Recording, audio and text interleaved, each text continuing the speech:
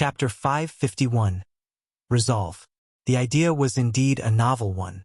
Commentators across Aurora wasted no time dissecting it, calling it the Federation's attempt to bridge the gap between everyday society and the supernatural. It was said the League would exist in two forms. The first was the virtual circuit, a carefully regulated battlefield where the majority of the matches would take place. A virtual reality field just like how the second round of the college exams was conducted. This would allow combatants to push their abilities to their limits in environments generated to mimic real danger, without the same risks that came with unrestrained supernatural clashes. The second was the reality circuit. This would be the stage for the finals. Here, the spectacle would be raw and unfiltered, with contenders facing off in specially fortified arenas designed to withstand the devastation their powers could unleash. Here, anyone who could afford the tickets could watch it live.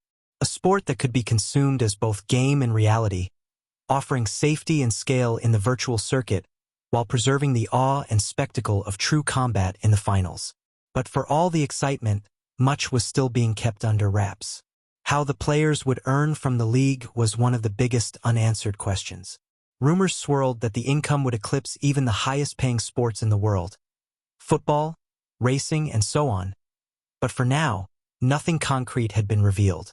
More details would come, but only when those involved were ready to announce them. Until then, the public had to be content with anticipation. Lily sat cross-legged on her bed, the pale glow of her phone projection painting her face in shades of blue. The image hovered above the screen, a translucent panel showing the chatter of her school group. Lines of text flickered in rapid bursts as her classmates debated furiously. Most of the boys were already obsessed with the Supernatural Exhibition League, their excitement spilling into half-baked predictions and jokes. "Did you guys read the fine print?" One message read. "This whole thing isn't really for Awakeners, it's tailored to cultivators." Dozens of notifications stacked on top of each other, each variation of the same point. The League, at least for now, was being presented as a cultivator's sport. Awakeners? Left uncertain. Some speculated that another version might be created in the future, one that gave Awakeners their own stage.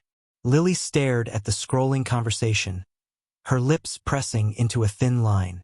She wasn't really concerned with whether it was a cultivator's sport or an Awakener's sport. What caught her attention was something else entirely. Another announcement the Federation had released stirred the group into an even louder frenzy. "It's a new game," one of the boys typed, his words flashing bright against the projection. "They said it'll be a dual type. Anyone in Aurora can play it. Even ordinary people." That one line had the chat exploding. "It's not just for fun either," another added. "The whole system's designed for cultivators. But they said anyone can enter." A third voice chimed in. "There'll be a leaderboard. Top players will get noticed. If someone with the right connections sees your name, you could be picked to join the League." The effect was instant. The boys in her group were already comparing it to childhood dreams of becoming football stars. The money, the fame, the possibility of being plucked from obscurity into the spotlight.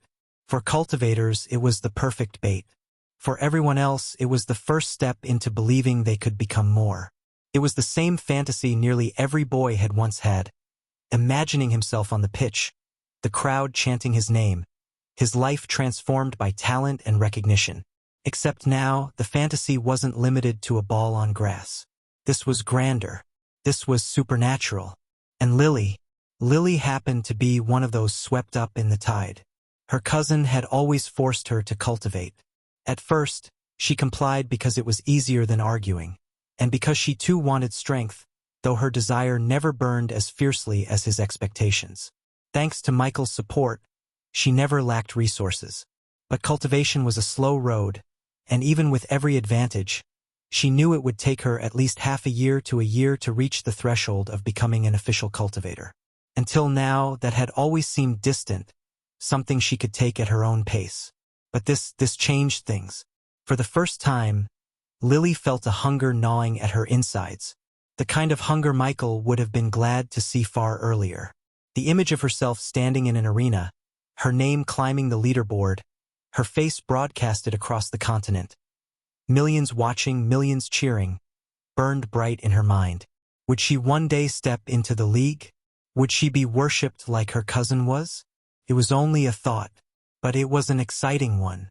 The messages kept piling in, a blur of speculation and bravado. Lily read them all in silence until the words began to blur together.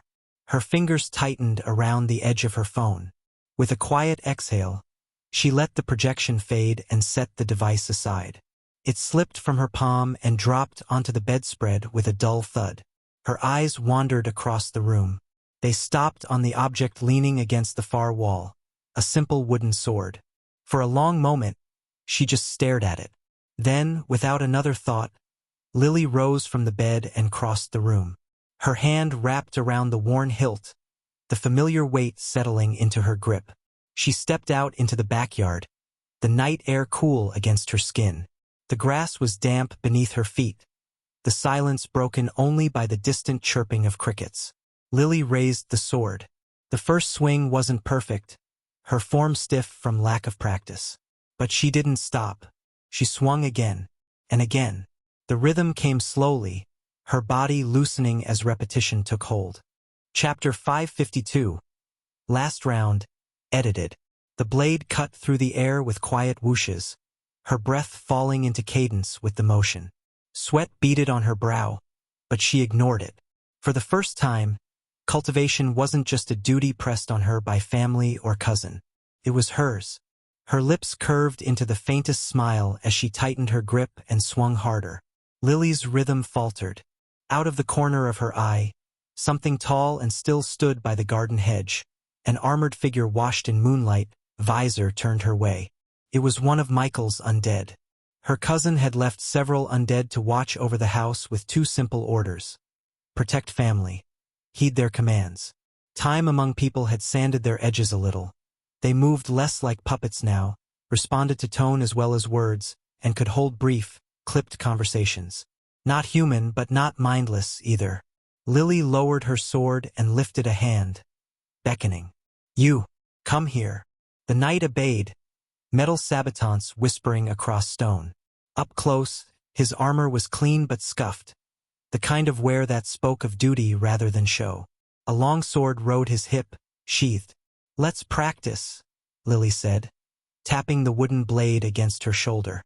From within the helmet came a voice, flat, but not hostile. For safety, I will require a wooden sword as well, right? Wait here. She jogged to the storage shed, pawed through a barrel and returned with a second practice blade. As she handed it over, she couldn't help a small, private smile. She'd done something Michael rarely bothered with. She'd given most of the manor undead names. Names made them easier to speak to and easier to like. Garnet, she said, decision made. That's yours. The visor dipped a fraction. Acknowledged. They took their marks on the lawn, 5 paces apart, blades raised. Lily exhaled, settled her stance, and stepped in first. Wood clacked against wood. Garnet absorbed the blow with a neat parry, no wasted motion. Lily circled, tried a feint, then a low cut. He shifted, meeting her strike with the same measured calm. There was no malice in him, only precision. Don't just block, she said between breaths. Press me. Garnet obeyed at once. His next touch wasn't a tap. It was a test of balance. Lily slid back, adjusted her guard, and felt something switch on inside her. A quiet, bright thread of focus. The repetition that had bored her minutes ago sharpened into a game of choices. Angle, timing, footwork. She grinned despite herself. They moved through exchanges. Highline parry, riposte. Inside bind, disengage, cut. A brief clinch of crossed-wood before both stepped away. Garnet's strikes were clean and contained, never reckless. But he adapted, edging closer to Lily's speed as the bout went on. Better? She puffed, flicking sweat from her lashes. Again. They went again. Minutes stretched. Crickets sang. Somewhere, a neighbor's dog barked and went quiet. Lily's shoulders burned. Her calves hummed. One last exchange. Lily slipped inside Garnet's guard and tapped the breastplate over his heart. Point! she said, breathing hard. Garnet lowered his sword. Point acknowledged. Lily laughed, short and pleased, and stepped back to reset. As she lifted her blade, 2 more figures. Another knight and a lighter-framed guard materialized at the edge of the yard, drawn by the sound of practice. They stood at ease, helms tilted as if curious. "You'll get names too," Lily called to them, chest rising and falling. "After I beat Garnet again." "Statistical likelihood of repeat outcome decreasing," Garnet intoned. "We'll see," Lily said, and launched forward with a spark in her eyes. Back in the land of origin, Michael, unaware of Lily's sudden fire, waited out the hours without fuss. He dozed with his eyes half closed, communed idly with Jester when the mood struck, and let the quiet of the temporary dorm settle into his bones. 11 hours crept by. The wall to the dorm rippled like oil and parted. Arlen stepped through exactly when he'd said he would, the same composed half-smile on his lips. Arlen swept his gaze once across the room. "On your feet," Arlen said, tone even. A hush fell. Cot stilled. Michael rose with the others, eyes clear. Arlen spoke. "I want to clarify some things for you guys.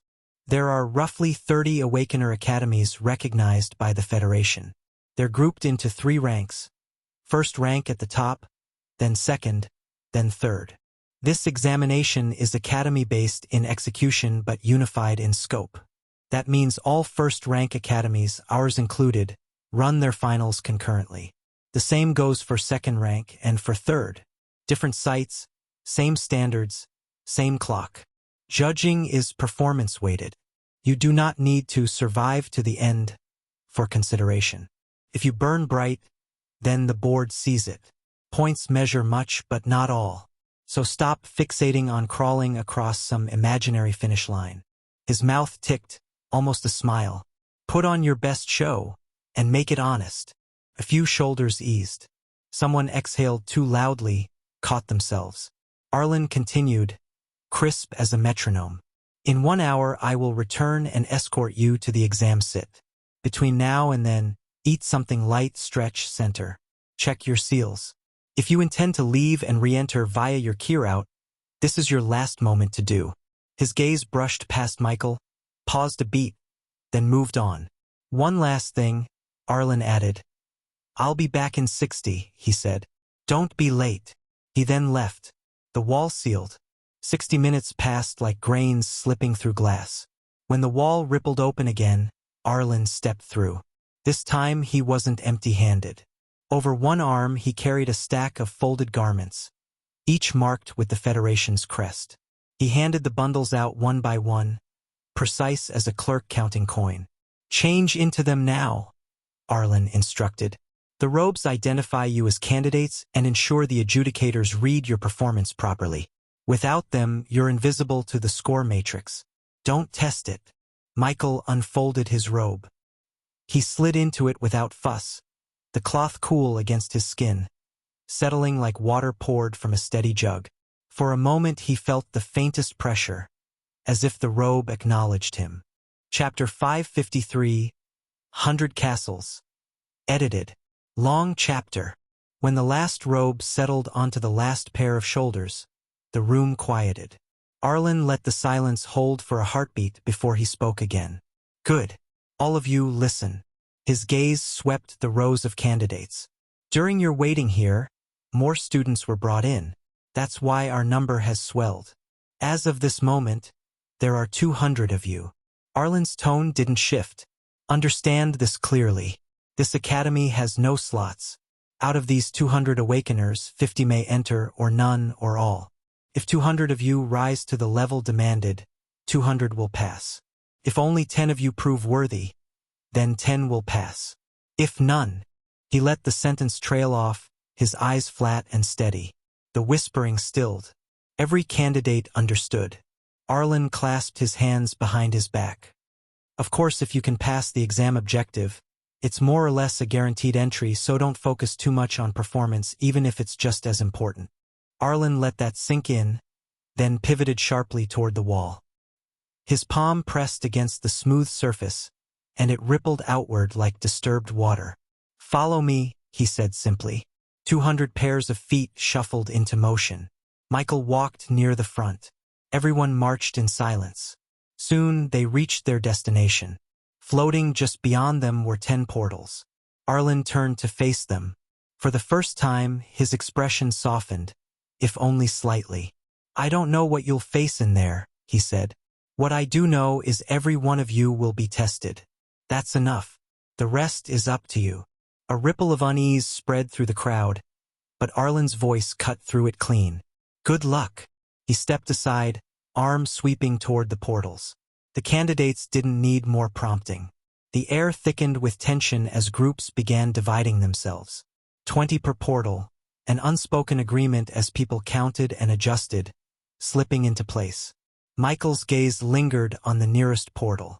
Then, as if on some silent cue, the first wave of students surged forward. Michael adjusted his sleeves, calm as ever. When his turn came, he stepped forward without hesitation, the blue light spilling across his features. And then he was gone. Darkness wrapped Michael like velvet.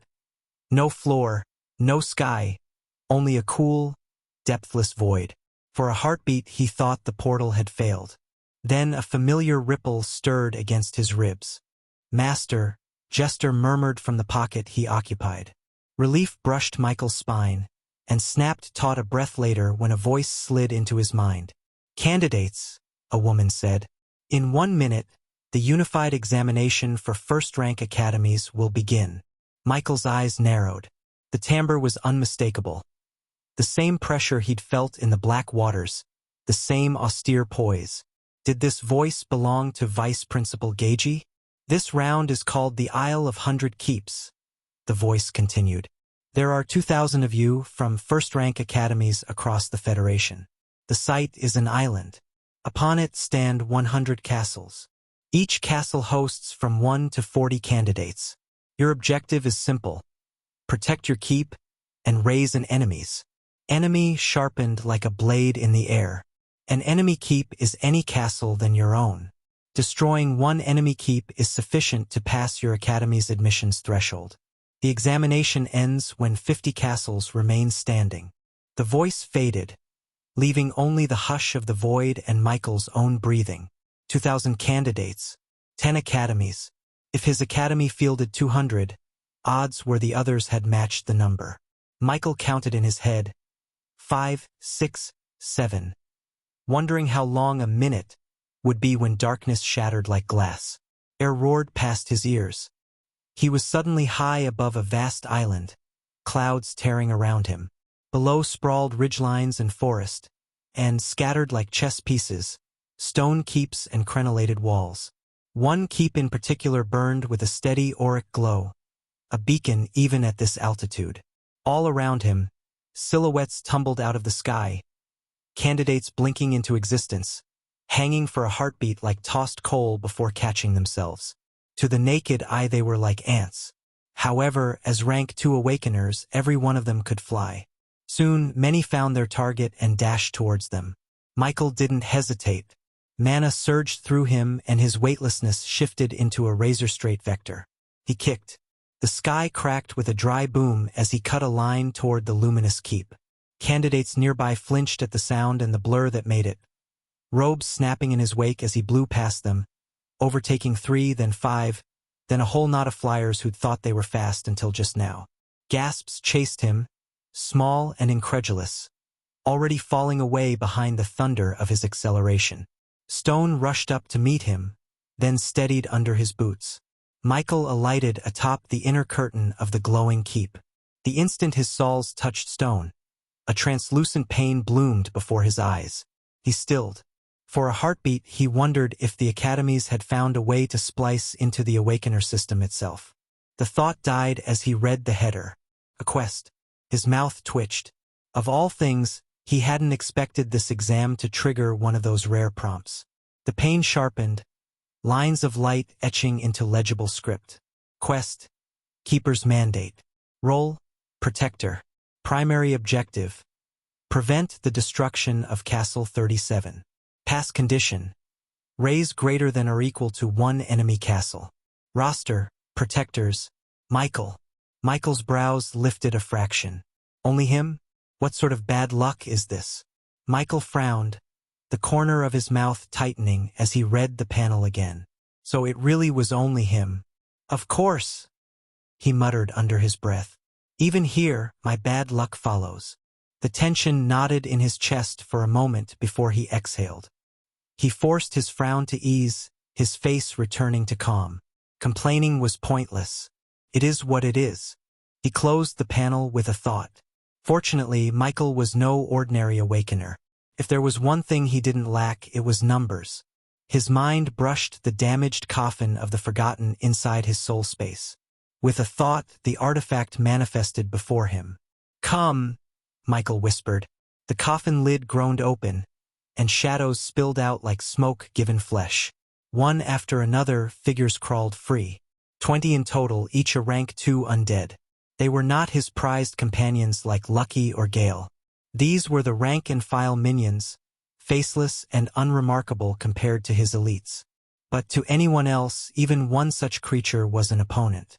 Michael's expression didn't shift, though a flicker of grim amusement brushed his thoughts.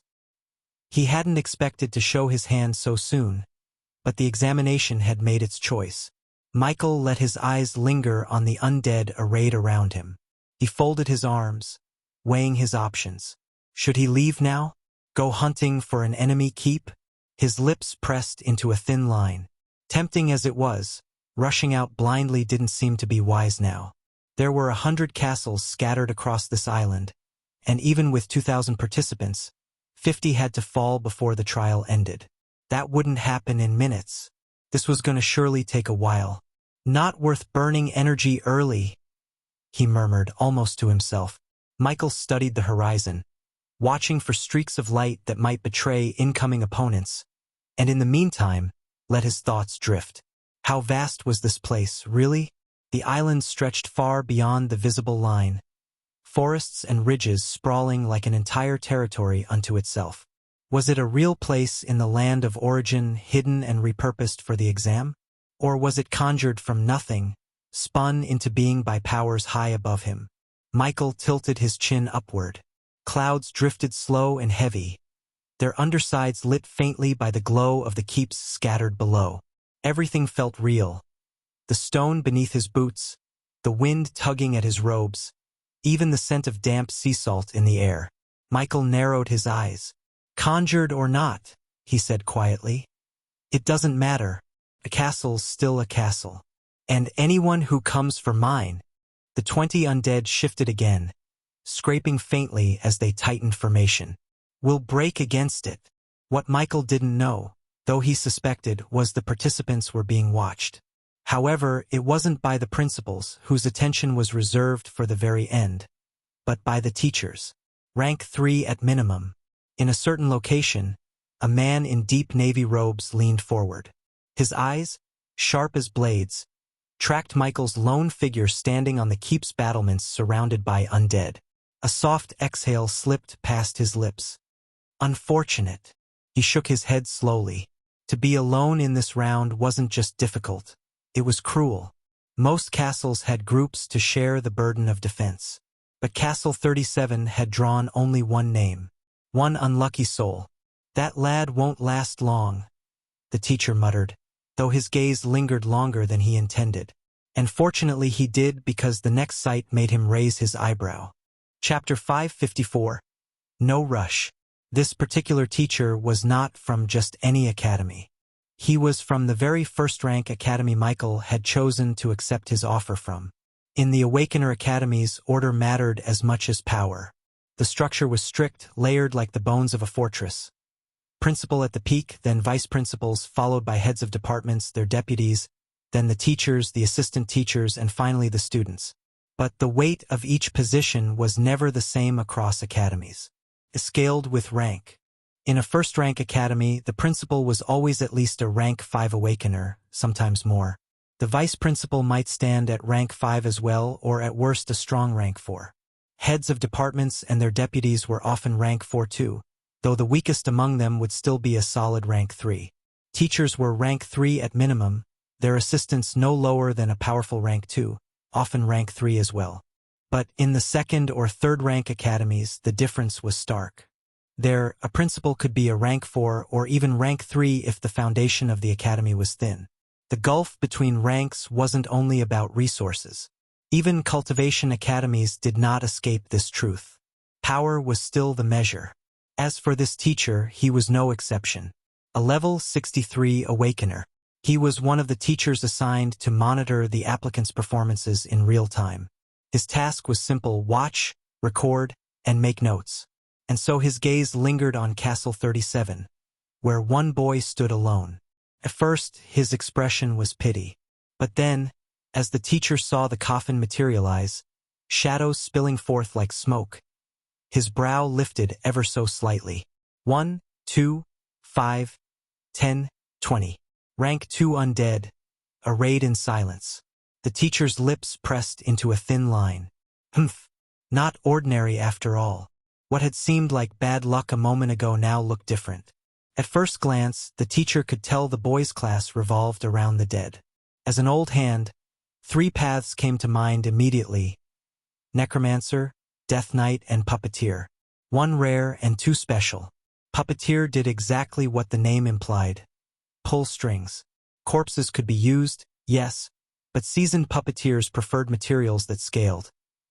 Alloys, enchanted woods, stitched constructs that could be torn down and rebuilt stronger. Corpses hit ceilings. Good for shock value, poor for long-term growth unless backed by absurd craftsmanship. Death Knight was a marriage of Knight and the Necromancer class. A duel-like class. However, it leaned more Knight than Necro. But the blend produced monsters on the field when cultivated right. And then the Necromancer. Fighting a strong Necromancer was fighting a team. Still, even there, the ceiling was real. High-end undead were hard to make, harder to keep, and hardest to upgrade. Resources, rituals, rights to gravelands, specific catalysts. There were only so many methods to go around a few undead. The teacher watched the 20 rank 2s array themselves. He turned his gaze to the document in his hand, a dossier compiled in Aurora before the last round of exams. Nothing detailed, just the basics: name, level, class. His eyes tracked the lines until one matched the boy he was watching. Michael Norman. Level 40. The teacher's brow lifted. That's high. A king family heir? Or perhaps even an emperor line heir. Either way, that foundation is strong. He tapped the edge of the page, thoughtful. Strange though. I've never heard of a Norman family before. His eyes narrowed at the class designation. Necromancer. At level 40, 20 undead should be far from his limit. But how many of them are truly powerful? The teacher leaned back slightly, expression unreadable. Still, he doesn't look troubled by being alone. Might even work in his favor.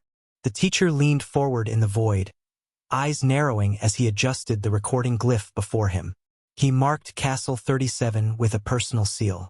He suddenly wanted to see just how far this unlucky candidate could go. The teacher let the document fold back into his sleeve with a flick of his wrist. His gaze lingered on the glowing projection of Castle 37 for another heartbeat before he exhaled. All right, he murmured, voice low but steady. It's time. From his storage space, he retrieved a small, palm-sized crystal plate etched with intricate sigils. The surface shimmered faintly. With ease, he pressed his palm against it and infused a steady flow of mana. The plate flared to life, runes crawling across its surface like fireflies aligning into formation. Other supervisors from other academies did the same. Back in the examination space, every candidate's robe stirred.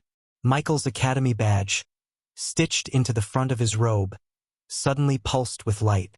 A holographic panel bloomed in the air before him, crisp lines of text hovering just above eye level. The unified examination has officially begun. Beneath the announcement, more details scrolled into view. For every castle destroyed, plus 100 academy points awarded to surviving members of the victorious castle. Michael's eyes narrowed slightly. Academy points?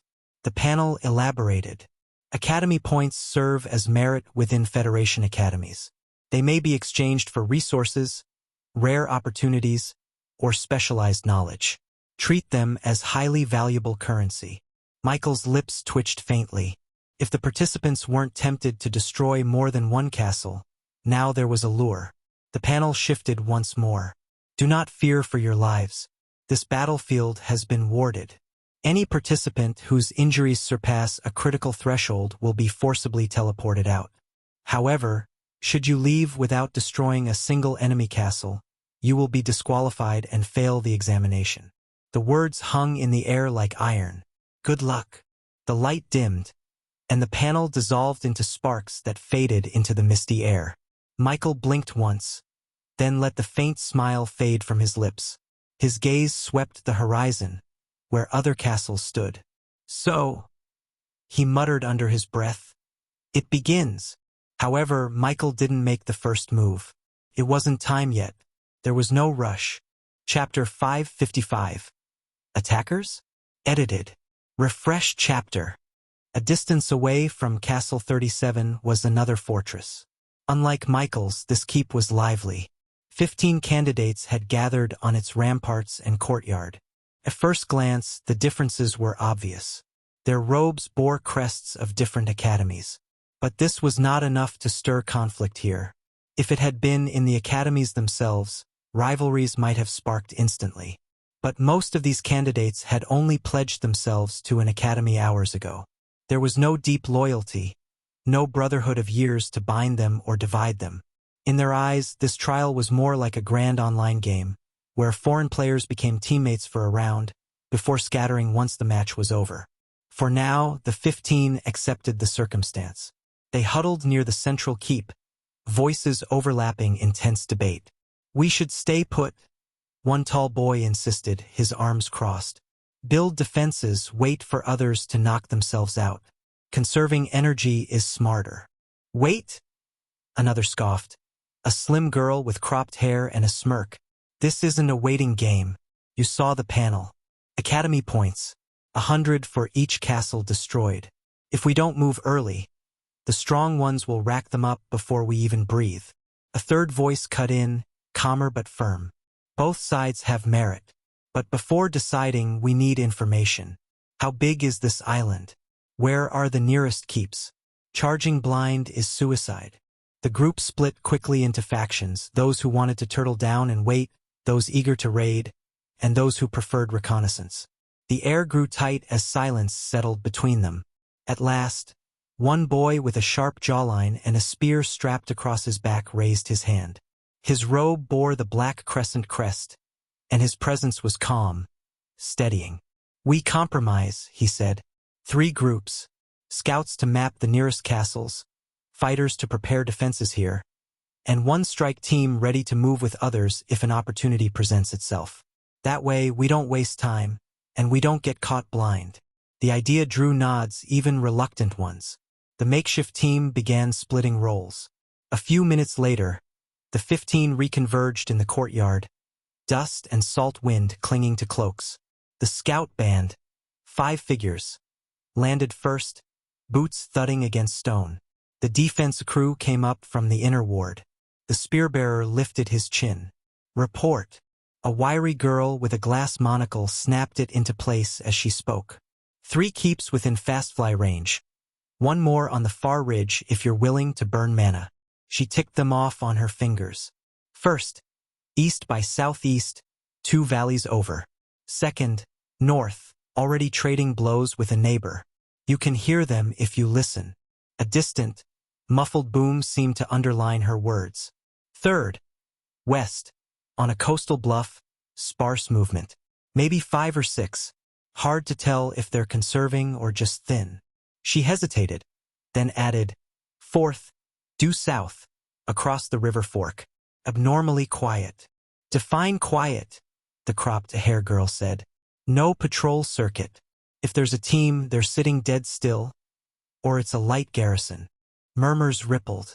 The defense lead, broad-shouldered, fingertips still smudged with chalk, gave his side's update.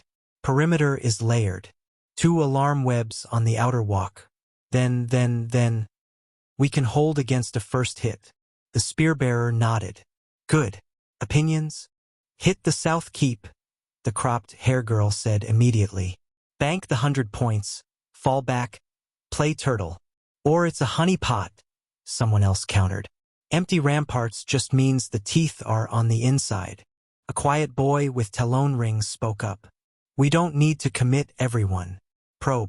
2 teams, 1 to test, 1 to shadow. If it's light, we flood. If it bites, we cut away.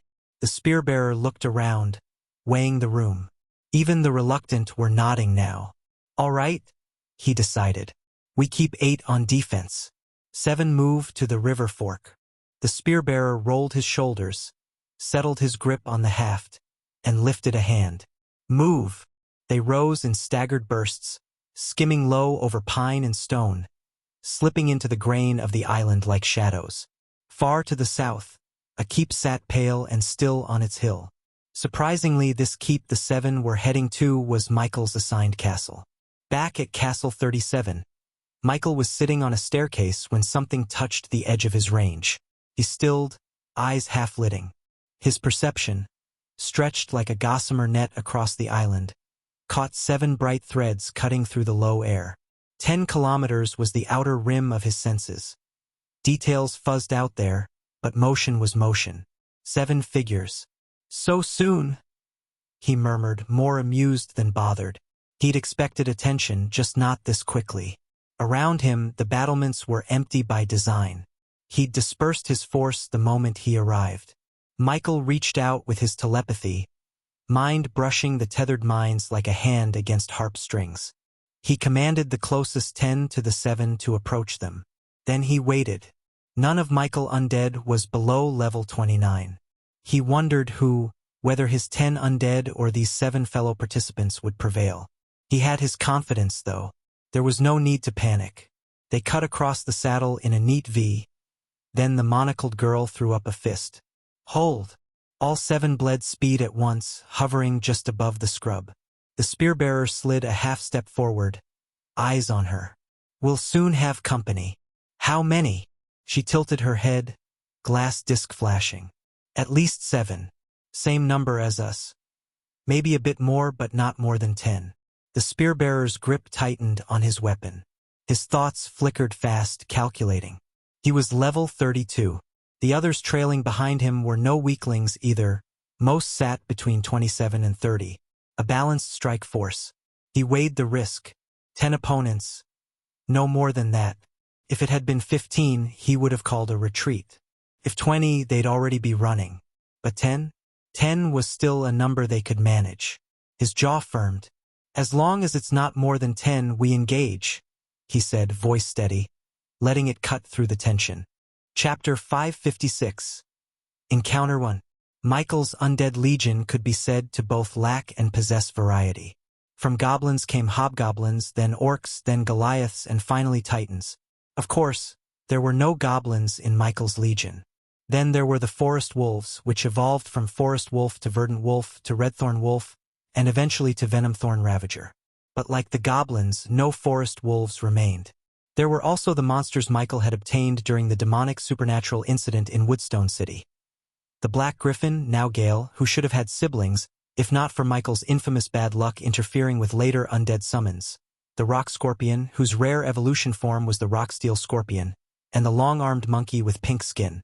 Or the Flame Lions he acquired from the land of origin. There was quite a lot of variation, and yet, in truth, none at all. This was one of the reasons Michael was hesitant to raise more undead. On one hand, having more was an advantage. But at this stage, Michael did not want to expand his legion just for the sake of numbers. What he wanted were specialized undead. Ones that could fly in the air, swim in the sea, teleport, defend, attack, heal, cover every role if possible. But that was easier said than done. Still, what he had now was more than enough to deal with the approaching group of 7. The 7 youths waited, tense, until 10 figures emerged from the distance. 3 were rank 2 Rocksteel Scorpions. 7 were Goliaths, one of them a female water shaman. The 7 were shocked. But what truly froze their hearts was when they checked the levels of the undead. Not a single one was below level 30. Without even exchanging words, the 7 turned to flee. But by then it was already too late. A mechanic voice rang out from everyone's badge. Detected to be engaged in battle. Flight ability surpassed significantly. Damn! A succession of curses rang out. It turned out the robes did more than record things and teleport them out of the examination field. Unfortunately, what was done was done. They could only continue. The class division among the 7 was quite balanced. True to their reputation as a common class, 2 of the 7 were knights. One of them was the spearbearer himself, his aura just a shade heavier than the others. The armor on his robe also looked expensive. Behind them, a slim figure carried a recurved bow etched with faint runes, an archer. Beside her stood a wiry young man with twin curved blades strapped to his thighs. His steps light, his gaze sharp, the hunter. The last 3 bore the robes of casters. One an earth mage, another a fire mage, the last a wind mage. It was a balanced party. Frontline defenders, ranged offense, elemental support. Then the undead arrived. At Michael's will, 7 of them surged forward. 3 others broke formation wide, circling to the flanks like wolves on the hunt. The 7 candidates stiffened. "They're splitting us in," the monocled girl whispered, eyes darting between the circling shadows. The spearbearer's jaw clenched. Michael leaned back against the cold battlement of Castle 37. His gaze distant as he sifted through his tether. A faint smile tugged his lips. Rarely did he find proper competition. But now he had 7. Perfect. Michael adjusted his telepathic threads, tightening the leash. 7 will move, he whispered into the void. 3 will close their escape. Let's see how you fare. The rocksteel scorpions hissed, tails scraping against the stone. The Goliaths beat their chests once, low rumbles echoing like war drums. The female Goliath at human size raising her staff, water swirling around her in ribbons. The 7 Awakeners braced themselves. Steel sang as blades left their scabbards. Mana flared, firelight sparking and wind currents coiling. Michael, calm in his keep, narrowed his eyes in interest. The clash erupted with a roar. The spear-bearing knight stepped forward first, his weapon leveled. Aura surged down the length of the shaft, hardening it like steel. He thrust in a clean line at the leading Goliath. The impact rang like a bell, but the undead hardly flinched. The creature's gray skin rippled, then its massive hand swept sideways. The knight was hurled back midair and landed on his feet, coughing blood but not broken. "Defense!" he barked, and the second knight lunged in, shield raised high. Flames ignited behind them. The fire mage thrust both palms forward, 3 blazing spheres streaking toward a rock-steel scorpion. The blast struck true, detonating against the creature's armored carapace. Smoke burst outward, only to clear and reveal the scorpion unharmed, plates shimmering with a faint metallic sheen. The stinger lashed with terrifying speed. The archer loosed an arrow at the joint where tail met body, the runes on her bow flashing. The arrow struck clean, then bounced off as though hitting a wall. The scorpion's claw snapped forward and clamped on her bow, yanking her violently from the sky. She screamed, mana bursting instinctively to free her weapon. But another undead had already intercepted her path. One of the other Goliaths barreled in, muscles corded like steel, an axe sweeping up in a brutal arc. The archer barely twisted aside, feeling the wind of the strike ruffle her hair. The hunter dove to cover her. Dual blades gleamed silver as he darted between the Goliath's legs, carving a cross-slash across its thigh. Black ichor sprayed, but the orc didn't falter. Its foot lifted and kicked with bone-breaking force, sending the hunter sprawling. His blades scraped sparks as he skidded against stone. Above, winds shrieked.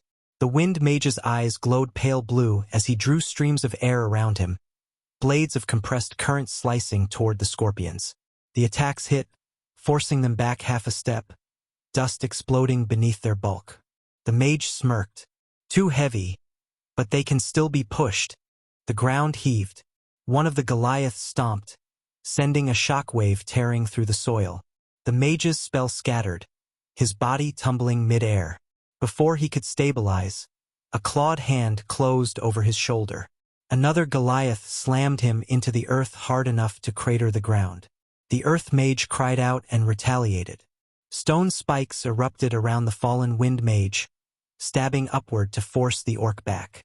Chapter 557. Encounter 2. For a moment it worked, until the rock-steel scorpion plowed through the spikes as though they were sand, tail stabbing toward the mage's chest. The knight leader intercepted, spear glowing as he diverted the strike. His arm quivered at the sheer weight behind it. "These aren't ordinary summons," he hissed, sweat pouring down his face. High above, the water shaman among the undead finally moved.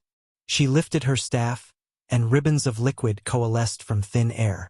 A wave surged forward, engulfing the fire mage's flames and dousing them in a hiss of steam. His eyes widened. "Elemental suppression?" The archer, recovering her stance, shouted, "Focus on the caster."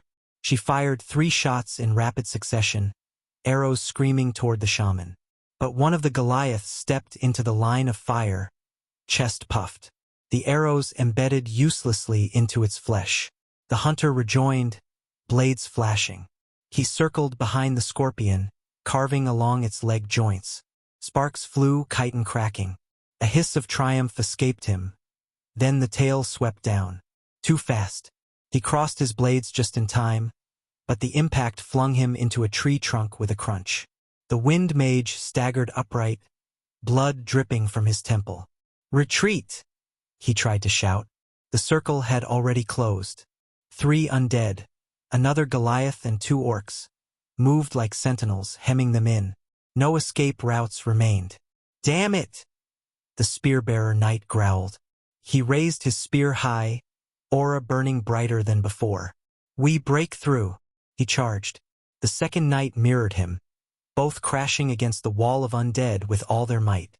Shields slammed, blades thrust, mana exploded. The collision sent tremors rolling out.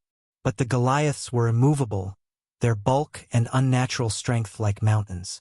The orc shaman stepped forward again. With a flick of her wrist, the ribbons of water hardened into lances. They shot through the gaps of the melee, precise and merciless. The archer twisted to avoid one, but another clipped her arm, spinning her sideways. The fire mage, teeth clenched, burned everything he had. A column of fire roared upward, wrapping one of the scorpions. The flames seared black streaks across its armor, but it marched through, unimpressed. One claw closed around the mage's shoulder and hurled him aside like kindling. The Earth Mage threw up a wall of stone to cover him. But the second scorpion barreled through it instantly, the wall exploding into shards. The fight spiraled into chaos. Every strike the 7 landed drew ichor, yet the undead did not falter. Every time the Awakeners gained ground, another claw, tail, or fist battered them back. From his distant vantage, Michael watched through the tether, his eyes cold but attentive. He wasn't aiming for slaughter yet. This was assessment. Could his undead, acting under his light command, suppress a balanced team of living Awakeners? The answer was obvious. The hunter's movements grew sluggish. The archer's quiver had only a handful of arrows left, each one less steady than the last. The Wind Mage's gusts were losing sharpness. The Fire Mage wheezed, his robes singed. The Earth Mage's defenses cracked faster than he could raise them. Even the 2 knights, the bulwark of the squad, staggered under each exchange. The undead pressed forward like a tide, unrelenting. The spear-bearer finally realized the truth. His eyes darted to the edges where the 3 undead blocked escape. His jaw tightened, despair flickering. "We can't." He didn't finish. One of the scorpions lunged, tail striking with blinding speed. The Earth Mage raised his arms in reflex, but too late. The stinger pierced his shoulder. His scream tore across the clearing. The system intervened instantly. His form flickered, then vanished in a pillar of light, teleported out before more severe injuries could claim him. The remaining 6 froze for half a heartbeat. That was all the undead needed. The Goliaths slammed forward, orcs crashing in behind them. The archer was disarmed, her bow splintered. The hunter was pinned by an axe through his crossed blades. The Wind Mage was drowned under a surge of conjured water.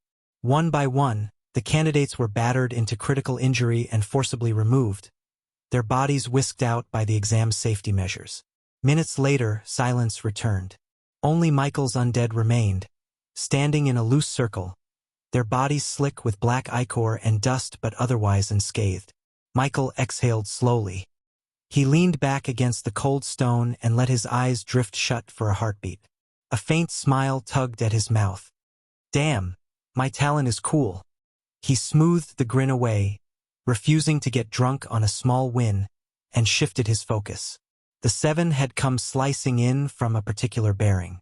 That line pointed somewhere and likely to their home base. He hesitated only a moment before deciding. He should pay them a visit as well. Michael rose in one fluid motion. The next second, his form blurred and vanished. Behind him, only 5 undead remained to garrison the keep pillar, the lone signal to the island that Castle 37 still stood. A few minutes earlier, the teacher who had marked Castle 37 with his personal seal leaned forward in the void. His eyes narrowed when he saw movement flicker across the projection. People were approaching Michael's base. At first, he expected Michael to simply wait, perhaps tighten his defenses. But then something strange happened. Michael reacted before the figures were anywhere close to visible range on the scrying feed. The teacher's brows furrowed. What's this? The distance was easily 10 kilometers, maybe more. Yet Michael shifted, commanding his undead to intercept as though he already knew they were coming. That wasn't ordinary perception. That wasn't even ordinary for specialized sensory classes. No, this was abnormal. Too abnormal. The teacher's fingers tapped lightly against his armrest. Is it a special talent? Or the use of an item? The fact he could even command from that far is absurd to explain by normal means, the teacher considered. Even among first-rank academies, it was rare to see such extended perception at Michael's current level. Chapter 558. Encounter 3. Last day of the month. Requesting for votes. The teacher's surprise deepened into something else. They're fighting like mid-rank 2 monsters, he murmured, eyes narrowing. He'd graded thousands of skirmishes. Power revealed itself in little betrayals. These undead checked every box he used to measure a solid mid-30s awakener, level 35 to 40. For 1 unit, that was notable. For 7 at once? That's enough to walk sideways through this phase, he said under his breath. None of these undead looked weaker than the last, making the teacher recall Michael had revealed 20 when he'd first arrived. Are they all at least 35? The idea landed like a stone. The teacher paused when the projection showed a lone figure slipping off Castle 37's wall and vanishing into the trees like a streak of dusk. So, leaving your post? He murmured. What are you up to now, level 40? His gaze flicked to the keep's pillar. 5 silhouettes held station there. The previous 10 were moving in a loose arrowhead well ahead of Michael. How are you talking to them so cleanly from that far? The teacher wondered. Even for a necromancer, command fidelity degraded with distance. The way those undead adjusted speed and spacing on microscopic cues suggested near real-time control. On the island, Michael bled speed near a weathered spur and settled. The teacher's lips parted as realization set in. Ah! Clicked. Michael hadn't abandoned his castle. He'd moved his center to a spot roughly 10 kilometers off his pillar, where his sense net still kissed Castle 37 behind him and stretched another 10 forward, with side spill to either flank. A cruciform of coverage. With himself as the hinge, he doubled his live awareness without forfeiting home field sight. Cautious? The teacher said, a hint of approval leaking through. Good. Michael turned his head slowly until his gaze fixed down the same bearing the 7 routed from. His posture shifted with satisfaction. The teacher didn't need a mind link to know what that meant. Target Castle was within the new net. There was no shouted order.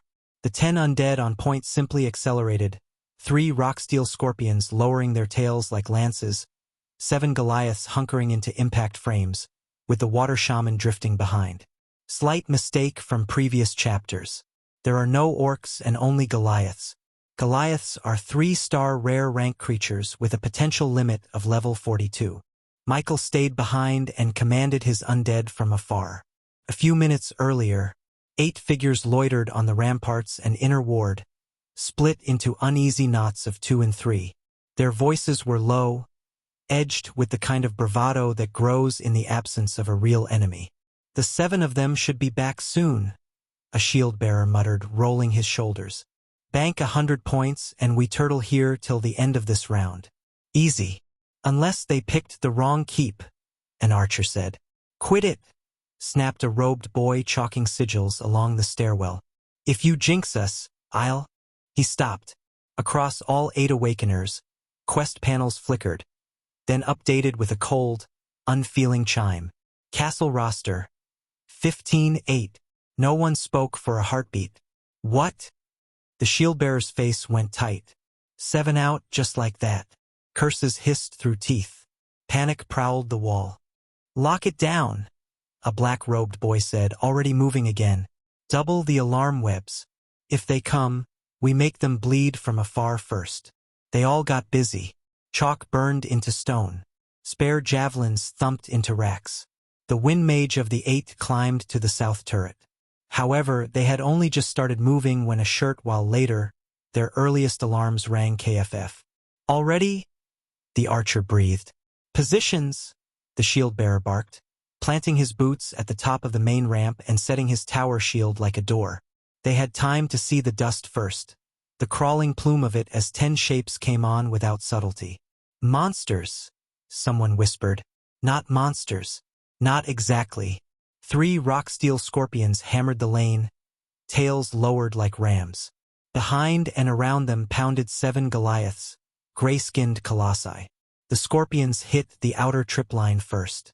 Runes flared, earth spikes spat up, then shattered under chitin and mass. "Archers! Now!" the shield-bearer roared. There were 2 archers among the 8. 2 bows thrummed. The first shaft struck a scorpion's eye ridge and skittered off in a spray of sparks. The second buried to the fletch in a Goliath's trapezius. He grunted, snapped the shaft with 2 fingers and kept running. "Layer 2!" someone yelled, slapping a rune. A seam of slate flipped upright along the lane, a waist-high wall angling their approach. The left scorpion shouldered into it instead of climbing. Stone cracked along a fault line the defender hadn't seen. The center scorpion poured through the gap as it opened, tail leveled like a spear. "Brace!" the shield-bearer bellowed, meeting it at the broken seam. His tower shield caught the thrust with a teeth-on-tin squeal. The force slid him back a full meter, boots cutting twin trenches through dust and shattered slate. He shoved up and across, rolling the tail aside. The right scorpion vaulted the low wall, 8 legs drumming. It clipped an archer's perch with a claw. The parapet spat chips and threw her to one knee. She shot anyway. The arrow vanished into a joint. The scorpion twitched, then ripped the shaft free with a wet crack and kept coming. The right scorpion vaulted the low wall, 8 legs drumming. It clipped an archer's perch with a claw. The parapet spat chips and threw her to one knee. She shot anyway. The arrow vanished into a joint. The scorpion twitched, then ripped the shaft free with a wet crack and kept coming. "Pin the tails!" the shield-bearer barked, sliding to centerline. He slammed his tower shield into the middle scorpion's barb and rode the shove, skidding backward until his heel caught a step. He pivoted off it and chopped a short sword across the tail's underside. Sparks jumped. Thanks for reading and sorry for the earlier mistakes. Hope you enjoy the chapter. Chapter 559. Encounter 4. Last day of the month. Requesting for votes. The shield-bearer slammed his tower shield into the middle scorpion's barb and rode the shove, skidding backward until his heel caught a step. He pivoted off it and chopped a short sword across the tail's underside. Sparks jumped. Wind howled. The turret mage slashed the air and dropped a hammer of pressure. It struck the left scorpion's carapace, flattening its front legs and grinding grit under its belly. The beast hissed and crabbed sideways, tail lancing at the parapet. Stone geysered. The mage flung himself flat as the sting whipped past his ear and left a furrow through the merlins. "Burn it!" the bowwoman coughed, pressing 2 shafts to the string and loosing both. They flared mid-flight, catching fire mage's blaze like a sail. The flaming arrows kissed the middle scorpion's eye ridge and guttered out, leaving only soot. A Goliath arrived. He didn't leap. He stepped up onto the shattered wall and down into the lane, each footfall a punctuation. Two more shouldered through the breach behind him, broad shoulders scraping stone. The first carried no weapon. He didn't need one. He reached for the shield-bearer. The shield-bearer met him with a bellow and a driving bash that would have cracked ribs on anything living. The Goliath's chest took it like a dock takes a tide. He shoved back with one hand. The shield-bearer's boots lost purchase. He stumbled, caught himself on a pillar, and said again, jaw hard. The earth mage threw both hands forward. The lane bucked and rolled like the back of a waking beast, pitching the front line of undead off rhythm. The center scorpion scrabbled for purchase, tail lashing blind. The knight with the spear took the opening and drove a thrust into the soft notch under a leg plate. Ichor spattered his cheek, hot and oily. He grinned through it. Then the scorpion's nearest claw cut across and sent him cartwheeling into a wall. The system caught him before the stone did. White light swallowed him with his grin still there, turned rueful. 6! The bowwoman shouted, counting living allies, not enemies. The second Goliath stormed the ramp with a roar. His charge didn't care for terrain or tactics, he simply arrived like a boulder. The wind mage barely avoided the swing.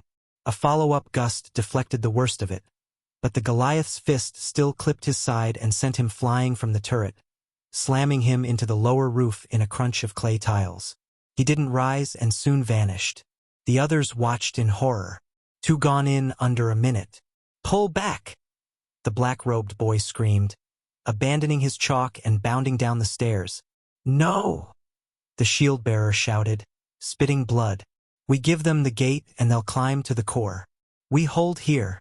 But even as he said it, the third scorpion completed its arc.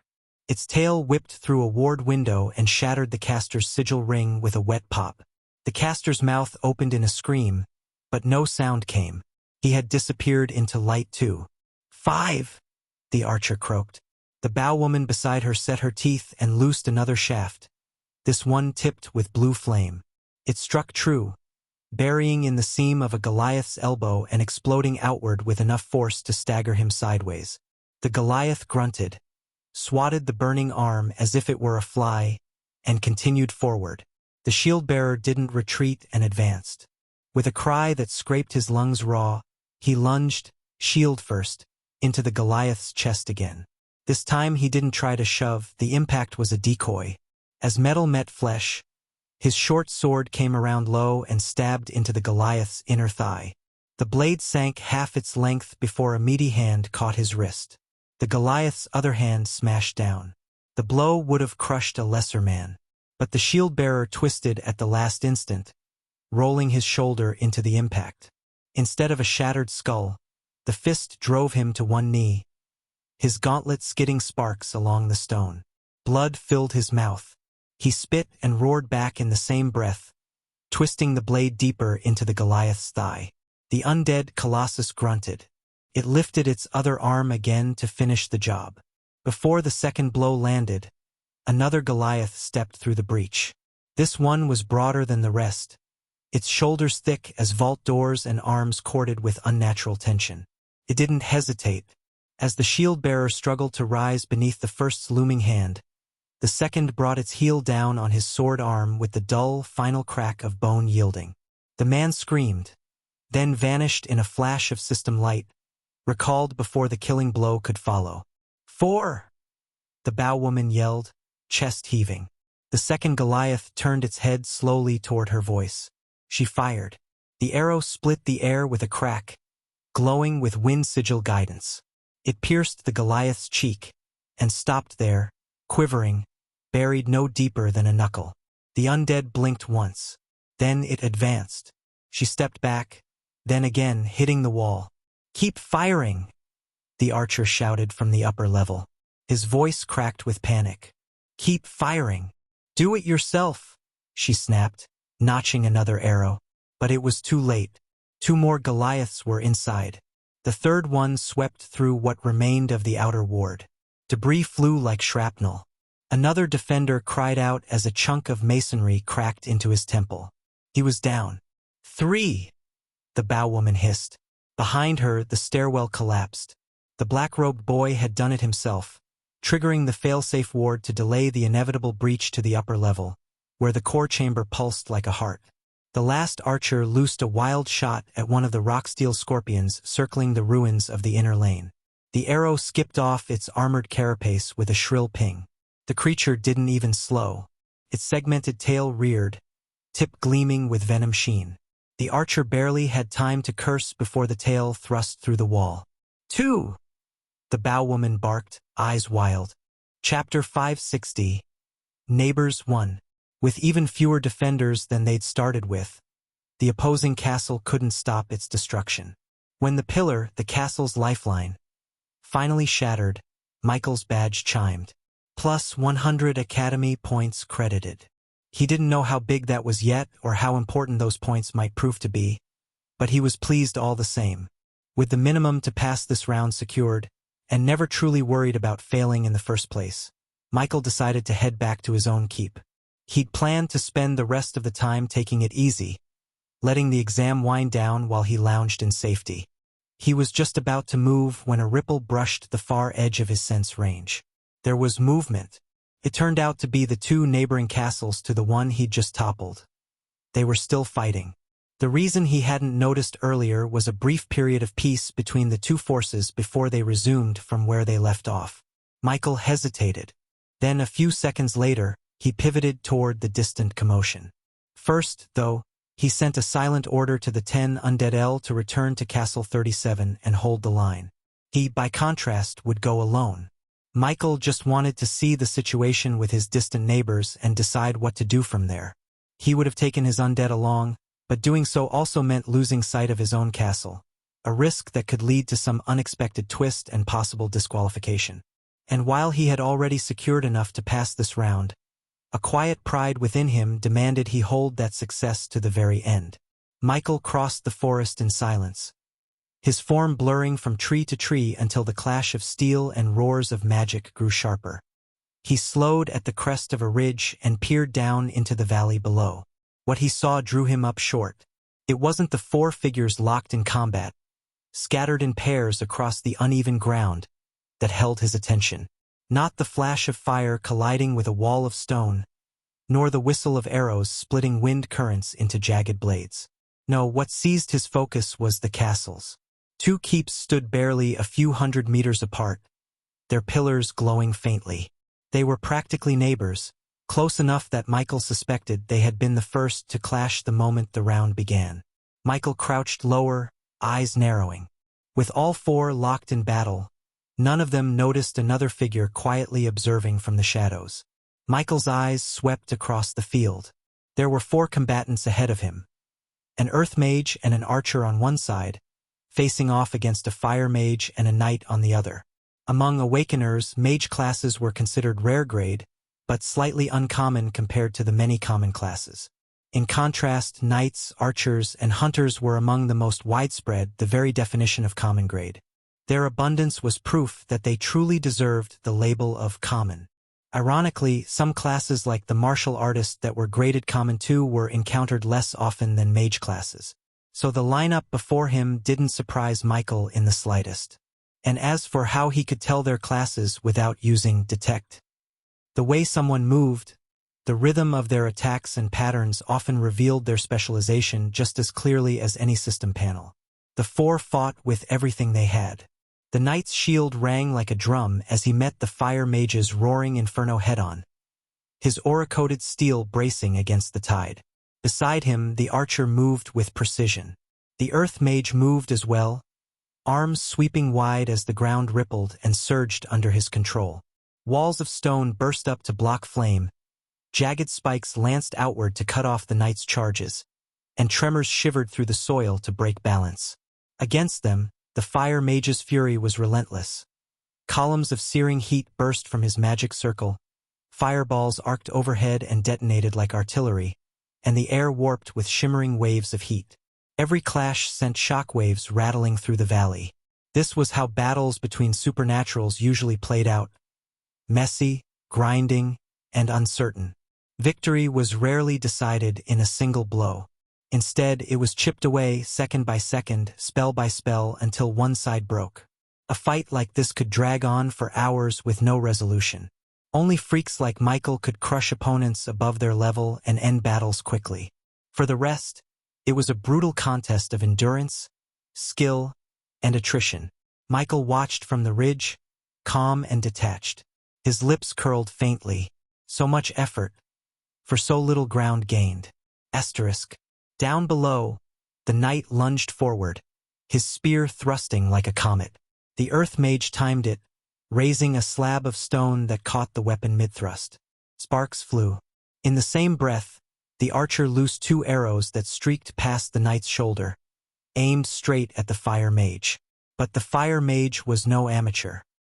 He spun, flames wreathing his arms, and slapped the projectiles aside in twin bursts of fire. The arrows disintegrated midair, ash fluttering to the ground. Watching the mage fight with their elements even without having to use spells though with weaker power made Michael somewhat jealous. "Push!" the knight barked, muscles straining as his spear ground against a wall of stone. Cracks spread like lightning across its surface under the weight of his aura-hardened thrust. Beside him, the Fire Mage snarled, eyes bloodshot from the unrelenting clash. He didn't waste words. Flames burst from his arms in a torrent, crashing against the Earth Mage's defenses. The wall groaned under the heat, its edges glowing red, and sweat poured down the Earth Mage's brow as he funneled more mana into reinforcing it. The Earth Mage struck back. He slammed both palms into the ground, and the battlefield shuddered. A fissure ripped open, dirt and rock geysering upward to swallow the Fire Mage whole. The mage leapt back at the last moment, aura flaring to harden his footing on the fractured earth. High above, the archer climbed to a jagged outcrop for a better angle. She drew, breath steady, and released. Chapter 561. Neighbor 2. /N. I rewrote this chapter for better clarity. The arrow screamed through the air, wind currents spiraling around it. The Fire Mage twisted aside just in time. The shaft grazed his cheek before detonating into the dirt with a thunderclap of compressed mana. The knight seized the opening. He lunged, spear shattering through the weakened wall, stone exploding as he drove for the Earth Mage's chest. The mage staggered back, too slow to fully recover. The archer covered him. Another arrow flashed from her bow, streaking toward the Fire Mage's exposed side. With a snap of his wrist, flames whipped outward, incinerating the shaft midair. But the distraction was enough. The knight's spear carved across the Earth Mage's shoulder, leaving a bloody gash. Snarling, the Earth Mage dropped to one knee and slammed his hand down. The ground jolted violently, jagged ridges bursting upward. The knight's charge faltered as the terrain bucked beneath him, throwing off his balance. The archer didn't miss her cue. She pivoted higher on the ridge, drawing 3 arrows at once. With a sharp exhale, she loosed them in a deadly fan. 2 streaked toward the Fire Mage, while the third angled for the knight's exposed flank. The Fire Mage reacted instantly, flames erupting in a wall that incinerated the pair aimed at him. The knight twisted, deflecting the last with his shield, though the impact rattled his stance. The knight snarled and surged forward again. He rammed his shield into the Earth Mage's defenses like a battering ram, stone shattering under the blow. The mage staggered back, gritting his teeth as cracks spread through his barrier. The Fire Mage pressed the opening. A blazing sphere roared from his palms, smashing against the crumbling stone wall. The impact detonated with a fiery blast, forcing the Earth Mage back several steps. But the archer covered him, another arrow already drawn. She released, the shaft whistling through the smoke to force the Fire Mage to duck. The Earth Mage recovered just enough to slam his palm down again. Stone shackles clawed up from the ground, snapping at the knight's legs, trying to pin him in place. The fight only grew fiercer, each exchange carving the land deeper, burning the air hotter. Michael narrowed his eyes. He could see it clearly. Their flaws, their strengths, the way fatigue crept into their limbs with every clash. None of them were weak, but to Michael their struggle looked almost clumsy. Predictable. Michael stayed crouched on the ridge. He watched the foreclash. Then the air shimmered. A flicker of heat traced the ridge. Michael's instincts jolted a half-second before the fireball appeared in front of him. The orb shrieked toward him, detonating against the stone where he crouched. The blast tore a shallow crater, fire licking up the slope. In another location, Michael's eyes narrowed, a sharp gleam of surprise flickering there. So, they noticed. He hadn't expected it. Being sneaky was never his strength. But he hadn't thought they'd have enough presence of mind mid-fight to spot him. That meant at least one of them, Archer's eyes, maybe, or the Fire Mage's instincts, was sharper than he gave credit for. Michael brushed his sleeve, expression calm again. He made a mental note. Later, I'll check Fade's set of skills. Maybe I can copy something relating to concealment. Down below, the four fighters had shifted. The Archer's gaze locked to the ridge, arrow already drawn. The Fire Mage's flames coiled tighter around his arms, smoke bleeding from his nostrils as he glared up. The Earth Mage barked something Michael didn't catch. The knight, to his credit, didn't even look away from his opponent. His focus rooted forward, shield high, as if trusting his allies to handle the distraction. Michael tilted his head, lips curving faintly.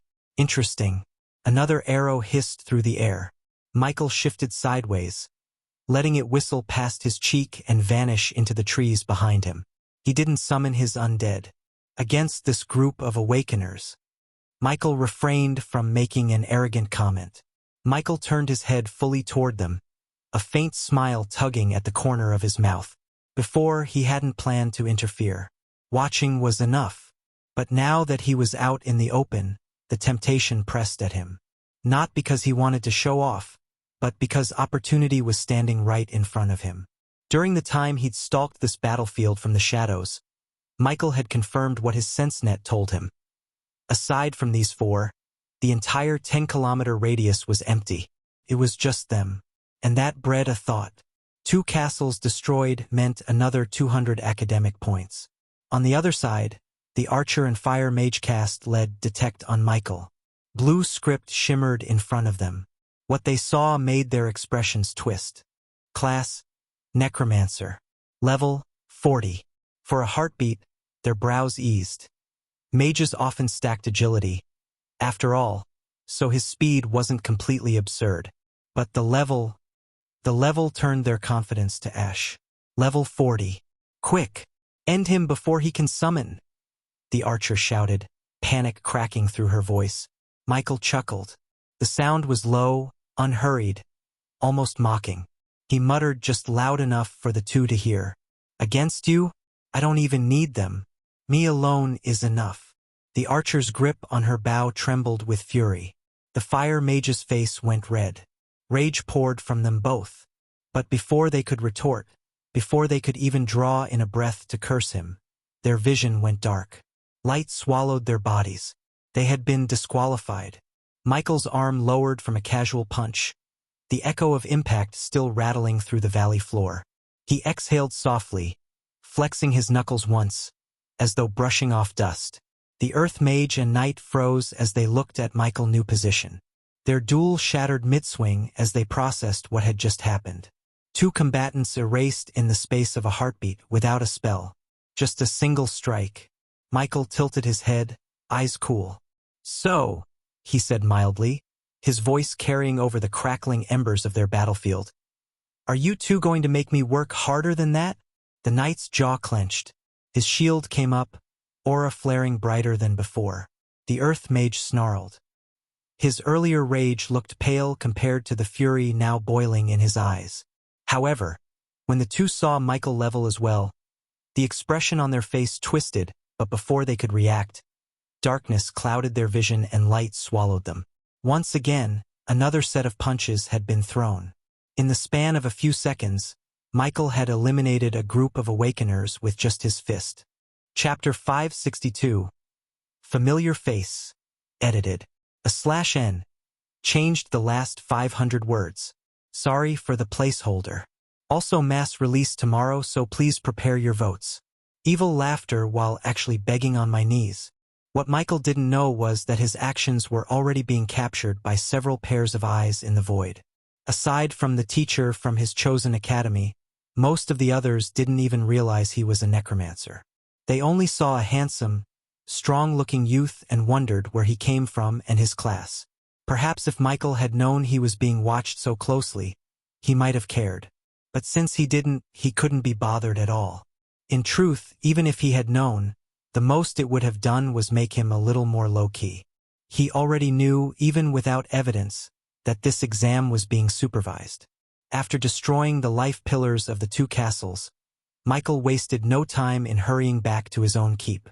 Finding everything intact upon his return, he allowed himself a quiet sigh of relief. With 300 academic points under his name, though he still wasn't sure whether that amount was considered significant, Michael decided he had already done enough. There was no reason to overexert himself.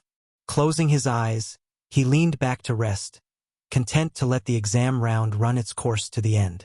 Not too far from Michael's keep, but still well outside his current sense net, 3 figures cut through the forest. The one in front wore a red robe. The 2 behind him were both clad in blue. Their eyes, every so often, slid toward the red-robed youth with something close to awe. If Michael had been there, he would have recognized that face instantly. Brian. His former classmate strode with an expression that hovered between arrogance and indifference, his focus pinned to the invisible spread of his sensing range. Already it had stretched nearly 5 kilometers outward, a staggering feat for a level 36 awakener.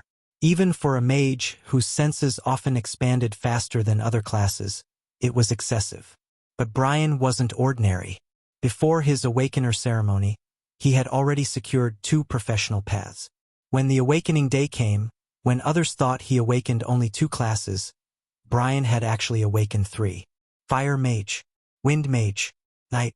However, it was a secret Brian and his father guarded. To the supernatural world, dual-class awakeners were already monsters. They leveled slower, but the sheer advantage in versatility and attribute gains outweighed everything. Brian, however, had gone further. 3 classes meant 3 advancement quests, 3 times the stat growth, 3 times the foundation others could only dream of. Every level brought him 12 raw attribute points, 4 from fire, 4 from wind, 2 from night, and another 2 from being human. That was before factoring in the natural stat bonuses each class granted. By delaying certain advancements strategically, he could force explosive stat surges later. If he chose otherwise, he could still crush his peers at the early stages of rank 1. Just as Michael had been heavily crippled in the second round the previous day, he wasn't the only one. Brian was too. Soon, Brian and his 2 followers came across the ruins of not 1, but 2 destroyed castles.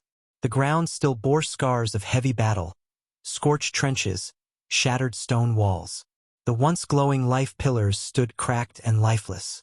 Brian slowed, his crimson robes brushing against charred bark as his eyes narrowed on the wreckage.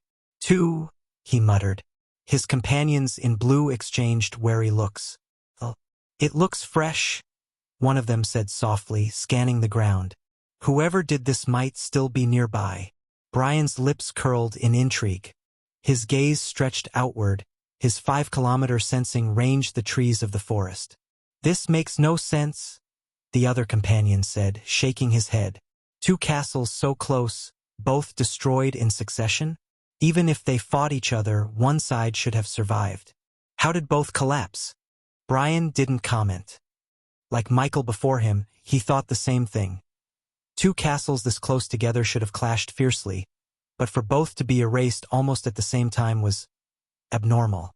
Still, Brian didn't linger. He turned, the hem of his robe flicking ash from the ground. Let's move. Wasting time on someone else's actions won't earn us points. Brian's keep had been from Michael's. Where Michael had started with just himself, Brian had been assigned to a castle defended by 20 awakeners, including himself. But Brian wasn't like most awakeners that would have been happy with the situation.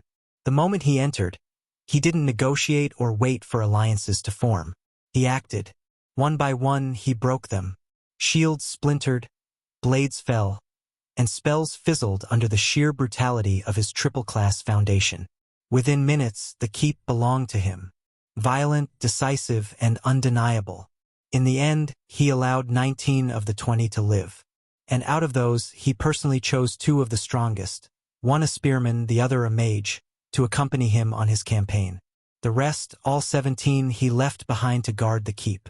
They submitted, yes, but not without resentment. Watching Brian stride out with only 2 followers, many thought he was throwing himself toward inevitable disqualification. No one could dominate the battlefield alone, not in this round.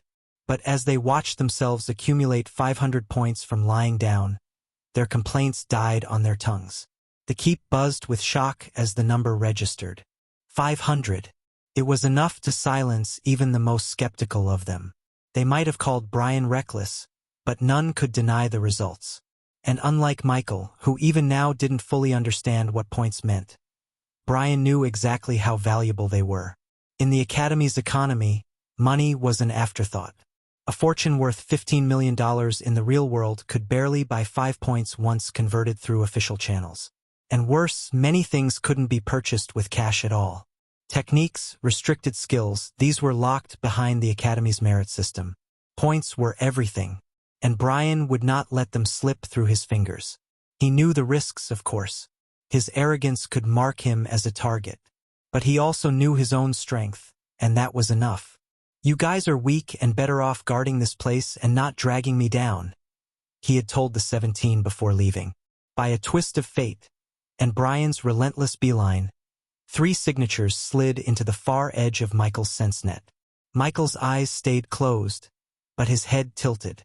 3 presences moving fast, layered like a spearhead. "Another pack of lucky candidates," he murmured. "Fine. I'll do you a favor." A thought rippled down his senses. 5 undead peeled off Castle 37. 2 rocksteel scorpions and 3 Goliaths, storming off a certain direction. Brian slowed as the forest ahead grew unnaturally quiet. Then the ground trembled. From the shadows between the trees, a hulking silhouette pushed through. A rocksteel scorpion undead appeared. Brian frowned. An undead. The scorpion shrieked and lunged, its stinger plunging down like a guillotine. The 2 followers tensed. "Hold," Brian said, his tone clipped, absolute. He stepped forward alone. The knight's aura rippled across his body, bracing his limbs like iron. The stinger slammed down with a crack that shook the trees, but Brian caught it one-handed, gauntlet bracer groaning under the weight. A heartbeat later, his other hand ignited. Fire spiraled tight, condensed and furious, coiling along his forearm until it glowed white-hot. With a twist, he drove the flame upward. The blast cut through the scorpion's head like paper, molten lines racing across its skull before the entire upper half erupted in shards and slag. The undead collapsed in a twitching heap, smoke trailing into the canopy. Brian shook the ash from his hand, gaze already sweeping deeper into the treeline. He didn't relax, because even before the corpse hit the dirt, more shapes stirred. Branches snapped.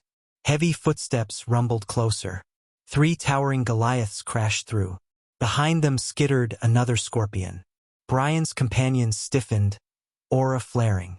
But Brian's eyes only narrowed, calm and sharp. Did someone send them? The flames along his arm reignited, brighter this time, while his aura rolled thicker across his frame. The 3 Goliaths bellowed, stone-crusted fists pounding their chests as they charged like living siege weapons. RHE second scorpion skittered around their flanks, tail raised high and twitching for the strike.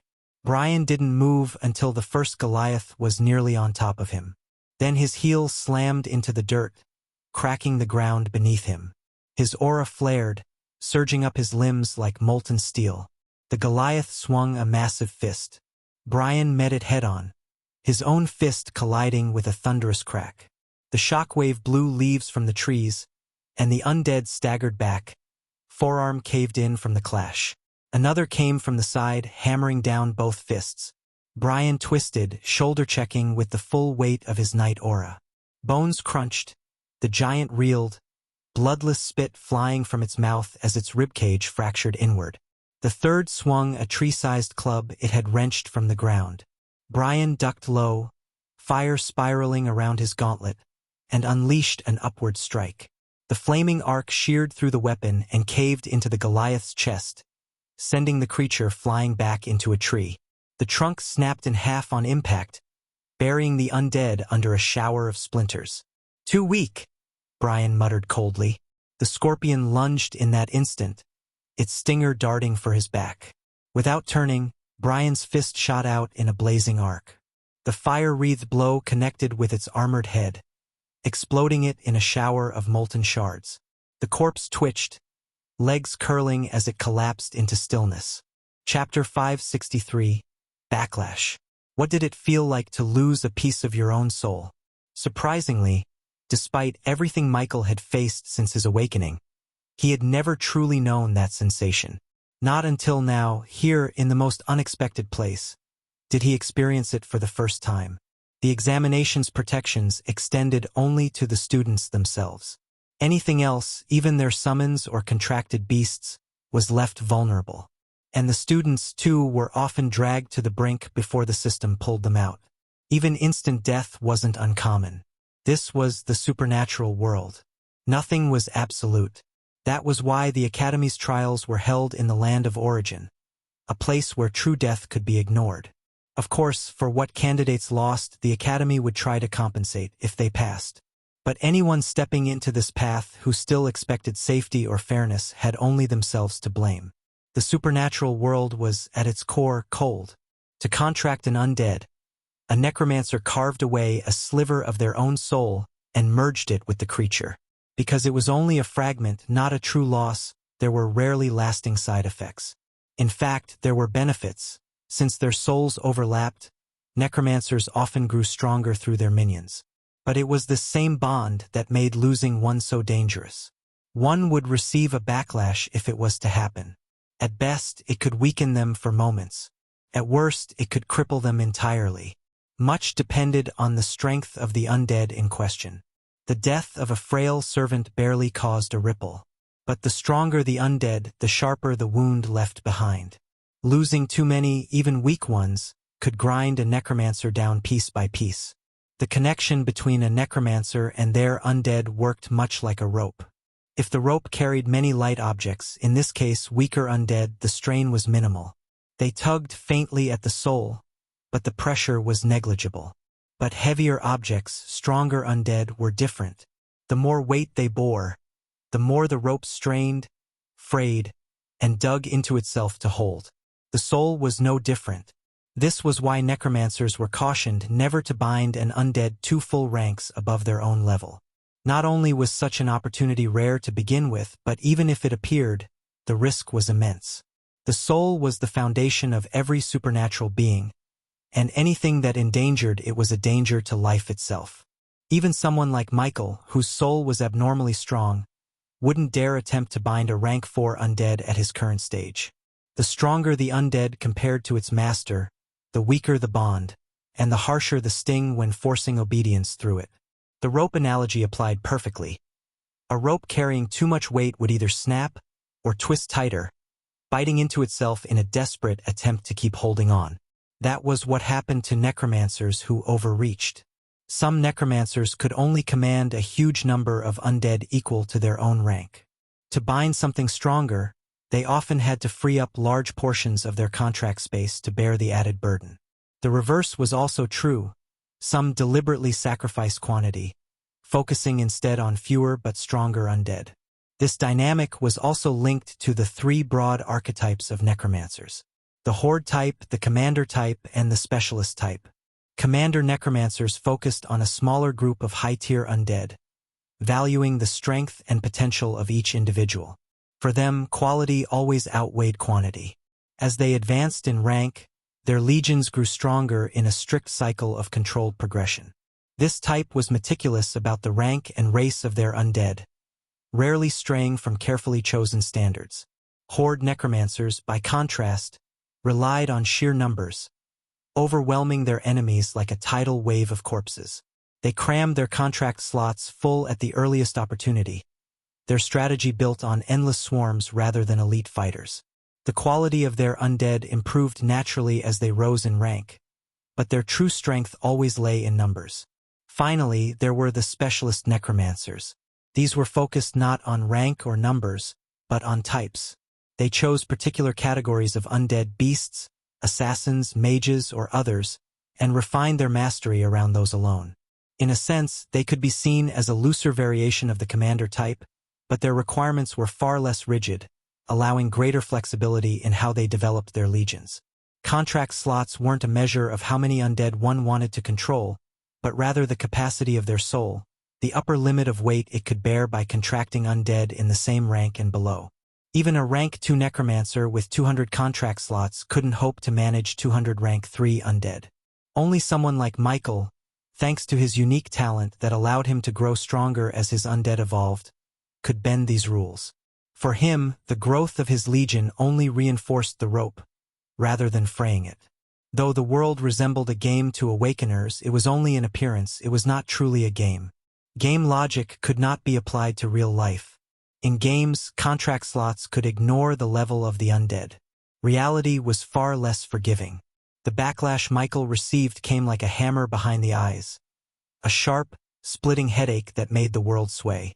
His body trembled, his breath turning shallow. Before he could recover, the second blow struck. Another undead had fallen. The second backlash slammed into him, doubling the dizziness until dark spots danced at the edge of his vision. Though it had never happened to him before, Michael understood instinctively. 2 of his undead had died. In a daze, he turned his focus to his panel. His contract slots had dropped by 2. Fortunately, it wasn't permanent. The void in his soul would heal with time. Of course, given the right condition, it was possible for the loss to be permanent. If the backlash had been stronger, he could have lost those slots forever. /N. Family came to visit, so unfortunately the mass release will have to be pushed back a little. I'm sorry about the delay, everyone. On the brighter side, Lucky's image from the artist arrived today, and let's just say she made a beautiful mistake. Haha. I'll paste a screenshot of the sketch she sent over. Thankfully, she's already agreed to remake it. Also, progress on the Webtoon-style chapter is going well, so that should be ready soon. Chapter 564. How is this possible? It was only in the land of origin that one could be spared the worst of it. Here, the body and soul were like reflections on water. Pain could bleed through, but only faintly. If the same thing had happened outside, in the real world, the damage would have sunk deeper. Even now, though the backlash twisted his body in this realm, Michael's true body beyond the land of origin felt only a fraction of it. A quarter of the sting. But that was enough for Michael to understand his undead were truly dead. The bond was gone. The next thing Michael felt was rage. Part of it was for the loss of his undead. But if he was being honest, that wasn't what burned deepest. He hadn't been close to those particular minions. What truly pained him was something else entirely. Evolution points. 2 undead at his current stage meant at least 250 points gone. Vanished in an instant. For 1 undead to accumulate this amount, at least half a year was needed. And beneath that, a dozen other frustrations boiled. Michael's body blurred from where he sat, rage channeling into motion. Brian, elsewhere, was smiling faintly as his experience tally climbed, until a sudden shift in his senses turned his expression grave. Without hesitation, he shot sideways. His 2 companions were not so fortunate. The blow came with the exaggerated length of a spear shaft, thrusting with impossible speed. Against a force that rivaled a rank 3 creature, combined with the bite of a 3-star extraordinary rank spear, their blue robes might as well have been paper. They didn't even have time to react before their bodies crumpled. Lives snuffed out in the land of origin. The aftermath of Michael's strike rippled outward like a thunderclap. The spear's arc gouged a crater into the earth, pulverizing roots and soil in its wake. Trees within a dozen meters splintered, trunks toppling in ragged bursts as if struck by a hurricane's edge. Michael hadn't held back. Not just because of his anger, but because here, inside the land of origin, death was almost never true death. As for whether this would bring him trouble, how was he supposed to know the robe wasn't omnipotent? After all, there was nothing in this place that shielded his undead from true death.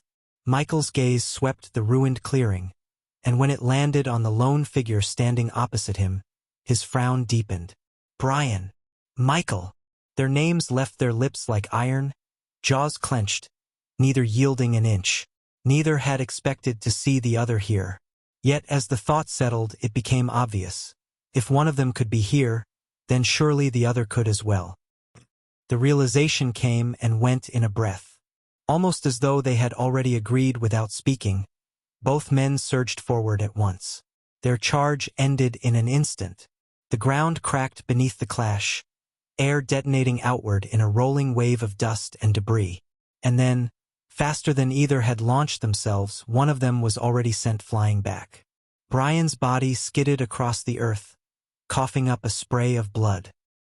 His eyes widened in disbelief, the confidence etched into his face finally cracking. Michael stood firm, spear in hand, his gaze cold. Michael's grip on his spear tightened. His strike had been decisive, he hadn't held back much at all. Yet Brian was still alive. Injured, yes, but alive.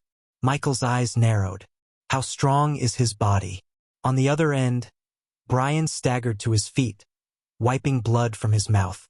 His gaze fixed on Michael, flickering with disbelief. Before his awakening, he couldn't remember the last time he'd been thrown into such a state. And after awakening, he never imagined a peer could force him into this. He didn't even consider his peers his peers. Confusion swelled in his chest. It didn't make sense. Michael was only 4 levels above him. That gap shouldn't have been enough to guarantee dominance, especially when Brian had his triple-class foundation to lean on. His other 2 classes, his Knight and his Wind Mage paths, were only 2 and 3 levels behind his Fire Mage. That meant, logically, even if Michael had attribute increasing treasures to lean on, something he didn't lack one, but his attributes should tower above Michael's. Yet here he was coughing blood. How? Brian's mind raced, but no answer came.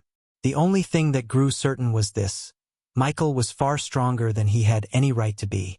In his fury, Brian unleashed one of his few advanced-level skills. Berserk. Berserk. Advanced Mastery. Proficiency. 41.3%. Berserk drives the user into a heightened state of combat frenzy, amplifying physical strength and agility by 55% each, while reducing defense by 15%. Pain tolerance surges, allowing the user to continue fighting through even crippling wounds. However, aggression spikes dangerously, risking reckless actions if left unchecked. Stamina drains rapidly, though slower than at lower mastery, and prolonged use inflicts muscle strain and mental fatigue once the frenzy fades. It was a skill knights could acquire, though not a core ability. It always began at basic mastery, but the knight class offered natural synergy that made advancing it far easier. Even so, only someone with Brian's raw talent could push the skill to advanced mastery in just 3 months. Part of that came from sheer repetition. Berserk was one of his most frequently used abilities inside the Land of Origin. His triple-class foundation made him terrifyingly powerful, but it came with a cost: slower leveling. Brian had balanced that drawback by deliberately hunting stronger monsters for the bonus experience they provided and by excelling in his advancement quests, earning far more than his peers. It was only through this strategy that someone who should have been held back by slow progression now stood among the highest-leveled students in the trial. But even then, it still didn't feel like enough. Michael, still reeling with confusion at Brian's absurd strength, watched as his opponent's aura flared violently, surging to an even greater peak. Without hesitation, Michael lunged forward, spear in hand, cutting across the dust-filled air as he charged straight for the figure. Chapter 565. Death.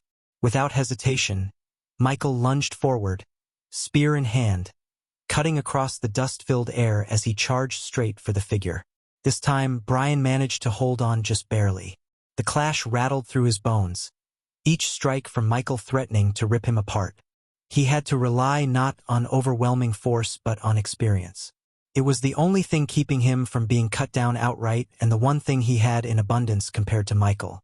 Unfortunately, when the gap was too much, anything else aside from equal strength was equal to tricks. Brian's body paid the price.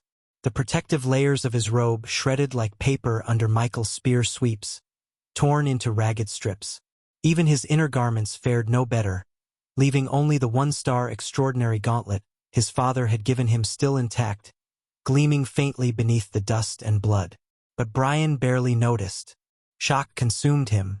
He was fighting for survival against someone he thought he should surpass, and the truth was hammering into him with every blow. Michael's strength was monstrous. Michael, on the other hand, felt his own pulse thunder in confusion. He knew he wasn't the most special individual in the world, but facing Brian here, the raw power pressing back against his strikes unsettled him. Dual classes. Could they really create such an overwhelming advantage? Both men's gazes locked mid-exchange, each seeing the disbelief mirrored in the other's eyes. Michael's spear blurred into a storm. Every thrust carried a weight Brian could barely withstand. His arms screamed beneath the gauntlet. Each parry rang out with the sound of cracking bone and tearing muscle. Brian spat blood again, his chest heaving as if his lungs had been clawed out. His defense was pitiful, but it was also stubborn. Somehow, with his battered body and fractured composure, he kept from breaking entirely. Michael's fury only deepened. The backlash of losing his undead still gnawed at him like hot iron, and every time his spear struck against Brian's faltering guard, he couldn't help but recall the previous day's event when Brian had attacked him out of nowhere in the virtual space. "What does it feel like?" Michael snarled between blows, his voice low and venomous. "You've been a cocky piece of shit to me, no? What? You don't like it?" Brian's eyes widened with anger from being looked down on. The fact he was being beaten with disrespect didn't make his mood better. Then the next strike sent him crashing back, carving a trench in the dirt.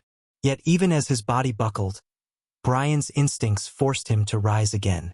Michael's spear came down like judgment itself, shattering the earth and breaking defenses. Brian's face twisted. His aura flared once more, desperate, ragged, but still burning.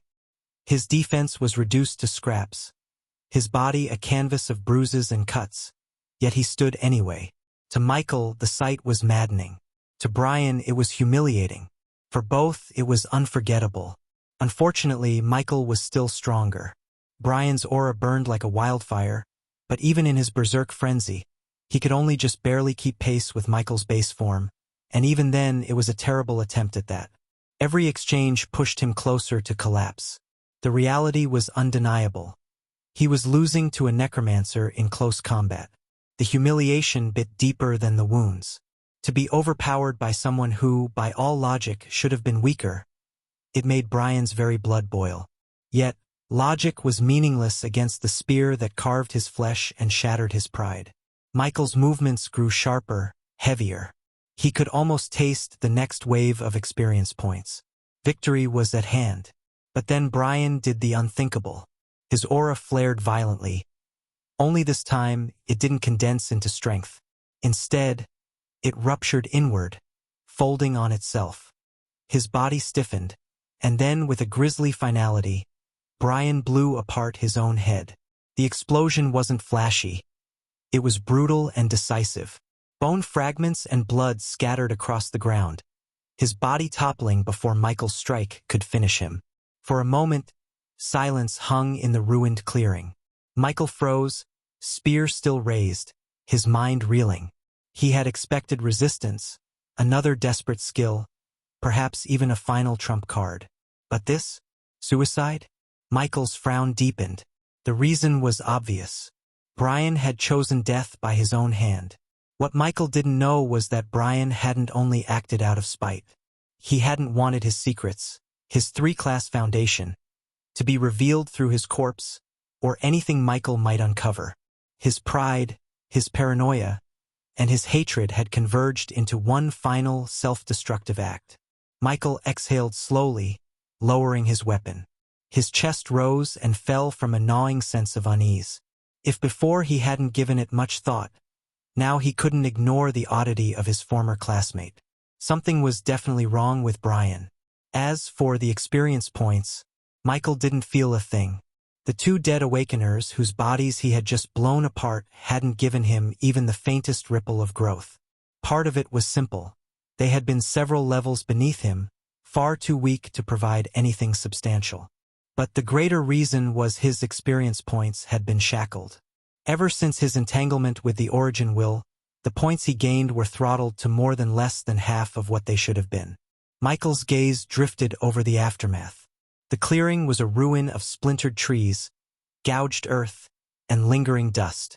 Thankfully, before the fight had begun, he had had the foresight to summon the 3 living Goliaths back into the netherworld. They were safe, but the same couldn't be said for the Scorpions. They've been swept away completely by the aftermath of his and Brian's clash. Michael's jaw tightened. His loss still hurt him.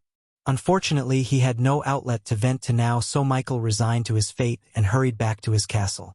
With a blur, it didn't take long for Michael to arrive at his keep. Chapter 566 These Two. /n. Read author's note. New Discord link for art update in the comments section. With a blur, it didn't take long for Michael to arrive at his keep. The exam Michael was part of was the unified entrance trial of the 10 first-rank Awakener academies. Each had sent representatives to observe. On paper, each academy admitted only 100 students per year. But that number was not a guarantee, it was simply the maximum they were willing to take. There had been years entire academies refused new blood altogether, and others where they accepted barely a handful. This round, all 10 academies had extended invitations to 200 applicants each. 200 from one academy, multiplied across 2,000 participants thrown into the land of origin. Each academy dispatched a teacher to shadow their applicants, silently watching every clash and every choice. These observers were there to judge, to see who among their candidates might be worth their time and resources. Awakeners were rare by nature, but rarity alone meant little. In the eyes of Awakeners, most of their own kind were not special. They were simply another stone in the pile. To truly stand out, one needed to be unique among Awakeners. Michael was one such anomaly. So was Brian. Brian's rise had been meteoric, his 2-class foundation earning him instant attention. For much of the examination, the teacher assigned to his group had watched him alone, ignoring others entirely at certain times. When the time came for the academies to distribute offers to the top 50 based on their rank within the 10 first-rank academies, Brian's name was among the first selected. Michael's offer had been different. He had drawn interest, yes, but not the same obsessive focus. His strength was undeniable, but his performance was quite lacking for his class. For him and several others, the invitations extended were as much about formality as recognition. This was how the top 50 candidates of the penultimate round were divided. Each academy claimed their share, regardless of whether every chosen candidate truly met their standards. From the moment Brian first appeared in the trial, the teacher had marked him. It started with the ruthlessness he showed after his arrival on the island. 19 teammates, supposed allies, had stood beside him when the trial began. But Brian hadn't wasted time pretending to be their equal. He beat them all, one after the other, until they knelt.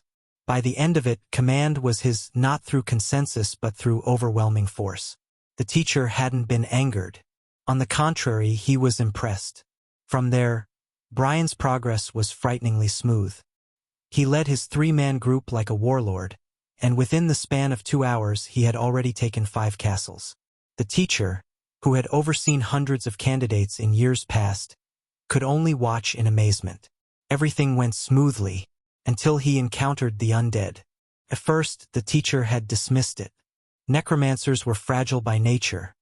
Their strength came from their summons, and against someone like Brian it should have been a brief clash, a setback at best. But then 2 undead fell, and before Brian could even regroup, someone else suddenly appeared. The strike came like thunder. An elongated spear swept out with such brutal force that the air itself seemed to splinter, and in the same breath Brian's 2 remaining teammates were run through as though they were made of paper. The impact crushed the ground beneath them, tearing apart trees, stone, and earth in a single motion. The teacher's eyes widened. He had seen countless Awakeners in the land of origin, but this was different. The sheer weight behind that attack wasn't something he could reconcile with the profile of a new student. And then he saw the face. Michael! Recognition struck him like ice water. He had watched this boy yesterday on the public broadcast. Unlike many of the other observers who didn't focus much on real-life matters, he did. That's why he recognized Michael, and the sight unsettled him. Enemies of yesterday, now crossing paths again. Was this fate or inevitability? But one question hammered hardest of all. Why was this Necromancer wielding a spear? Necromancers did not fight like this. Their strength lay in their minions, their control, their soul bonds. To see one abandon his legion and charge headlong into combat, to wield a spear with such monstrous precision, it was absurd, reckless, wrong. Surely the teacher thought he didn't intend to act here the same way he had in the virtual space, to fight like a warrior rather than the commander of undead. And yet, with his own eyes, he watched Michael lunge forward without hesitation, spear in hand, cutting across the dust-filled air as he charged straight for Brian. The teacher's eyes widened by what he saw next. Brian should have been unstoppable. A dual-class awakener was already a monster among peers, and yet here he was, pushed back blow after blow. His gauntlet cracked, his robes shredded, blood flying with every clash, and still the Necromancer advanced. How? The teacher's thoughts spun. Brian's strength was undeniable. Even among the prodigies of his academy, he could have stood tall. And yet this Necromancer was besting him outright in close combat. The contradiction was staggering. And it wasn't just the clash itself. The force of it, the sheer firepower erupting from these two barely fledged students, was something that could suppress not just their peers, but even many assistant teachers in the academies themselves. The air quaked with each impact, ground splintering beneath their feet, shockwaves rippling out like the blows of seasoned warriors. The teacher's expression grew stranger with every exchange. "What are these two?" he murmured under his breath, the words escaping him before he realized it. Brian's dual-class foundation had once seemed like an ironclad explanation for his brilliance, but seeing him barely holding against Michael shattered that certainty. And Michael, why? How? A necromancer should be buried behind their undead. The teacher's throat tightened. If this was the level of talent entering the academies this year, then what would they become after a decade of proper nurturing? And more pressing still, if these two ever became enemies again in the real world, what disasters would follow? Asterisk. Next title. Commotion caused by sudden quest change. Eliminate Castle 37. Total clickbait from author Evil Laughter. Chapter 567. Commotion caused from sudden quest change. 1. This clash between Michael and Brian wasn't overlooked. Their confrontation had grown too fierce, too loud, too destructive, impossible to ignore when the teachers watched from above with a bird's-eye view of the island. 9 out of 10 supervising instructors reached the same conclusion. For the stability of the exam, Michael needed to be removed. Only one thought differently: the very teacher from the academy Michael had chosen to join. To him, this was not a threat but an opportunity. With his undead to anchor his defense and his sheer combat ability to push outward, Michael could turn this exam into his stage, fortifying his keep, while sweeping across the island, crushing opponents and claiming points in a relentless rampage. At his current level, there were few, if any, who could stand against him. As for the possibility of Michael clashing with other students bound for the same academy, the teacher hardly cared. At a first-rank academy, quality outweighed quantity. One extraordinary student was worth far more than 100 ordinary ones. It was precisely this ruthless standard that kept their academy at the top. Unlike lesser institutions, they did not gamble on numbers. What puzzled him, however, was the source of Michael's strength. For a necromancer, his combat power defied logic. He didn't seem to have crippled himself by abandoning his class's foundation. Yet nothing about this level of power should have been possible. The teacher's thoughts drifted to the only explanations that fit. Either Michael possessed a hidden class he didn't reveal, or he carried a body-strengthening talent of rare and terrifying caliber. Either possibility placed Michael above most candidates. Either was enough to mark him as someone worth more than the rest combined. What happens when examiners with such authority form thoughts like these? Perhaps it seemed like nothing, But under the will that governed the land of origin their intentions carried weight, enough to shape the trial itself. At first, the quest given to Awakeners had been simple: defend their castles. After all, surviving to the end was considered the true benchmark to passing. Even if one destroyed another's keep, it was holding their own afterward that marked a true pass. The system reflected that balance. But when the teacher's will shifted, so too did the exam. A ripple passed across the island. More than 1,000 participants froze as their panels flickered, the text reshaping itself before their eyes. Destroy Castle 37. Objective: eliminate Castle 37 within 1 hour. Reward: 60 million experience points, 5 level-ups, and plus 40 attribute points to all stats. When the Awakeners saw their panels shift, they were stunned beyond measure. They didn't even know of Castle 37, and now they were ordered to destroy it? But the real shock wasn't the objective, it was the reward. 60 million experience points, 5 level-ups, 40 free attribute points across the board. The island seemed to hold its breath. Awakeners were greedy by nature, yes, but greed didn't make them fools. For a prize like this, the danger had to be equally staggering. The panel might as well have been screaming, "Beware." What they didn't know was that this was already the system's restraint. The quest hadn't named Michael directly. It hadn't told them to eliminate him. It had only marked his castle. If it had been otherwise, if the target had been Michael himself, the reward would have been enough to tempt even rank 3 Awakeners. But the system knew what most of them didn't. It knew Michael's strength. And so the reward was balanced against him. Commotion spread like wildfire among the students. Some stared at their panels in silence, unwilling to even try. Others exchanged hungry, fever-bright looks, already planning how to converge on Castle 37. It was then that some realized something crucial. This mission wasn't limited to a single participant. Any number of Awakeners could accept it, and as long as Castle 37 fell within the hour, everyone who had accepted would receive the reward, whether they had fought tooth and nail or merely shown up at the right time.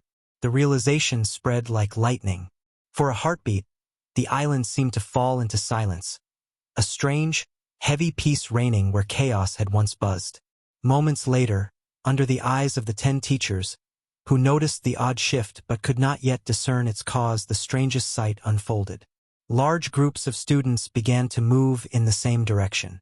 Not towards scattered keeps, not hunting each other, but converging in eerie unity. Their destination was clear: Castle 37. Apparently, the system had even provided a map for convenience. Awakeners were greedy. The panel had promised them what amounted to months, perhaps even years of advancement in one stroke. 5 levels, dozens of attributes, and more experience than most could dream of earning in so short a time. That didn't mean they were reckless, though. To avoid leaving themselves vulnerable, many left defenders behind to guard their castles. But the bulk of their forces, they surged toward Michael's, keep like a tide. As for Michael, he was back inside his castle. A deep frown etched across his face as he reread the 2 panels hovering before him for what felt like the 100th time. The first read: Quest: defend your castle. Objective: defend your castle for 1 hour. Reward: plus 30 to all attributes, 2 level-ups, plus 40 free attribute points.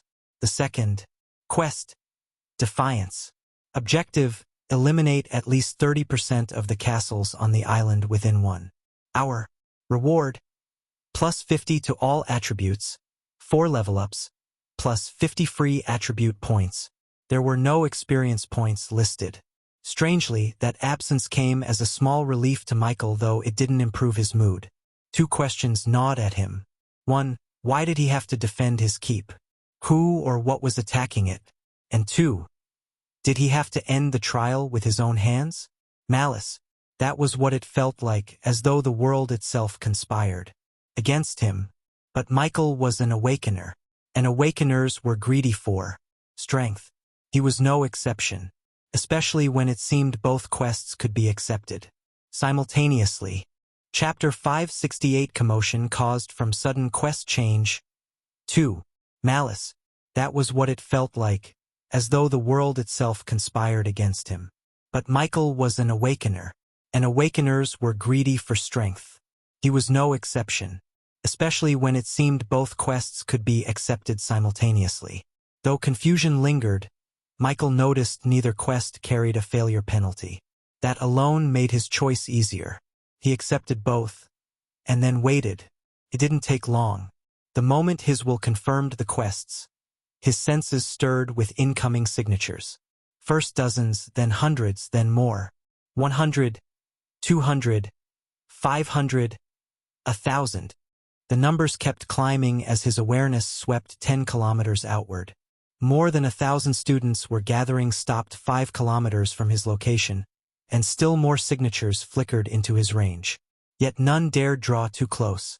They lingered, circling, as though waiting for something. Michael's eyes narrowed.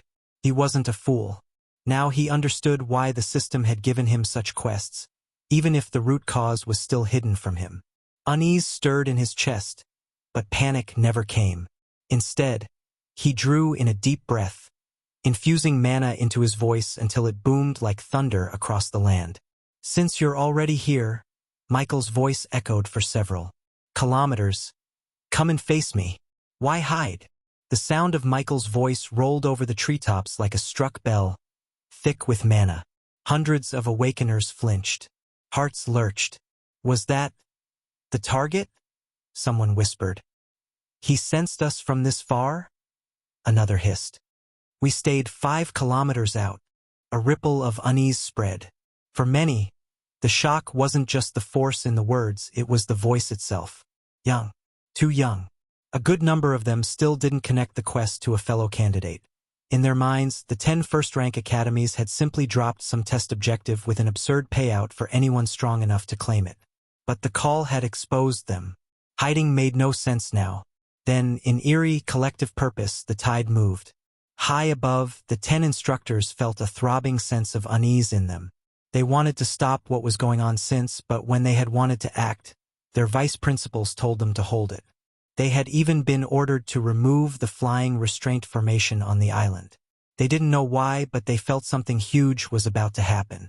Inside Castle 37, Michael's lips pressed to a hard line. The sense net he'd cast pulsed, painting the outer ring of his awareness with a dense halo of signatures. 1,000, and counting. They were holding at the 5-kilometer mark no longer. Lines began to crawl forward. He breathed slowly. Though he was strong, he was only one man. The death of his undead also made him realize that he and his legion were still far from powerful. This quest also made him wonder what to do. He wasn't scared because he knew how powerful his trump cards were. But did he want to reveal them? It was when this thought came to him another followed. Why couldn't he reveal them? After all, this was his true strength. Also, when he thought of it, what was the use of holding onto trump cards that in the nearest future would turn to regular strength? When this thought came, for the first time in a long while, Michael felt free. He seemed to have made a certain decision. The sky darkened not with storm clouds, but with bodies. Hundreds of awakeners hovered above Castle 37. Below them, Michael hovered above his castle, 15 undead below him. From this height he looked boxed in. Mana pressure stacked on mana pressure until the air rang like taut wire. 1,000 eyes fixed on one man. Michael's gaze drifted over them, unhurried. Any of you having second thoughts? Silence stretched, then a snort from the front rank. A spearwoman in slate armor glared down her nose at him. We don't know what trick you think you've got, pretty boy, but against thousands? It's useless. Murmurs rolled agreement, derision, a few nervous laughs. More than a few were startled that the guardian of Castle 37 was a fellow student and this young. Handsome, even. But they didn't buy that he was the reason the quest was labeled like a calamity. Surely the difficulty came from something else. Michael's mouth quirked. Okay, then. A small coffin appeared in front of him and they all tensed. Michael raised 2 fingers. Immediately, 2 figures appeared beside him. One was dark and had feathered wings. The other was tall, had 2 sharp teeth threatening to leave his mouth and a huge bat-like wing. Behind him, the pressure slammed down like a mountain, a suffocating weight that made the very air groan. Mana surged so violently it warped space itself, bending light into shimmering distortions that rippled outward from Castle 37 like shockwaves. The invisible force wasn't merely felt, it pressed against flesh and bone, a tangible storm of energy that clawed at them. Even seasoned Awakeners, those who had weathered battle after battle, found their chests tightening as though an unseen hand gripped their ribs. Hundreds faltered mid-flight. The sky, once filled with confidence and noise, turned tense, quiet, and fearful. The two new figures didn't roar. They didn't posture. Their mere presence was enough. Gale and Lucley, for the first time since their awakening, they stood revealed before public eyes. Michael's voice cut through the trembling silence, firm, calm, absolute. Clear everything on this island. The words were not shouted. Mana carried them, and every Awakener within kilometers heard them as clearly as if whispered in their ears. Gale's wings snapped once, a hurricane's edge exploding outward. The students hovering above had thought Michael trapped. But now, boxed in or not, it was the hunters who suddenly felt like prey. And Michael? He simply raised his spear and pointed it skyward. Begin. Chapter 569 Thoughts. The sky convulsed as Gale moved. The winged undead didn't hesitate. With a single beat of his enormous wings, the air shattered into a cascade of pressure waves. Wind howled like blades, every gust carrying shards of condensed mana that sliced through the formation of Awakeners above. Gale didn't let up. Wave after wave of mixed attacks poured out of him. Compressed wind lances and raw slashes of mana that tore through the very sky. The disciplined formations of the flying Awakeners broke instantly. Some raised barriers, others countered with their own spells, but it was like throwing sand against a flood. Entire clusters of students were flung aside, screaming as they plummeted from the air. Shock hit the gathered Awakeners like a hammer. They had come expecting something else. At worst, they thought they'd face some nasty tricks or hidden trump cards. But this was something else entirely. The pressure radiating from Gale and Lucky was suffocating, enough to make even battle-hardened candidates feel their lungs seize. The sheer weight of it made their own power feel small, flimsy, like sparks against a wildfire. And suddenly, the reward made sense. 60 million experience points. 5 levels. 40 attributes across the board. It wasn't generosity, it was compensation. A warning wrapped in temptation. The system had known what they would face here. The reason the reward was so outrageous was simple. Castle 37 wasn't just another keep to topple. It was a calamity. Voices rose in disbelief and fear, panic breaking their unity. This is insane. That's a rank 3 undead. 2 of them. That's impossible. Who the hell is this guy? Eyes turned downward. To Michael. To the calm figure hovering above his keep. Black spear angled casually toward the heavens. Gaze steady as if the army above was nothing but passing shadows. For the first time, many realized the truth. The guardian of Castle 37 wasn't some fabricated challenge. It was him, a fellow candidate, a necromancer no less, commanding monsters that had no business appearing in an entrance exam. Fear rooted deep. Now they understood why the quest was so rewarding. The system wasn't bribing them.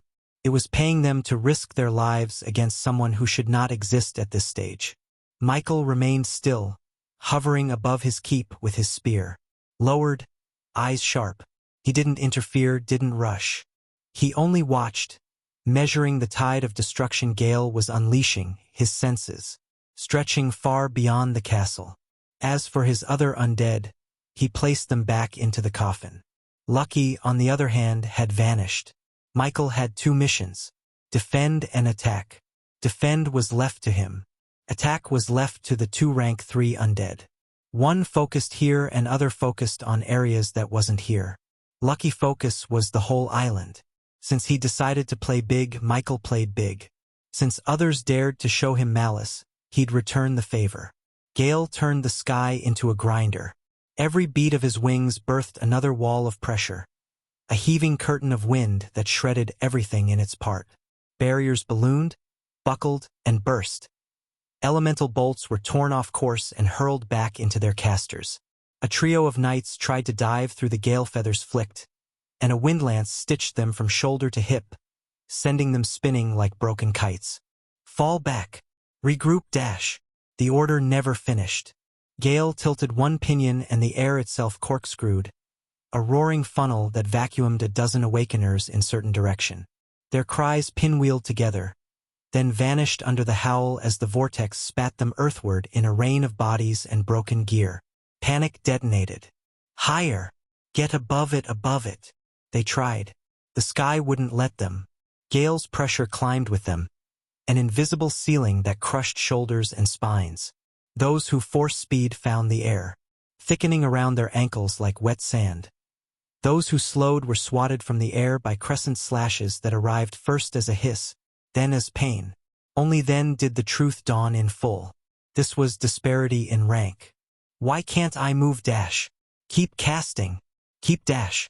Their voices broke under the next blast.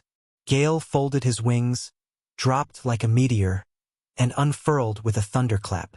The shock front rolled through hundreds, flipping them belly up. A net of razor-thin currents zipped across the stragglers. One battlemage poured everything into a prism shield. It held for a heartbeat, then spiderwebbed and atomized, the backlash pitching him like a stone. Far from Castle 37, a different storm walked on two legs. Lucky moved through the forest in his human guise. The first keep was soon ahead of HJM. Awakeners stood on its walls, glancing skyward toward the distant uproar where Gale was carving the heavens. Who goes dash? Lucky exhaled. Green flame cascaded from his mouth in a smooth, unbroken sheet. No roar. No theatrics, just a quiet tide that kissed stone and metal and flesh alike. The fire didn't burn bright. It burned wrong, seeping into seams and pores, crawling under armor like liquid night. Screamers staggered, clutched their throats, and puked smoke. Within 3 breaths, the keep was empty. Another keep. 3 keeps. 5, 7. In the void above the island, 10 figures watched the sky come apart. Gale's pressure. Lucky's green fire. The teachers felt both muted by distance, yet heavy enough to make their marrow throb. 9 of them went very still. We should have picked him. Damn it. Fuck. In the void above, 9 teachers cursed under their breaths. A good number of them, if not all, had nothing to do with selecting who out. Of the final 50 of the previous round, the Academy would send an offer to. Yet now, watching Castle 37, they couldn't help but wonder, who had been so blind as to leave Michael unclaimed? Varant's Edge, the first-rank academy whose offer Michael had accepted, stood as the lone exception. The teacher's lips curved in quiet satisfaction, his eyes gleaming. Thanks for reading, and I appreciate your continued support. Chapter 570. Another familiar face. To the teacher, this was fortune beyond measure. There was a universal truth in the world. The strong grew stronger. And with Michael's foundation at this stage already at the level of 2 teachers combined, what would he become when he peaked? It wasn't just Michael who would benefit. By the time he grew strong enough to give back to his academy, so too would Varant's Edge bask in his rise. The saying echoed in the teacher's heart like a mantra. When the homemaker ascends, even his chickens follow. The others could only gnash their teeth in frustration. Necromancers had limits, yes, bound to the race rank of their undead. But at rank 3, things started to bend from previously established rules. Rank 3 creatures could cultivate laws, and with each advancement in their laws, their own strength advanced as well. To put it simply, there would come a time when Michael would witness several rank 3 creatures at the 3-star extraordinary rank surpass the supposed limits of their race. In fact, he had already seen it once beginning. Through his law, beginning had propelled himself all the way to level 70, a threshold that, at least in theory, should only have been accessible to epic rank monsters, even if only temporarily. That was the sheer power of cultivating a law. It was also the reason that, upon reaching rank 3, experience points were no longer shown as raw numbers but as a percentage toward the next level. At the time, Michael assumed it was just a system update to the interface. He hadn't yet realized it signified something far more elusive: the shift away from relying solely on experience points to advance. Of course, experience farming still remained the quickest and most efficient path, but it was no longer the only one. More than that, if a creature advanced its law far enough, it could even raise its life level, improving its race rank as if undergoing a forced evolution. With the right conditions and suitable materials, pushing themselves to evolve wasn't just a possibility. Take the tailed fox, a favorite among beast tamers. By nature, they possessed a weak racial limit, yet their potential was immense. If provided with sufficient evolutionary materials to bring them to rank 3, the cultivation of their law would gradually increase the number of tails they bore, each tail a testament to their advancing power. Of course, none of this diminished the importance of race rank. Was it easy to improve a law through cultivation, let alone push it far enough to force an evolution? Absolutely not. But if a creature's race rank was already high, then the opposite held true. Their laws only needed to catch up, and they would naturally advance on their own. With each step forward in law cultivation, those undead would grow stronger, and if their laws advanced far enough, they could even ascend their very race rank. Forced evolution wasn't a fantasy, it was an inevitability if the right conditions and resources aligned. And now, Verant's Edge had 2 such monsters delivered into their fold for free. The 9 teachers stared at Michael and felt bitterness rise in their throats. Below, Gale's storm raged without pause. Though he held back from invoking his law, Michael had been cautious about risking anything that could truly harm the real bodies. Of the Awakeners, their lives were only prolonged by seconds. Even without tapping into his law, the affinity it granted sharpened every gust, every blade of wind, into devastation amplified far beyond what ordinary students could withstand. Gale was on a relentless kill streak. It was Lucky, on the other hand, who seemed to have calmed down. The reason was simple. It was an acquaintance. Hovering above a castle, Lucky tilted his head, his gaze settling on the lone girl standing before its gates. Her expression was cold, distant, but familiar enough to stir recognition in him, despite it being the first time he saw her without his previous black and white vision. Mira. To Michael, his master, she had once been a classmate. A girl with an intriguing class. Alchemist. Now, she stood at the front of her keep with a black stone cradled in her hands, its surface veined with blue light. A formation stone. Like Michael, Mira had been unfortunate at the start, placed in a castle with only 3 people including herself. Yet her class had given her methods others lacked, and through them her group managed to avoid being crushed early. As for why she was alone now, it was because her 2 teammates had left her to guard the castle while they chased the newly issued quest alongside the rest. Like the others, Mira had never once connected that quest to another participant. She certainly never would have imagined it linked to someone she actually knew. And the man before her, this cold figure cloaked in human guise, looked nothing like the Lucky she had once seen. She had no way of knowing. This final round of the exam, though filled with ups and downs, had actually been easier for Mira than the previous one. Yesterday's trial in the virtual space had left her nearly useless. Her class had been of little value in that artificial battlefield. But fortune had smiled in an unexpected way. After the incident in Woodstone City, she had forged a connection with the manager of the Supernatural Association branch in her new city.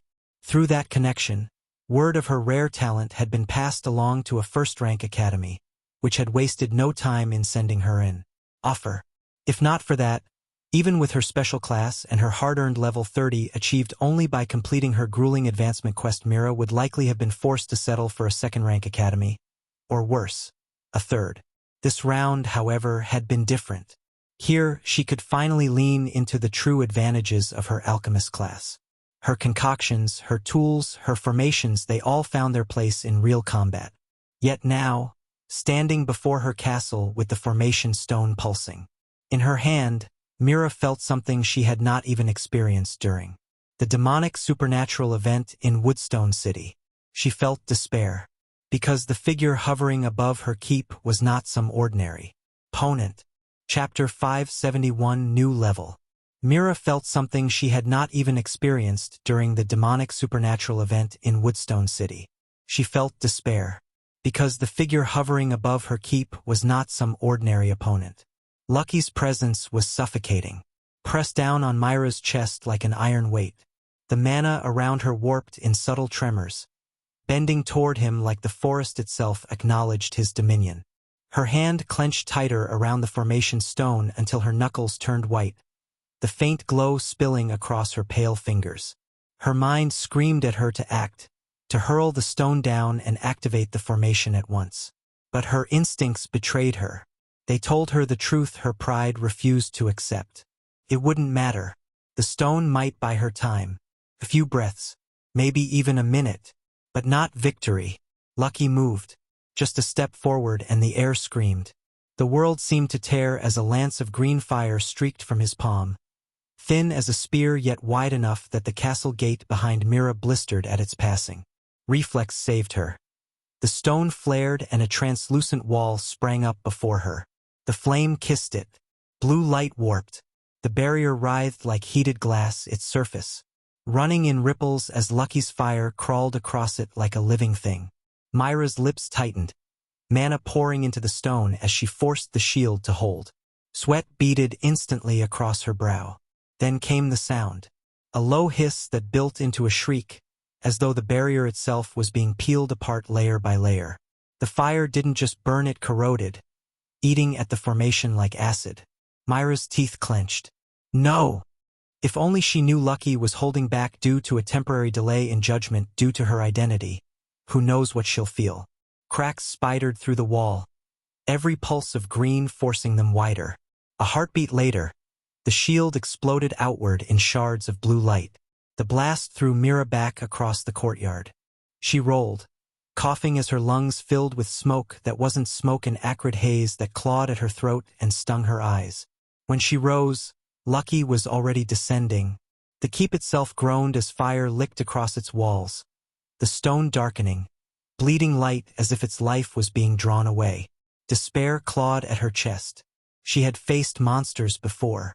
She had faced horrors in Woodstone City. But this was different. Mira staggered, wiped her eyes, raised the stone again with shaking hands. How? She rasped. Lucky answered by closing his palm. Green radiance folded inward, then snapped outward in a tight cone. The beam punched through the rebuilt barrier as if it were paper, kissed the formation stone, and turned it to drifting ash. The recoil numbed Myra's arm to the shoulder. For a breath, she simply stared at her empty palm. Mira looked up. Sorry, Lucky said, quiet, almost gentle. A final streak of emerald light crossed her vision. The system caught her before the fire did. White latticework wrapped her body, and the exam's emergency extraction flared. She dissolved into motes, whisked out of the trial alive but defeated. The courtyard fell silent except for the soft hiss of Lucky's flame, eating its way into the stone. He turned to the keep itself. A single breath, and green fire poured from his mouth in a smooth arc that slid along walls, windows, and seams. Castle 112 destroyed. Lucky was already gone, blurring into the trees. Castle 089 destroyed. Castle 064 destroyed. Castle 173 destroyed. In high air, the teachers watched the island's map freckle with extinguished sigils. Lucky never hurried, yet he was everywhere. For some that day, he was a nightmare of despair. For a few long minutes, the island sounded like the inside of a storm. Then it ended. Silence. Trees bent and slowly righted. Ash drifted like gray snow. Aside from Michael and his two undead, nothing else on the shattered island still moved. Gale hovered back to his master's side, wings folding, pressure vanishing like a clenched fist opened. Lucky arrived a heartbeat later. Panels bloomed in Michael's vision. Quest: defend your castle. Completed. Objective: defend your castle for 1 hour. Threshold surpassed. Base reward: plus 30 all attributes, plus 2 level ups, plus 40 free attribute points. Performance bonus applied. Final reward: plus 40 all attributes, plus 4 level ups, plus 40 free attribute points. Michael exhaled, a happy smile showing on his face. Another pane slid into place. Quest: Defiance completed. Objective: eliminate greater than or equal to 30% of castles in 1 hour. Result: 66% of castles eliminated. Threshold surpassed. Base reward: plus 50 all attributes, plus 4 level ups, plus 50 free attribute points. Performance bonus applied. Final reward: plus 60 all attributes, plus 6 level ups, plus 50 free attribute points. A warm surge rolled through his body, raw, ordered power snapping into bone and tendon, coiling in his core. Stats climbed. The world sharpened another few degrees. Joy hit him like fresh air after drowning. He didn't whoop or pump a fist. Michael wasn't wired that way, but the grin that cut across his face was unguarded, boyish. This right here was part of why he'd stopped hiding. After his last breakthrough, the limiter the system slapped on him for outlier performance had turned EXP into. If he tried to climb on experience alone, he'd waste weeks for gains. That should have taken hours. But quests were different. Do more than the requirements and the system pays you more. Now, thanks to this opportunity he did not let pass him by, Michael was now a level 50 Necromancer. A peak rank 2 Awakener, just 1 level away from achieving rank 3. 1 more level. Michael didn't know how long the last step would take. But the distance wasn't the yawning gulf it had been at level 40. Felt near. Reachable. Real. Michael glanced at Gale and Lucky. Good work, Michael said softly and summoned the 2 undead back to his coffin. But before he could turn to check the new panel that appeared, Michael felt his vision shift. Chapter 572. Me? The world blinked. Michael opened his eyes to a familiar place. Below him, the same glassy, ink-black water lay perfectly still, a mirror that refused to reflect. Above, black suns hung like holes punched through the sky, bleeding no light, just weight. He drew one slow breath. Before he could fully center himself, the floor of nothing swayed and dropped. Sight and sound snapped back with a soft clap. Stone underfoot. Voices. A wash of mana like ocean wind breaking across cliffs. He stood in a plaza, but not the one he'd first arrived in. Michael had returned to the Academy's territory in the land of origin. He wasn't alone. Castle 37. That was him. 2 rank 3s dash. Shut up. Look. Michael didn't care about the whispers. He was wondering what to do next when a pressure brushed his senses. Rank 3. His gaze lifted on instinct. A man stood near the edge of the plaza. Michael didn't recognize the face, but the man recognized him. Their eyes met. He dipped his chin in a small nod and offered a gentle smile before stepping to the rail. Candidates, the man said, his voice rolling out on a steady thread of mana that brought the plaza to heel without ever turning harsh. Welcome back to Verant's Edge Academy. The crowd settled. All around Michael, students stood in fresh Academy issue garments. No blood, no soot, no torn sleeves. Only a few were pale around the mouth, and almost all of them avoided looking his way. The ones who didn't hold it long. I am Instructor Salen of Verant's Edge, the man continued. On behalf of the 10 academies, congratulations. You have concluded the last trial. Salen let the quiet breathe for a heartbeat longer. Then his tone shifted, still even, but carrying a firmer edge. Due to unforeseen variables in the final trial, many of you were prevented from completing your stated objectives. More than 100 heads turned, most of them, inevitably, toward Michael. He didn't bother returning the looks. Salen didn't rebuke them. He simply continued. The academies will not pretend the field conditions were typical, nor will we discard talent. Therefore, a temporary provision is in effect. Murmurs spiked, hope and dread braided together. After resumption, Salen said, those who did not meet the passing threshold will receive a probationary assignment. 1 task and a fixed window to complete it. If you succeed, your provisional admission converts to full standing. If you fail, you will be transferred to an appropriate partner institution. The word hung there, transferred. Not expelled, but a fall all the same. What kind of task? Someone called, too loudly. Varies by candidate, Salen replied. You'll be measured against your class, your record, and the resources you'll have access to here. It will challenge you, but it will be achievable. Salen lifted his hand, silencing the whispers that wanted to spill into questions. His tone hardened. Do not ask me about the specifics. You'll know when you resume. No, sooner. The plaza quieted again, tension coiling. He let the stillness settle before shifting topics. Now resumption. Just as the Academy holds territory in the land of origin, we also do in the original world. In 2 weeks' time, all students will be required to report. You will receive the coordinates of your assigned campus soon. That will be your entry point in the real world. Mana rippled subtly with his words, carrying them to the very edges of the plaza. During those 2 weeks, prepare yourselves. When you step through our gates in the original world, your life as Academy disciples begins in earnest. What follows next will be revealed to you there. Students glanced at one another, unease mixing with excitement. Salen gave a single nod, his eyes sweeping the crowd once more. That concludes this assembly. You are dismissed. His voice dropped just enough for only some to catch the last line. Michael Norman, remain. The plaza lit in flashes of white. In an instant, more than 100 figures dissolved into light and vanished. When the brilliance faded, silence returned.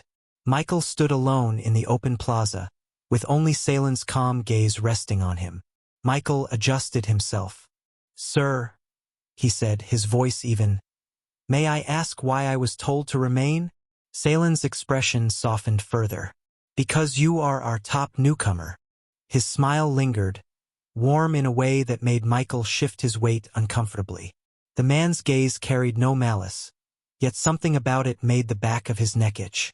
For a split second, Michael had to bite down on the impulse to blurt out, I don't swing that way. He swallowed it, jaw tightening, and kept his silence.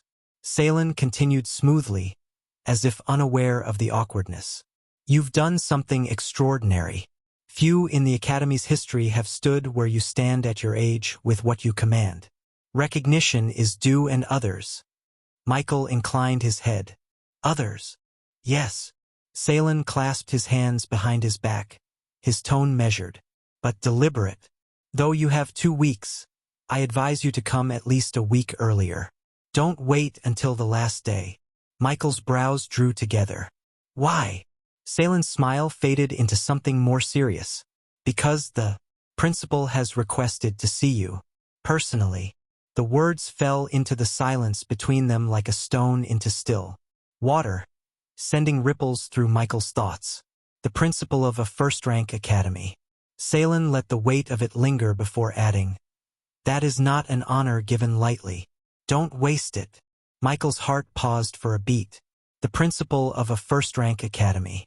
If the vice principal was a rank 5 awakener, then this person was at least in the same rank or higher. And they wanted to see him. Why? /n.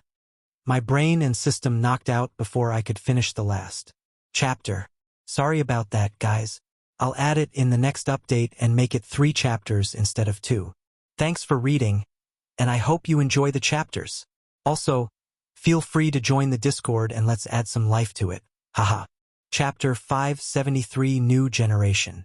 Only matters relating to rank 3 and above were worth Michael's attention now. Anything less felt less. Yet, Michael wasn't arrogant enough to ignore the truth. No matter how much potential or power he had now, the current him couldn't compare to a rank 5 awakener. Hell, even some rank 3s could probably suppress him. The fact that someone of that caliber wanted to see him made his skin prickle with unease. Salen seemed to catch the flicker of confusion in his eyes, though not the storm of his thoughts. His voice gentled. Don't read too deeply into it. I too don't know the principal's exact reason for summoning you early. He paused, studying Michael. I have my suspicions, but I wouldn't dare claim certainty. The principal's mind. Salen shook his head faintly. Isn't something even we, his instructors, presume to guess? Michael inhaled slowly, forcing the tension from his shoulders. I understand. Good. Salen's tone eased again. Exercise patience. You'll have your answers soon enough. Until then, prepare. I hope to see you in real life soon. Michael gave a respectful nod, though inside his thoughts churned. Salen wasn't finished. His eyes lingered on Michael with a faint glimmer of intent before he added, one more thing. Though it won't be immediate, in due time your access level in the Supers Forum will be raised by 1. Michael blinked. Access level? Yes, Salen confirmed with a small nod. Not your member level, don't mistake the two. Your membership level will still rise the usual way through rank. What this does is grant you broader access to information. That caught him off guard. Michael had always assumed the only way to climb in the forum was through raw progression, his awakener rank dictating what information the system allowed him to see. That the Academy could adjust this directly. That was new. Michael didn't bother hiding the flicker of surprise across his face. Salen seemed to have expected it. This is one of the benefits of joining an academy, Michael. Be it an Awakener Academy or a Cultivation Academy. Michael nodded faintly, but inwardly his thoughts wandered. Cultivation academies he could understand. Cultivators had techniques, methods, things naturally suited to institutions of learning. But Awakeners? They weren't bound to manual traditions. Their growth came from things like system quests and experience points. What need did they have for classrooms?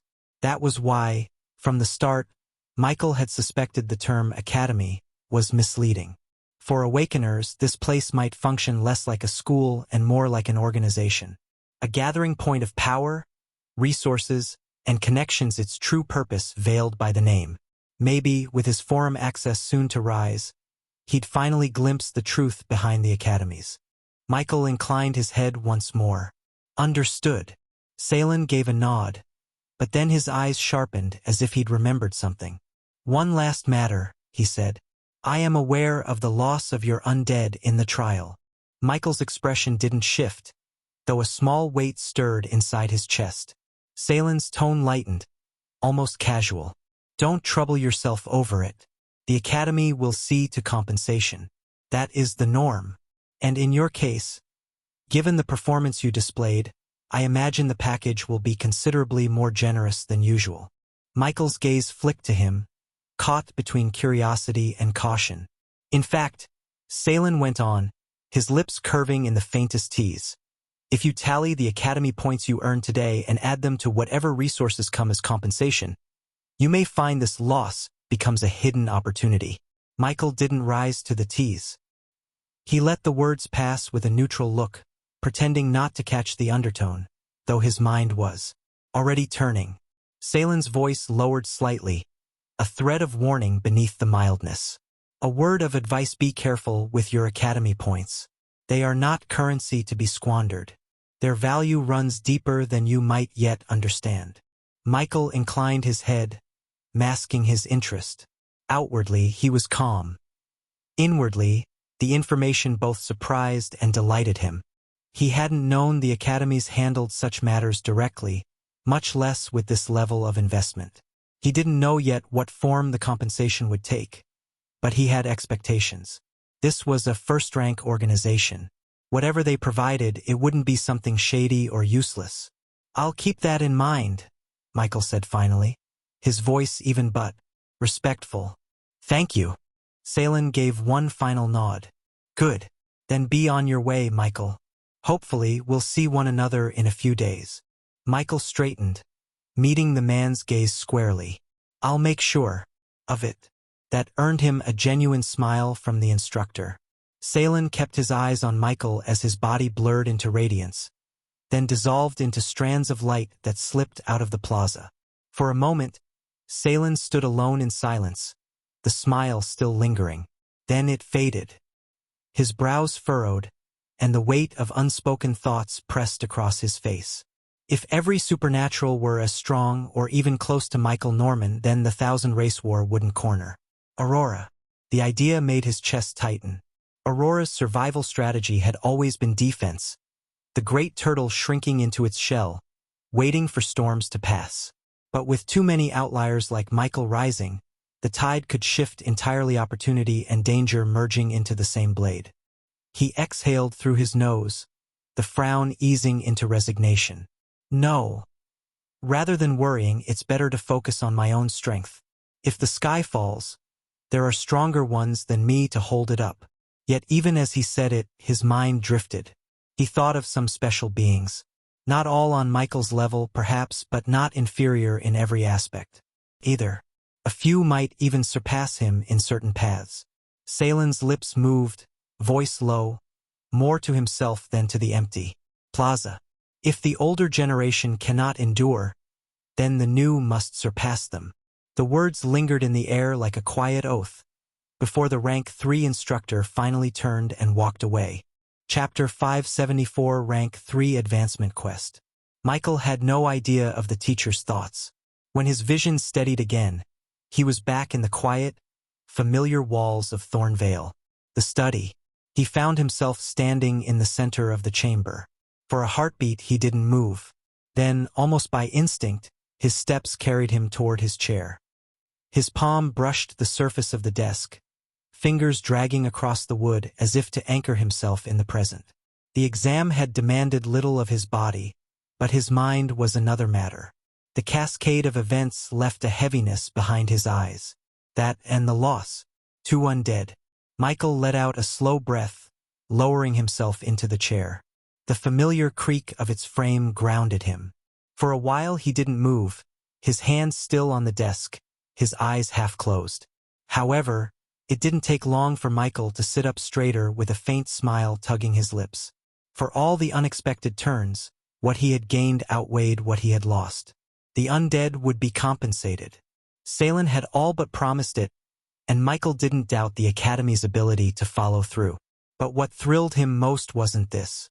When he had advanced to rank 2, Michael had expected the climb to be slow. The number of experience points he needed and his undead needed was massive. Worse, the limiter that throttled how much EXP he could harvest meant his progression would always lag behind. Yet, peak rank 2 already? The realization still seemed impossible, but it was nothing but the truth. A fact. Barely days after stepping into rank 2, he was already at the peak. Michael's delight flared, sharp and unrestrained for once. He couldn't deny the thrum of triumph in his chest. The kind of leap others would take years was met in days. And with that, a thought snapped into place. Since he was now at peak rank 2, the next step forward was rank 3. Michael's eyes lit with intent. For the first time since reaching level 50, Michael turned his focus to Class Advancement Quest. The panel flared to life before him. Class Advancement Quest. Quest 1. Have 5 rank 3 undead. Quest 2. Cultivate a law. Michael froze. 2 quests. This was the first time the system had ever shown him such a thing, and for a breath it unsettled him. But when he thought about it again, his surprise eased. Rank 3 wasn't just a step forward. From everything he had witnessed, it was the threshold where supernaturals turned into something else entirely. The first real transformation, a level where the word supernatural wasn't just a title but a truth. And every path reflected that. Whether it was cultivators or awakeners like himself below this level, there were wild gaps in strength. One system might seem superior, another inferior, advantages tilting one way or the other. But once they reached rank 3, all of them became terrifying. Differences remained, yes, but each path became valid. Each carried weight. In that light, it made sense. It was as if the system itself was saying, to step beyond, you must prove yourself. 5 rank 3 undead. And a law. Michael exhaled slowly, eyes fixed on the panel. The first task might be daunting for any other awakener, but not for him. A quest like this couldn't be easier. Michael wasn't surprised by its content either. He already knew that. From the very first class advancement quest, one could usually glimpse the shape of the ones to come. It wasn't set in stone, but it was more or less reliable. As for this particular quest, Michael had already completed it before it even appeared. After all, he already had 5 rank 3 undead. Lucky, Gale, Beginning, Lucy, and Prince. Unfortunately, had this been the only requirement and had he been satisfied with just this level of effort, he would have ascended to rank 3 immediately. Even if he aimed higher, Michael dared to say that within half a year he'd achieve it regardless. However, there was a second quest: cultivate a law. That was another matter entirely. His mind flashed to Gale's storm, Lucky's crushing weight, Beginning's peculiar radiance. Michael leaned back in his chair, lips pressing into a thin line. Though Michael knew of the existence of laws, he also knew enough to understand how distant they were from him. From everything he'd seen, cultivating one wasn't something done casually. Just because 5 of his undead possessed laws didn't mean it was any easier for him. That was the cruel irony. Their laws were born of his cheat-like talent, not from his own cultivation. If not for infinite evolution, they wouldn't have touched such heights this early. Unfortunately, Michael couldn't advance in rank through evolution the same way he evolved his undead. If it were otherwise, if he could treat himself as one more subject of his talent, then he would have been assured within half a year, rank 3 would be in his hands. The first step toward cultivating a law was far from Michael, a distant peak shrouded in mist. Yet he wasn't crushed by it. Though he had never considered himself special without his talent, he believed that if others could reach rank 3, then so could he. It would only be a matter of time, effort, and opportunity. Still, he knew that because of this requirement, his advance would not be swift. This wasn't a hurdle he could brute force. Michael exhaled, his gaze lingering on the panel. The system had laid out his road forward, and for the first time since he awakened, an advancement quest looked steep. But he didn't flinch. If rank 3 demanded more, then he would meet it. Michael let his concerns fade for now. His mind was already pulling him in another direction. His level had jumped by 10 during the exam. Not only had his stats climbed from the raw levels themselves, but, with the completion of quests stacked on top, his attributes surged even higher. And then there were the free points, hundreds of them, sitting unused, waiting for him to decide where to pour them. Chapter 575, An Idea. Status, Michael murmured. The panel bloomed before his eyes in threads of blue light, neat lines of text rearranging themselves into order. Name: Michael Norman. Rank: 2, max. Level: 5. J50. Talent: Infinite Evolution. Gift: Mark of Origin. Title: First in History Outliner. Class: Master Necromancer. Attributes: Strength: 592.75, plus 100. Agility: 632.71, plus 100. Constitution: 640.92, plus 100. Intelligence: 755.92, plus 100. Attribute points: 340. Michael leaned back in his chair, studying the numbers after excluding the ones his class and race gave with sharp eyes. The jump was staggering, even to him, if not for his soul growing stronger, granting him finer control over his body. A perk Michael had only discovered after advancing to rank 2, who knew what chaos his unchecked strength might have caused. Even now, his control was far from perfect. Day-to-day movements were manageable, but if he tried to throw a playful punch, he might just end up playfully killing someone. Now, Michael knew his strength could contend with someone deeper into rank 3. However, without a law, raw physicality had its ceiling. Still, he wasn't about to complain. Who would ever say no to more? The higher his attributes climbed now, the more terrifying they'd become once he advanced to rank 3. Perhaps by then, his body would reach an extreme level even within that rank. What made him happier still were the free attribute points. He had started with 150 after his advancement to rank 2 due to advancing 15 levels, 10 points each. Add to that the 90 he earned through quests, and the fresh 100 gained from his recent climb, and the total was staggering. 340 free points. Michael let out a low exhale, lips curving slightly. For other Awakeners, even if they hoarded their attribute points, it was rare for them to accumulate to this extent. It was only thanks to Michael's talent that he could afford to do so. Yet, Staring at this many points stirred something within him. These points could instantly strengthen him, but what if they could do more? What if he used them in combination with something greater? Michael couldn't help but wonder. If he evolved himself now, and then invested these points, even without advancing to rank 3 yet, would he gain the strength to face rank 3 creatures without relying on his undead? He hadn't forgotten that a high human was comparable to an extraordinary rank creature. If he pushed further, was it possible that his next race might be comparable to an epic grade creature? The thought alone made his heartbeat quicken, and once it entered his mind, it refused to leave. Maybe, just maybe, this could even be the key to understanding and cultivating a law.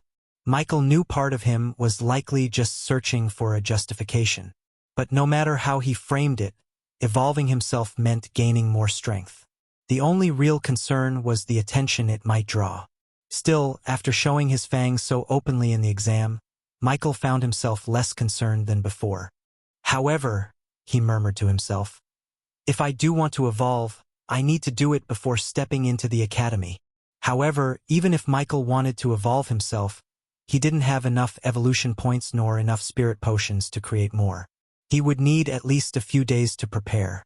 With a faint exhale, Michael pressed the thought down and let it settle at the back of his mind. After resting for a while and trying out the new spell he got from his increased intelligence, Mana Hand, Michael lifted his hand and summoned forth an item from his soul space. The damaged coffin of the forgotten. The 3-star epic grade item emerged and Michael's fingers brushed across its surface before he willed himself inside. The coffin's spatial space enveloped him in silence. Michael wanted to use this opportunity to further increase his control over his increased power. He spent hours inside, pushing, adjusting, molding his control into something steadier. The wild surge of attributes that had once threatened to spill from his grasp began to bend to his will. By the time he emerged again, it was already nighttime in Thornvale. Knowing there was nothing else to do here, Michael decided to spend time with a certain taboo undead on his and increase his knowledge on what may and may not be useful to him later. 3 hours later, in Aurora that was just as dark as Thornvale in the land of origin, Michael received 2 new emails. He sat upright at once. From their headers alone, he knew where they came from. The Awakener Academy and the Supers Association. No surprise there. Michael wasted no time. His finger hovered only a moment before he opened the first one, the one bearing the Academy's seal. It was from the Academy itself. A crisp, formal header unfurled. From Verant's Edge Academy Office of Admissions. Subject: Welcome to Verant's Edge.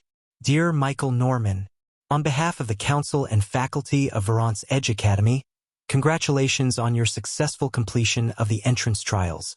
You are hereby admitted to the incoming cohort. Please review the following. Reporting date. Campus coordinates. *. For questions, contact admissions at Verant's Edge. Welcome to Verant's Edge. We look forward to your continued growth. Office of Admissions. Verant's Edge Academy. It was the customary sort of letter. The only thing that gave Michael pause was the location. The campus coordinates placed Verant's Edge Academy directly in the capital of his country. A small surprise, yes, but nothing more than that. The capital meant little to him. At most, it was just an "oh, so that's where it is" moment not worth dwelling on. He dismissed the thought easily and turned to the next message. The Supers Association. As the pace of the world went forward for Michael, so did it for itself. Soon, 3 days passed. /N. Sorry for the delay in chapters, guys. Real life stuff kidnapped me badly. Also, I'm going to start activity going fast pace in the story regularly while trying to not ruin the pace. If it's too fast, please do tell. Thanks for the continued support. Chapter 576, Another Evolution. A lot had happened in these 3 days. On the land of origin side, Michael had finally secured full control over Thornvale. The cleanup and repairs were no longer just ideas. They were already being set in motion. Roads were patched, walls reinforced, and the basics of governance reshaped under his hand. Yet Michael knew this was only the beginning. To truly ease the burden on his citizens, he would eventually need to purchase supplies from Aurora and funnel them into Thornvale. For now, though, his focus remained simple, and that was to strengthen the foundation first. If Thornvale's base was solid, then everything else would follow more easily. Even the wolves prowling outside his borders could wait until his house was in proper order. In Aurora, life was quieter, at least in theory. The truth was, Michael could hardly step outside without being recognized. His sudden rise had turned him into a public figure, and the stares, whispers, and interruptions followed him wherever he went. His first taste of fame was complicated, unpleasant in its intrusions, but pleasant in the way it affirmed his growth. Michael would never admit it out loud, but he couldn't deny that the recognition stirred something warm in his chest. Still, fame was the least of his concerns. In those days, he had achieved something far more important. Michael had secured another bulk of spirit potions. Not nearly as large as his last haul, which had boosted his evolution points past 8,000, but still enough. By his estimate, this batch would grant him around 2,000 points. And that was enough. Enough to evolve himself. The decision had already been made. Aside from Teacher Brian, no one knew his true race as a high human. But Michael had a feeling this secret wouldn't hold once he stepped into the academy. Rather than arrive there like he was now, he wanted to walk in a new state. Whatever came after, the future Michael would handle it. This evolution would be his step forward now. This wasn't the only thing Michael had accomplished. Thanks to his increased forum access, Michael now knew more than he ever had before. Not everything. Of course, the Supers Forum wasn't a place that laid out truths on a silver platter, but whenever he searched, answers began surfacing where before there had been walls. And with his current concerns weighing on him, Michael had only focused on two things: what the academies truly were and how one cultivated a law. Like he had suspected, cultivator academies functioned as genuine schools. They trained, instructed, and passed down techniques. But for Awakeners, it was different. Not a school. Not quite an organization either. Something else. A gathering of Awakeners for one purpose: to fight. But fight what? That was the question. The answer was uglier up close. It wasn't mere skirmishes, but a campaign for dominion. A war so broad that multiple civilizations across the cosmos bled into. A race war. And the academies, cultivator and awakener alike, stood as the Federation's cultivated edge, supplying trained force to defend their realm. Reading that, Michael felt his chest grow heavy. This wasn't some safe simulation. It was a war fought in your real body, with real death at the end of a mistake. Yet he wasn't as afraid as he'd imagined he might be. Maybe it was because of the knowledge of his own strength. Or maybe it was the simple uselessness of fear when the road ahead didn't fork. Either way, the conclusion he'd been circling clicked into place. Evolve. If the battlefield demanded more than he had, then he would bring more to the battlefield. More strength for himself, not just through his undead. If the academies were garrisons, then rank 3 wouldn't wait for him. He had to chase it. And if evolution shaved a layer off the gap, even before he touched a law, then the choice wasn't really a choice at all. The second half of Michael's search led to a deeper and far more abstract revelation. Law cultivation. It was nothing like mastering a skill. The answer he found came cloaked in philosophy and fragmented explanations. None of them direct, but all circling a singular truth. To cultivate a law was to comprehend a piece of the universe. To take hold of it, one first had to understand it. To observe how a principle governed all things and then, through will and insight, carve a sliver of that order into the soul.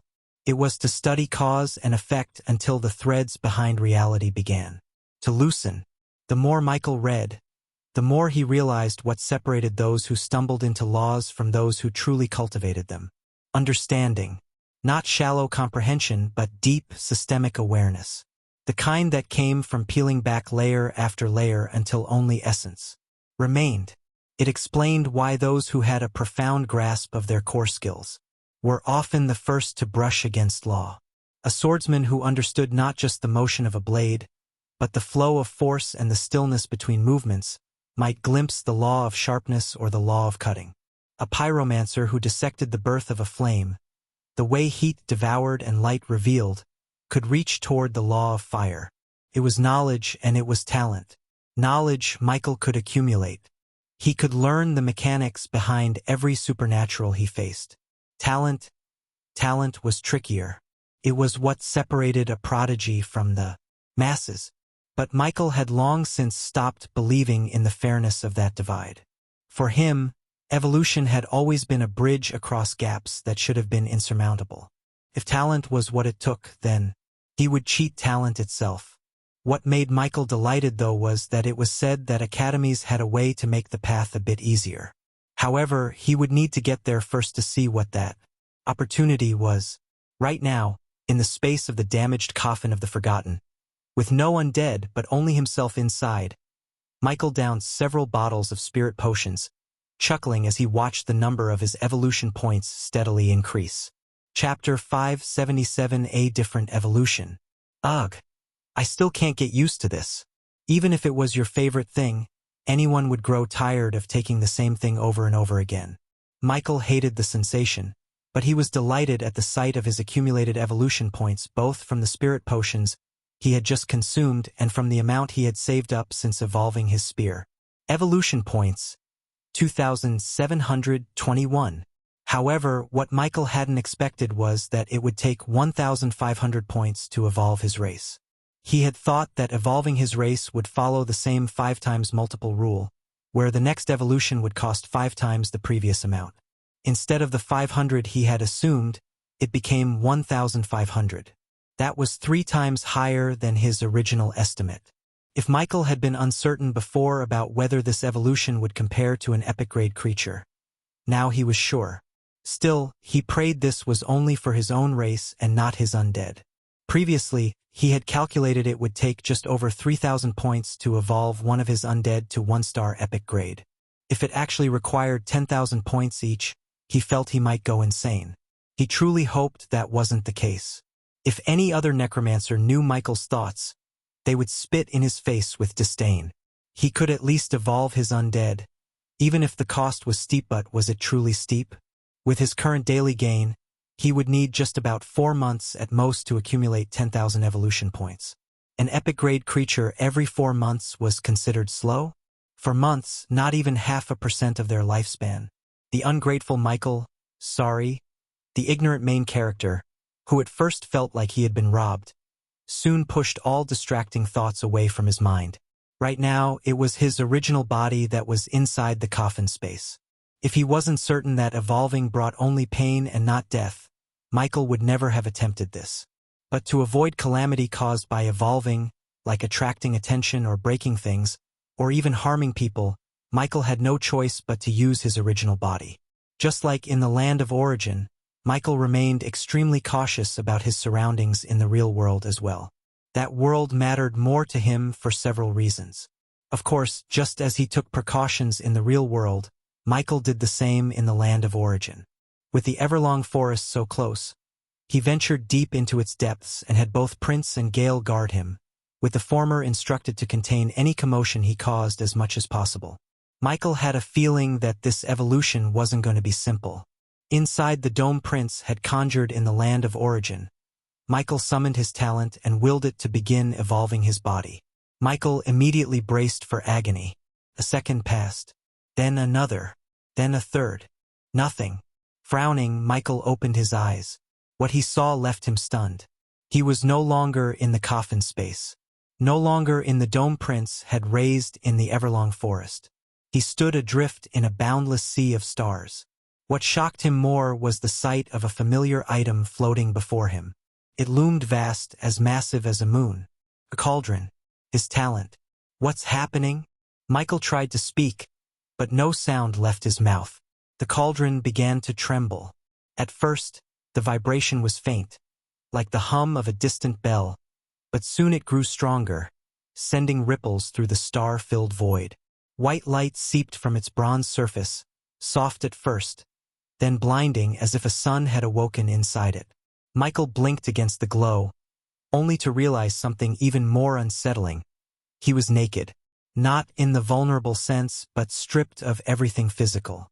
He could feel his body, and yet, it wasn't a body.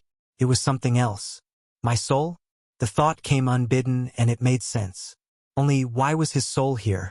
And more importantly, why was his talent something that should have been nested deep inside his soul standing before him as if it had taken on a life of its own? He didn't have time to answer the question. The cauldron's light surged, erupting like a tidal wave. Engravings Michael had never noticed before lit up across its bronze-hide mountains, rising, beasts roaring, humans kneeling, gods descending. Each image seemed alive, moving in sequence, like an ancient story unfurling in fragments.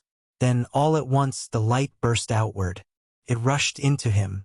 His consciousness buckled, his vision blurred. Soon Michael lost consciousness, or rather, half-lost consciousness.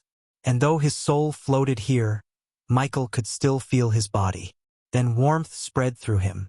It wasn't the sharp, tearing agony of every evolution he had seen and the one he endured. Warmth deepened into drowsiness. His eyelids grew heavy, not in body, but in soul. It wasn't his choice, it was an involuntary pull, a tide dragging him down into slumber.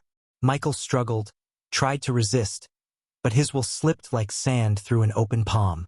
The last thought he clung to made his chest tighten. Was it wise to step into this without testing it first? If he had let one of his undead attempt this path before him, he might have known what awaited. Now all he could do was surrender to the unknown. The starlit void blurred.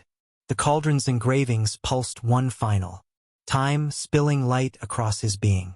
And Michael fell asleep. What Michael did not know was that, outside the starry void, his true body had begun to change. First came the light, not the blistering flare that once burned the eyes of anyone nearby, but a calm radiance that seeped from his skin, making his whole form look carved from dawn. Then the runes appeared. They rose one by one and started appearing in mid-air around him. The sight would have been peaceful if not for the mana. It came in quiet floods from every direction. Gale stood at a distance with arms folded and eyes narrowed. Prince kept his hands splayed, maintaining the dome, and let a second shell form inside the first to bleed off pressure. The barrier trembled as if listening.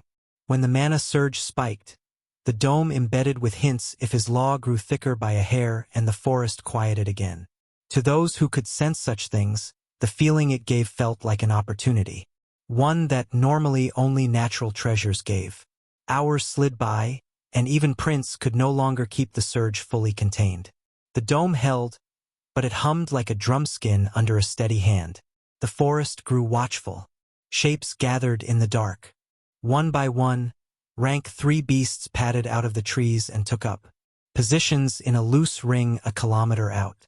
They didn't do anything and simply watched the dome. If this had happened hours ago, Prince and Gale might not have understood what drew them, but now they did. They could not name the pattern of it, but they could feel it. Michael's change was tugging at the rules behind the world. Laws. By standing near him, both Prince and Gale felt their own paths sharpen. Insights that would have taken months to tease apart came forward like inked bold. It was as if the air around Michael had become a classroom and a shrine at once. The monsters felt it too. But to them, the current Michael was nothing less than a treasure that had not yet been harvested. This was the reason why none of them had attacked yet. They were waiting for him to bloom. Prince adjusted the inner shell and glanced at Gale. They have not moved yet. They will the instant he wakes, Gale said. Inside the dome, runes continued to circle Michael like slow stars. The calm glow on his skin did not fade. Mana streamed in from everywhere, then vanished into him without a ripple. Like this, the first day passed. The dome still held, but the forest outside had grown heavy with the number of rank 3 monsters watching from the shadows had swelled to nearly 24. By the second day, that number doubled. Almost 24 beasts. Now ringed the dome. Serpents coiled around trees. Avians perched like gargoyles. Horned predators crouched low. The circle tightened without a single roar. All of them stared, all of them waiting.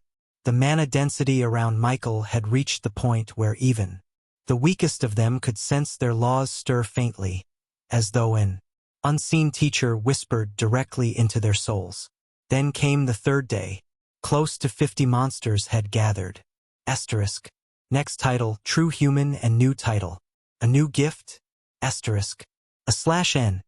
Sorry for the slow chapter update, guys. I'll make it up with tomorrow's chapter release. Thanks for reading and see you tomorrow. Also, Lucky Art is out on Discord, but I'll paste it here under the comment section. Chapter 578 True Human. New titles. Compared to the first day, this time the monsters around seemed restless. Their breathing was heavier. Their claws dug grooves into the soil, and their eyes flickered with a light that was far from calm. Prince and Gale were restless too, though for an entirely different reason. For the beasts, it was hunger for the fruit before them. They could feel that the treasure they waited for was about to bloom, and if they could seize even a fraction of it, their paths would advance by leaps and bounds. That was enough to drive them half-mad with anticipation. For Prince and Gale it was dread. Though they had laws more profound than their peers, and though their strength eclipsed what their level suggested, the truth was simple. They were still only two. Facing close to 5 dozen rank 3 monsters was suicide. Just like Michael had once suspected, his undead were beginning to change. The more intelligent they became, the longer they spent in places outside the netherworld or his storage space, where time either stopped or trickled too slowly, the more individuality they began to emit. It was like now. Before, Prince and Gale would have simply stood still like silent guardians, willing to die before their master without hesitation or thought. But now they were different. Their instincts remained the same, but their minds stirred. It wasn't that they wouldn't die for their master. They would do so without hesitation, but now it wasn't like before when they died and that was it. They wanted to make sure that even if they died, their master would still be safe. This was the cost of intelligence. Even without full emotions, it was mimicked by intelligence, and as intelligent beings they became more complex. This had its good and bad points, but it would be up to Michael to decide which parts were good and which were bad. Like that, the third day pressed on, with 50 predators and 2 guardians circling one silent man whose body glowed like dawn. Prince could stop the light but not the radiance. Though it had only been barely 3 days, the situation around Michael had already brought gains that were nothing short of extraordinary. Prince and Gale weren't even fully cultivating. They stood as guardians, suppressing the commotion and holding the dome in place, yet the benefits they reaped were undeniable. 3 days, and each of them had leveled 3 times. Even the monsters lingering outside, waiting for Michael to bloom, had received their own benefits to varying degrees. And this was only the surface reward from the initial overflow. If they took time later to digest it properly, they knew the results would be even greater, even if slightly reduced compared to this torrent. But the point was clear. If these gains were merely scraps, leftovers leaking from Michael's transformation, then how unfathomably profitable would the source itself be? The realization made Prince tense, Gale tense. They understood, as did the 50 monsters crowding the forest edge, that the man/fruit glowing inside the dome was a treasure. And treasures, once they bloomed, were always fought over. For treasures like this, even if blood had to be shed, it will. Night fell, and the change was impossible to hide any longer. The light streaming from Michael's body pierced even Prince's layered dome. Threads of brilliance bled outward until the barrier itself began to shine, fractured seams glowing like molten cracks. Then the sky shifted. The once muted heavens suddenly bloomed with stars, brighter and sharper than before, as if pulled into resonance with the man below. Strands of starlight broke free, falling gently from above until they draped the dome in a celestial veil. Every monster watching froze. Their breaths grew shallow. Claws dug deeper into the soil. Not one dared to move because they all understood what it meant. The moment the light stopped, the fruit would have bloomed. Anticipation tightened the ring around the dome. What none of the monsters knew was that, deep within the starry void, the cause of this phenomenon had already stirred. In the land of origin, Michael's eyes flickered open. For a moment, he didn't know where he was. The last thing he remembered was that strange starry space, the cauldron, the light, the warmth that had dragged him into slumber. How long had he been out? Michael couldn't tell. His mind said hours, maybe a day, but the heaviness in his soul whispered longer. His body felt different, heavier and lighter at once, as though time itself had pressed against him.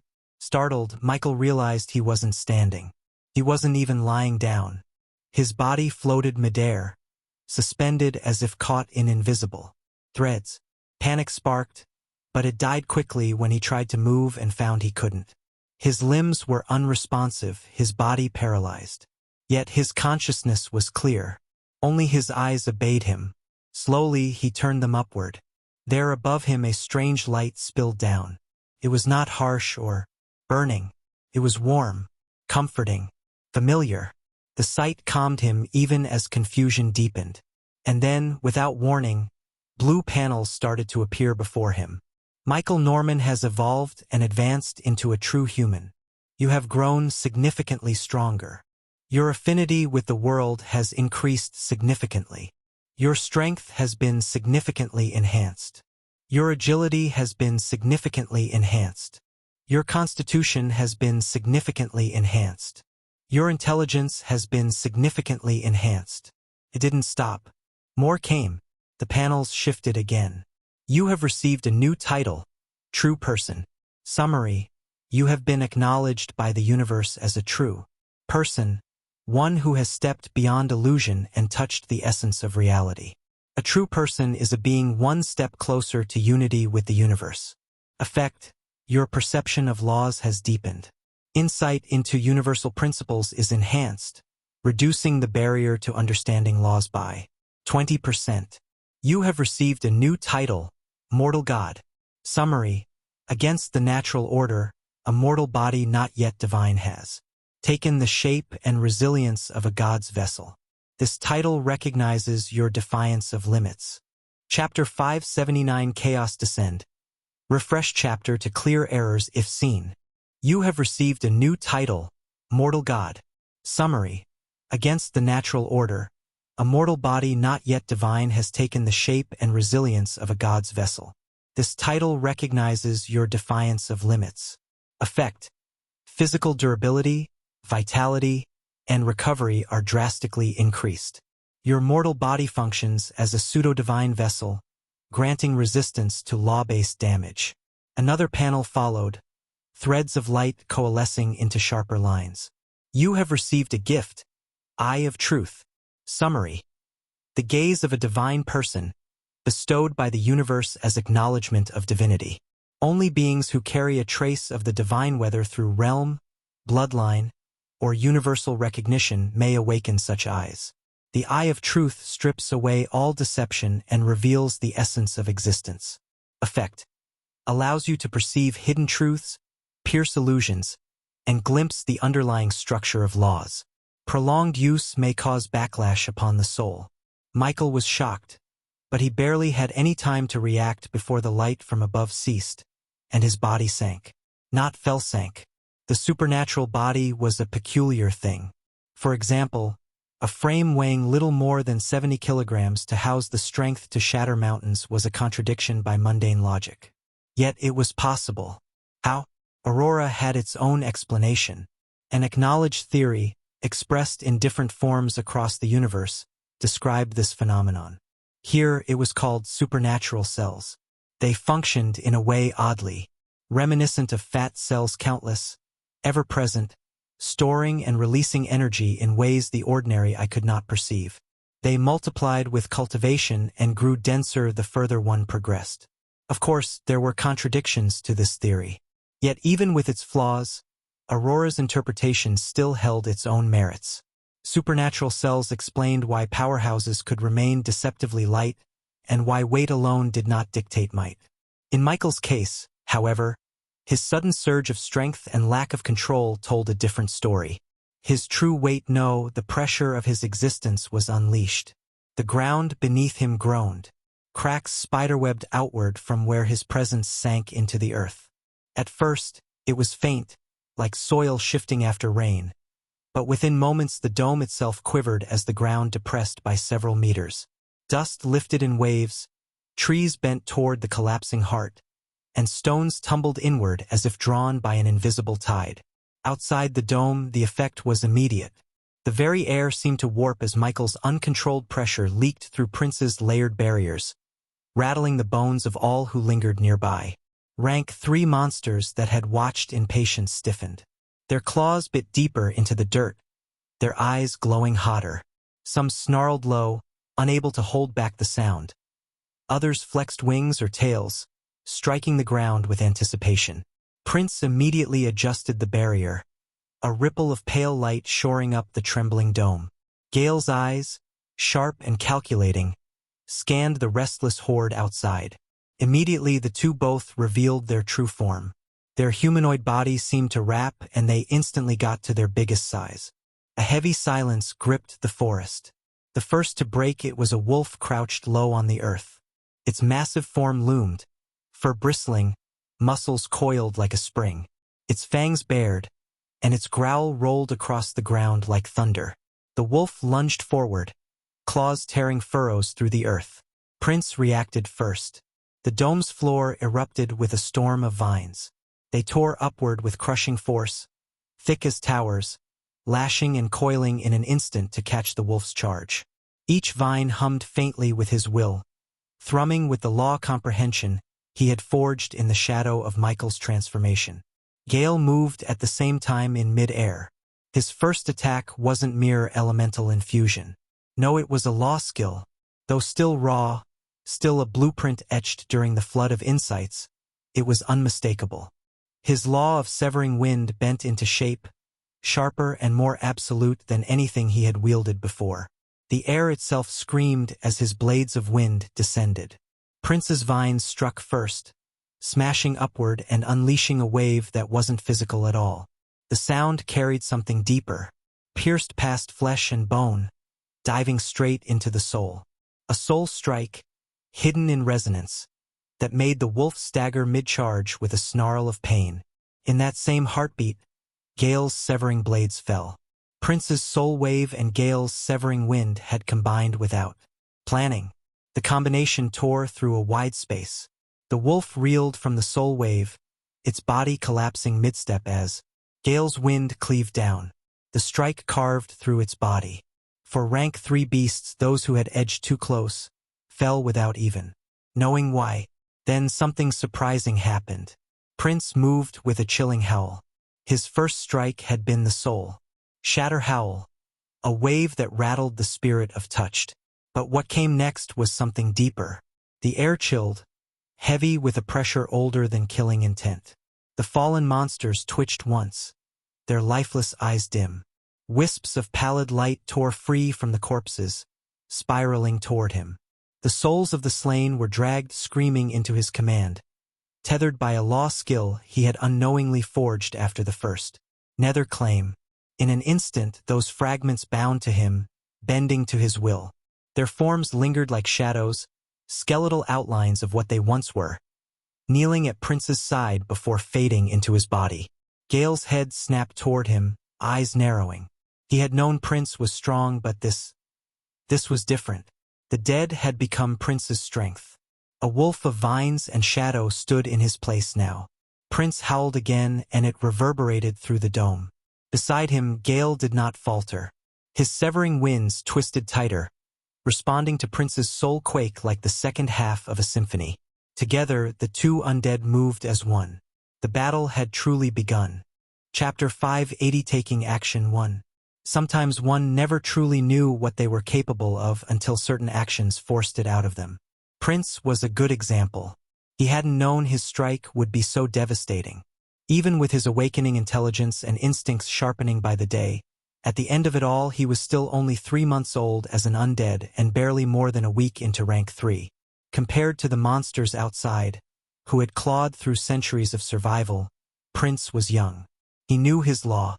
He knew his skill couldn't be weak. But this exceeded his own expectations. The 6 soul shadows he had managed to wrench into being through Netherclaim were proof enough. Each one carried barely half the strength they'd possessed in life. The other half of their essence had been condensed into vessels capable of holding their souls. Yet even so, 50% of a rank 3 was still a rank 3 and standing beside Gale, Their movements directed by instinct and reinforced by Prince's resonance, they made an impact. The horde shifted. Monsters growled and screeched, their frenzy deepening. They had waited too long. The fruit has ripened, and these two guardians were no longer passive shields. Prince's shadows struck first, lashing out in jagged motions that sent beasts tumbling back. Gale followed, his severing winds weaving like invisible guillotines, shearing through horns and tails, carving open the sky itself. But then came the retaliation. The monsters outside could not afford to hesitate any longer. Laws flared in the dark like beacons. Flame that burned hotter than magma. Poison that wilted trees at a glance. Blades of earth and spears of water. Wrapped in fragments of truth each beast had clawed for over decades. The forest roared alive. Prince staggered under the weight of it, his vines shredding and regrowing in frantic waves. Gale's wind screamed back, cutting through. Yet every exchange cost them dearly. They weren't fools. The monsters weren't mad enough to throw themselves recklessly into the front just to open a path for others. Each strike was cautious, probing, every beast trying to edge a step closer without being the one to pay the price. Still, Prince and Gale knew the truth. Even with the shadows, even with their law skills, even with the insights Michael's transformation had gifted them, this storm of rank 3s could not be held forever. At most, they had minutes. Minutes before they would be drowned in a tide of laws. Minutes before their master, if something didn't change, was swallowed whole. And so, they fought not just with strength, but with desperation. Michael's eyes, still hazy from the panels that had just appeared, twitched as the muffled echoes of battle reached him. Almost without realizing it, his senses spilled outward. What he saw nearly threw his soul out of his body. Around him just beyond the dome Prince had raised were monsters, dozens of them, more than 4 dozen, each radiating the oppressive aura of rank 3. Wolves with eyes like molten coals, birds, whose wings tore the air apart with every beat, hulking forms that bent trees just by shifting their weight. Some were stronger than others, but all carried the unmistakable power of law within their flesh and blood. And in the middle of it all were his undead Prince and Gale, struggling like sparks in a storm. Vines as wide as pillars tore through the ground, snapping bones and scattering beasts, only to be burned by firestorms and cut down by blades of stone. Winds screamed overhead, shredding wings and carving trails of blood through scale and fur, but already fresh laws surged to counter them. So many. Michael's gaze snapped back to the wolf and the griffin who fought for him. Prince howled again, his shadowy soul soldiers leaping into the fray, their half-formed bodies grappling beasts twice their size. Gale's severing winds bent sharper, cutting in rhythm with the vines, as though the two were born to fight together. They were buying him time. Though Michael didn't know what was happening, he didn't even understand what changes came with evolving yet. This didn't mean he could dally-daddle. He forced his limbs to obey. The first step was heavy, far heavier than it should have been. His foot sank into the soil with a crack, the ground caving as though unable to bear his weight. Dust lifted around his ankle, stones popping loose and rolling into the crater his step had left. Michael grimaced. He tried again. Another step, another crater. His body wasn't just heavy, it was oppressive, like dragging a mountain bound to his soul. Every motion drew the earth down with him, but he moved. One step, then another. Every time his foot touched the ground, the dome trembled, quakes, rippling outward as if the land itself was rebelling against his presence. Michael didn't stop. His breath came harsh, but his eyes locked on the wall of the dome. Ahead, behind it, he could sense Prince's howl vibrating the air, Gale's wind trying to cut another monster down. Just a little more. Step after sinking step, his body pressed lower into the earth, his calves half buried now.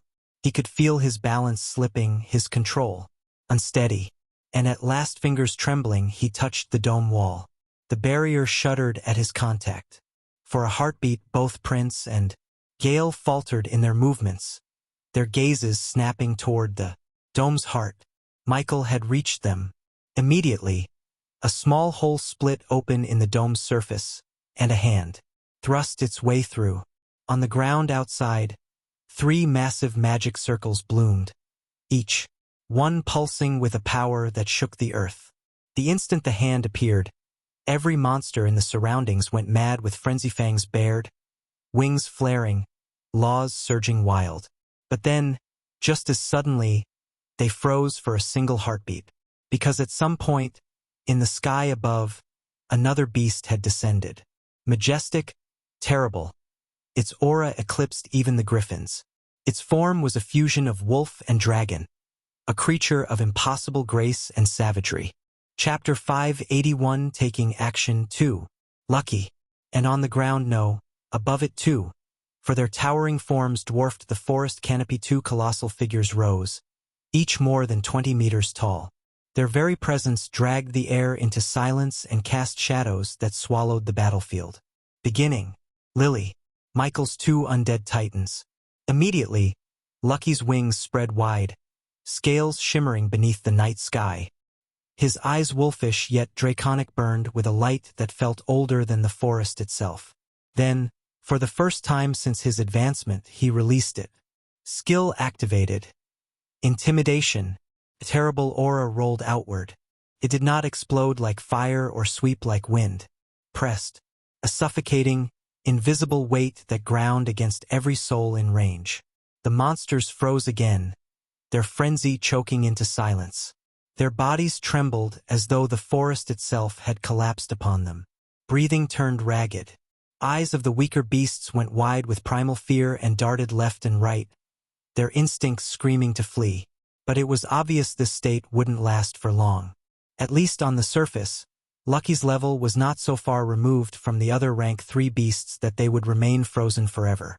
Given enough time, they would shake off the fear clawing at their souls and surge back into frenzy.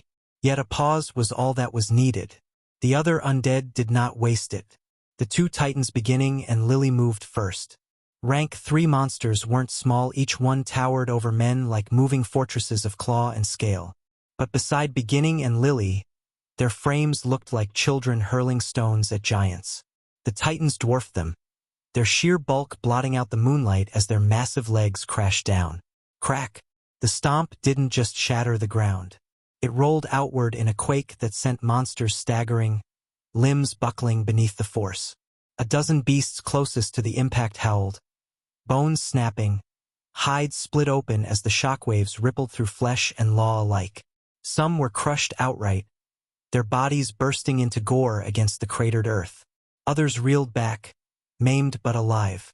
Beginning didn't hesitate. His colossal arm swept sideways, a strike wide enough to flatten boulders.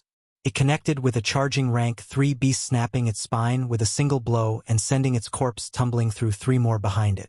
Lily followed, her fists hammering down in a brutal rhythm that turned the battlefield into a war drum. Each strike gouged trenches into the ground and sent geysers of soil and shattered trees into the air. 2 more beasts were caught beneath her blows, their skulls crumpling like wet clay. Blood sprayed, bones cracked. The titans were not graceful. They were calamities given form. Prince seized the moment. His vines writhed out like spears, latching onto the wounded rank 3's Lily had floored. The soul shatter howl ripped free again, staggering their spirits, before the writhing roots dragged their twitching bodies into his grasp. In the same instant, Netherclaim ignited, their souls torn screaming into shadows that fused with his frame. Gale's eyes flashed, his severing wind answering Prince's momentum. He targeted the monsters. Beginning had injured blades of absolute, air slicing through their exposed wounds. Flesh parted cleanly, blood spraying in arcs as bodies collapsed under his merciless precision. Lucky descended at last, his wings folding in tight arcs of shadowed brilliance as his jaws parted. A green-black glow built in his throat, and the air warped with the sickly promise of venomous flame. But before he could release it, "Stop!" Prince's voice, sharp and guttural, tore across the battlefield like a flash. Lucky's glow flickered. For a heartbeat, his wolf draconic eyes wavered, confusion and instinct clashing. Then something clicked. His Gaze darted to the dome. Master. Poison fire would scorch everything. Allies, enemies, it didn't matter. And in this storm, friendly fire was not allowed. The glow died in his throat with a crackling hiss, replaced instead by a roar so deep it rattled the stars above. His wings flared again, and the poison flame he had been about to spew turned inward, transmuted into pure elemental fury. Lucky dived. Instead of a venomous breath, he exhaled a torrent of crushing fire. The fire was no longer tainted with venom. It was pure, raw destruction flames so hot the air warped and snapped around them. Lucky roared out in a sweeping arc, a dragon's breath given form, and slammed into the forest floor. The blast carved a swath through the battlefield. Dozens of trees ignited at once, and the rank 3 monsters caught within the torrent were hurled back, their scales and hides blackening under the onslaught. The fire wasn't poison, but it didn't need to be. It carried Lucky's weight, his law, his will. The first rank of beasts shrieked in agony as the inferno engulfed them, wings reduced to brittle frames of ash, fur burning away in streaks of black smoke. But they didn't fall alone. Prince and Gale moved in immediately, exploiting the devastation. Vines, sharper and faster now with the shadows he had bound, lashed through scorched beasts, piercing them like skewers. Their bodies convulsed as Nether Claim activated once more. Their souls ripped into fragments before their corpses even hit the ground. At the same time, Gale's severing winds bent the blaze itself, weaving through the burning smoke like invisible guillotines. His blades carved deeper wounds into the staggering monsters, splitting their armor like scales where the fire had already weakened them. The Titans did not wait either. Beginning barreled forward, each step quaking the battlefield. His colossal arm swung down, and a beast the size of a boulder was smashed flat against the earth, its body sinking into the crater as blood sprayed upward. Lily's fists thundered beside him, every strike breaking bones and caving bodies as though she were crushing clay dolls. The 5 undead moved like a single organism. The first clash ended in slaughter not of the undead, but of the rank 3 monsters. Dozens had surrounded the dome. Now, in the wake of that first exchange, at least 10 corpses lay broken, charred, or dismembered across the forest floor. Their blood hissed in Lucky's flames, their souls screaming as Prince devoured them into shadows. The horde, once boiling with frenzy, staggered back. But it was far from over. Chapter 582 Taking Action 3. The surviving rank 3s steadied themselves, their laws igniting one after another. Out of the nearly 6 monsters, only 30 remained. As if following some unspoken order, the 30 split evenly into groups of 6 each set, claiming a single undead as their opponent. The monsters didn't want the aftermath of their clash to spill over and damage the treasure at the dome's center. So, without hesitation, they pulled apart, opening space for their chosen battles. Rank 3 monsters were all capable of flight and stepping into the void. With a surge of power, the battlefield fractured as they vanished, dragging their duels into the first layer of the void, an eerie realm where the world itself looked like an illusion. There, they existed in 2 places at once, still in the world, yet also hidden in the veil of the void. Michael's breath hitched as the battlefield split apart. He had known rank 3s were destructive, but knowing and seeing were 2 different things. When rank 3 monsters went all out, it wasn't a battle anymore, it was a calamity show. The sky itself had changed. Threads of light and shadow bled through the heavens, distorted by laws clashing in the first layer of the void. Each strike painted the horizon. For a heartbeat, a thought came: run. If he fled now, the void battles would rage on. His undead, bound by contract, would return to him eventually. All he had to do was slip away in the chaos and escape the eyes of the monsters. But the thought died as quickly as it came, because he felt them, all 30 of the monster gazes. Michael's chest rose and fell heavy as his eyes darted across the colorful sky. Michael knew his undead weren't weak. Gale's severing wind, he already knew, could cut through a lot of things. Beginning, he suspected, carried the greatest strength among his rank 3s. Even if temporary, Michael had always thought beginning would be the most terrifying of them. But Lucky and Prince, they had blindsided him. Lucky's aura alone had frozen a dozen rank 3 monsters in place, and his draconic flames, untainted by venom yet far more destructive, looked nothing like the creature Michael had first raised. That was no wolf-drake hybrid anymore. That was a calamity beast in the making. And Prince, Michael's fingers trembled against the dome wall. He wanted to think more about it, to unravel how Prince's law functioned, what it could mean for their future. But he couldn't. This wasn't the time. Somehow, Michael could already guess that these monsters were here because of him. Michael sucked in a sharp breath, jaw clenched, his gaze lifting again to the warped, colorful sky above. The void shimmered there, laws clashing and folding into illusions that painted the world in impossible hues. Every pulse of energy from above hammered into him. Michael's heart pounded with urgency. I have to think of a solution now.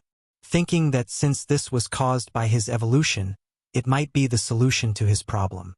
Subconsciously, Michael called out his status. Name: Michael Norman.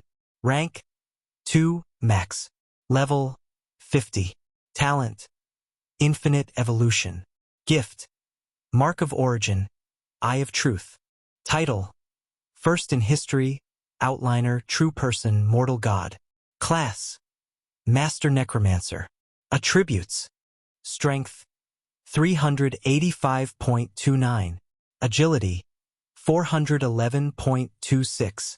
Constitution: 416.60. Intelligence: 491.35. Attribute points: 340. Contract slots: 122/500. Skills: Undead Summoning, Undead Revival. Genesis Body. Michael's eyes skimmed the panel, his pupils dilating. Immediately, he noticed something strange. His stats were lower visibly, at least, but his body told him the opposite. He wasn't weaker. He was stronger, much stronger. His mind, sharpened by his heightened intelligence, pieced it together in an instant. His race had changed. True human. The difference wasn't in numbers, it was in substance. If a high human and a true human both had the same stats, the latter would crush the former with overwhelming ease. 2 times. No, perhaps even more. Michael could feel it in his bones. The system's numbers hadn't lessened him. They had redefined him. And yet, as monumental as that was, he knew this wasn't the most shocking part of his status. The gifts, the titles, the shift of his entire existence, they were matters too vast to contemplate right now. He forced the thought down. His lips pressed into a grim line, because the battlefield outside did not pause for his realizations. The sky above writhed with color, laws tearing into each other in the first layer of the void. Each clash bled through the veil. Michael focused on his status, and there was one thing that immediately caught his attention due to the current situation. A title. Title: Mortal God.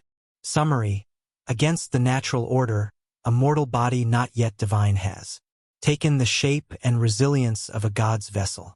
This title recognizes your defiance of limits. Effect: Physical durability, vitality, and recovery are drastically increased. Your mortal body functions as a pseudo-divine vessel, granting resistance to law-based damage. There was one thing Michael had wondered about the result of his evolution, and that was if it would finally give him the strength to face a rank 3 in a true fight. Physically, he knew he could. His body, even before this evolution, could crush ordinary rank 3 creatures if it came down to brute force. But the moment they used their laws, the tide turned. Laws twisted the battlefield itself, made flesh and bone meaningless. Against that, even he had been helpless. Yet now, staring at the new title glowing on his panel, Michael felt something stirred deep in his core. Title: Mortal God. Michael's chest tightened as he read. Resistance to law-based damage. Was this it? The answer to the question he had been asking all along? The bridge between body and law? The numbers on the panel might have fallen, but the feeling in his blood told another story. Each breath filled him with force. Michael flexed his fingers, the dome wall trembling at his touch. Chapter 583 Supreme Change. Taking a deep breath and floating up in mid-air to avoid causing a commotion with his strength, Michael returned his senses to the sky. Rank 3 creatures. A part of him now felt he could face them. Michael was quite cautious in nature, but when the time came to be decisive, he often did so with surprising resolve. As he couldn't enter the void, Michael couldn't join his undead there. But he knew that as long as he made a movement, those monsters would descend. And so he did. Michael made a move. Michael drew back his arm and shoved. The dome wall screamed under his push, light fracturing into jagged seams before tearing apart with a thunderous crack. The ground quaked as Michael's body surged upward, bursting free of the barrier in a rush of displaced air. For the first time since his evolution, he stood fully outside, his presence no longer hidden. The forest reacted instantly. Every monster's head snapped toward him. One of them, a boar-like beast the size of a fortress, broke from the void first. Its tusks jutted like mountain peaks, its bulk shaking the air as it launched forward with terrifying speed. But Michael didn't feel fear. If anything, he felt strange. His eyes locked on the charging mass, and to his surprise, the creature's movements looked sluggish. Michael's fingers rose, mana surging. The first thought that came to his mind was to halt the beast charge. The first spell that came to mind was Magic Arrow. A simple attack. One he had cast 1,000 times and was already nearing advanced mastery. Michael's hand moved on reflex, fingers sketching the familiar circle in the air. But halfway through the motion, something clicked. His instincts shifted. Reasoning that wasn't his yet was slid into place. And before his circle could fully form, the mana moved on its own. A spear of condensed light ripped itself into existence before him, humming with power. He hadn't finished drawing. He hadn't even focused. It was just there. Michael's eyes widened. The arrow shimmered with raw mana, but before he could even release it, something stirred in his chest. Almost on instinct, another reasoning flowed into his mind, alien yet natural, as if it had always been there waiting for this moment. Without conscious thought, he channeled it. The arrow twisted. Mana bled darker, the radiant spear dimming until its surface turned pitch black. It didn't lose its brilliance. Instead, it carried a suffocating sharpness that made the air itself recoil. If Gale had been there to witness it, the griffin would have stared in shock. Because threaded through that arrow wasn't just mana anymore, it was a trace of law. And not just any trace, but one frighteningly close to his own severing wind. The black arrow vibrated, its edge humming with a resonance that bent the air. Each flicker across its surface carried a promise of division, of cutting through not just flesh but the very essence of the target. What was even more shocking was the sheer size of the arrow. Michael had used no more mana than usual, about the same amount. He had always funneled into the spell. Yet the result was utterly different. This was no slim projectile of condensed force, but a spear-like arrow, longer than he was tall and as wide as a man's torso, its edges jagged with black light. It wasn't more mana. It was purer mana. Michael didn't hesitate. He hurled the spell towards its intended target. The black arrow screamed through the air. It didn't whistle like ordinary projectiles. It tore space apart, a low, keening shriek. Following its path, the charging boar monster bellowed, tusks lowering to meet the strike head-on. Its body glowed with law, a crust of hardened earth forming over its hide. But when the arrow struck, the world split. The beast's law shield fractured like glass, shattering into shards of dim light. The arrow did not slow. It sheared straight through flesh, bone, and soul alike, the boar's massive body skewered from snout to spine. For an instant, silence. Then the boar toppled with a thunderous crash, its bulk smashing through trees, tusks gouging trenches into the ground before it stilled. His body convulsed once and then fell lifeless. Michael's chest rose and fell, his expression unreadable. A simple spell, one he had cast countless times. Yet with nothing but instinct and this new body, it had become something else entirely. The forest around him quieted for a beat. Even the rank 3s in the void hesitated, their gazes sharpening, flickering with unease. Michael looked down at his own hand, fingers trembling faintly. "So this is what it means," he murmured, his voice low, "to defy the natural order. Your understanding of magic arrow has increased significantly. Magic arrow has reached advanced mastery. Through refinement of mana and a flash of enlightenment, you have comprehended a new skill. Death arrow?" Michael felt overwhelmed, but he didn't have time to think as two other monsters emerged from the void by his side in a coordinated sneak attack. A serpent beast with scales darker than midnight slithered from the tier, its fangs dripping poison that hissed against the very air. To his left, a lion-shaped abomination burst forth, its mane a crown of flame that twisted into spears with every movement. Both struck in unison, one lunging for his upper body and the other for his lower body. It was like the two just wanted a bite of him. Michael's body moved before his mind caught up. His fist clenched and he swung. The punch didn't strike the serpent or the lion directly, it struck the air itself. Boom! The world shuddered. Space rippled outward like shattered glass, and both monsters froze mid-attack. The serpent's body convulsed violently, scales cracking as invisible force ruptured its insides. The lion's paw halted halfway, bones in its limbs snapping like twigs before its entire frame was hurled backward. Then, crack! Both monsters exploded in unison, their bodies torn apart in a storm of blood and fragments. The shockwave rolled across the battlefield, uprooting trees and rattling the air, as if Michael's punch had demanded the world yield before him. Michael blinked, staring at his trembling fist. He hadn't cast a spell. He hadn't summoned a circle. He had simply punched. Chapter 584 Chaos 1. Michael was shocked. Before his evolution, he knew he was strong enough to defeat rank 3 monsters physically, at least the weaker ones, in their early stages. But never in his wildest thoughts did he imagine he could blow 2 apart with a single punch each. What kind of power was this? Michael's chest rose and fell sharply, his heart pounding against his ribs. His mind spun. He clenched his fist again, staring at the faint tremor in his knuckles. Michael was in intense shock.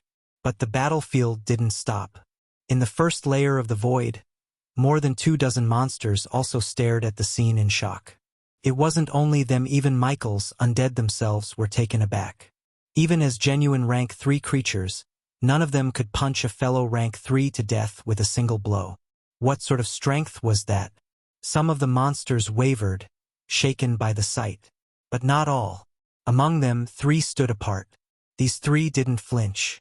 The weakest of them radiated at level 63, while the strongest pressed at level 67. At least in terms of levels, they surpassed Michael's undead. Like his own evolved creatures, these 3 weren't mere beasts. They were intelligent, if not more so, having survived for decades as leaders among monsters.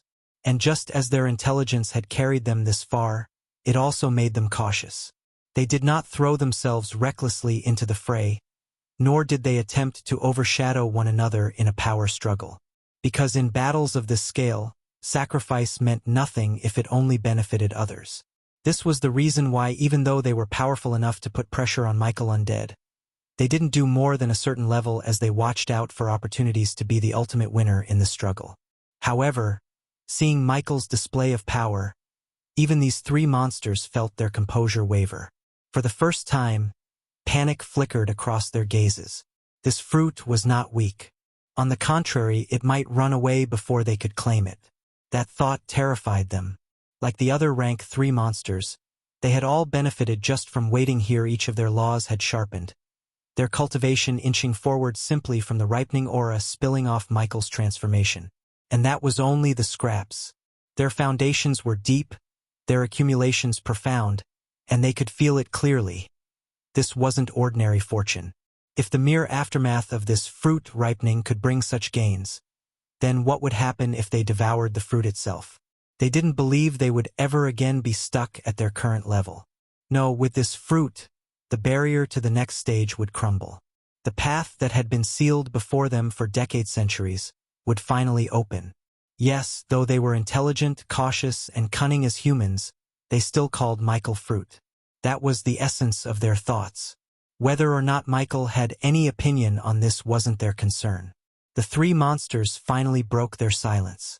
Their voices rolled across the battlefield, searing into the minds of every creature present.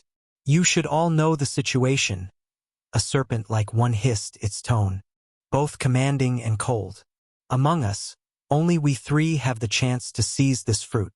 The lion-shaped abomination growled, its mane flaring into burning spears.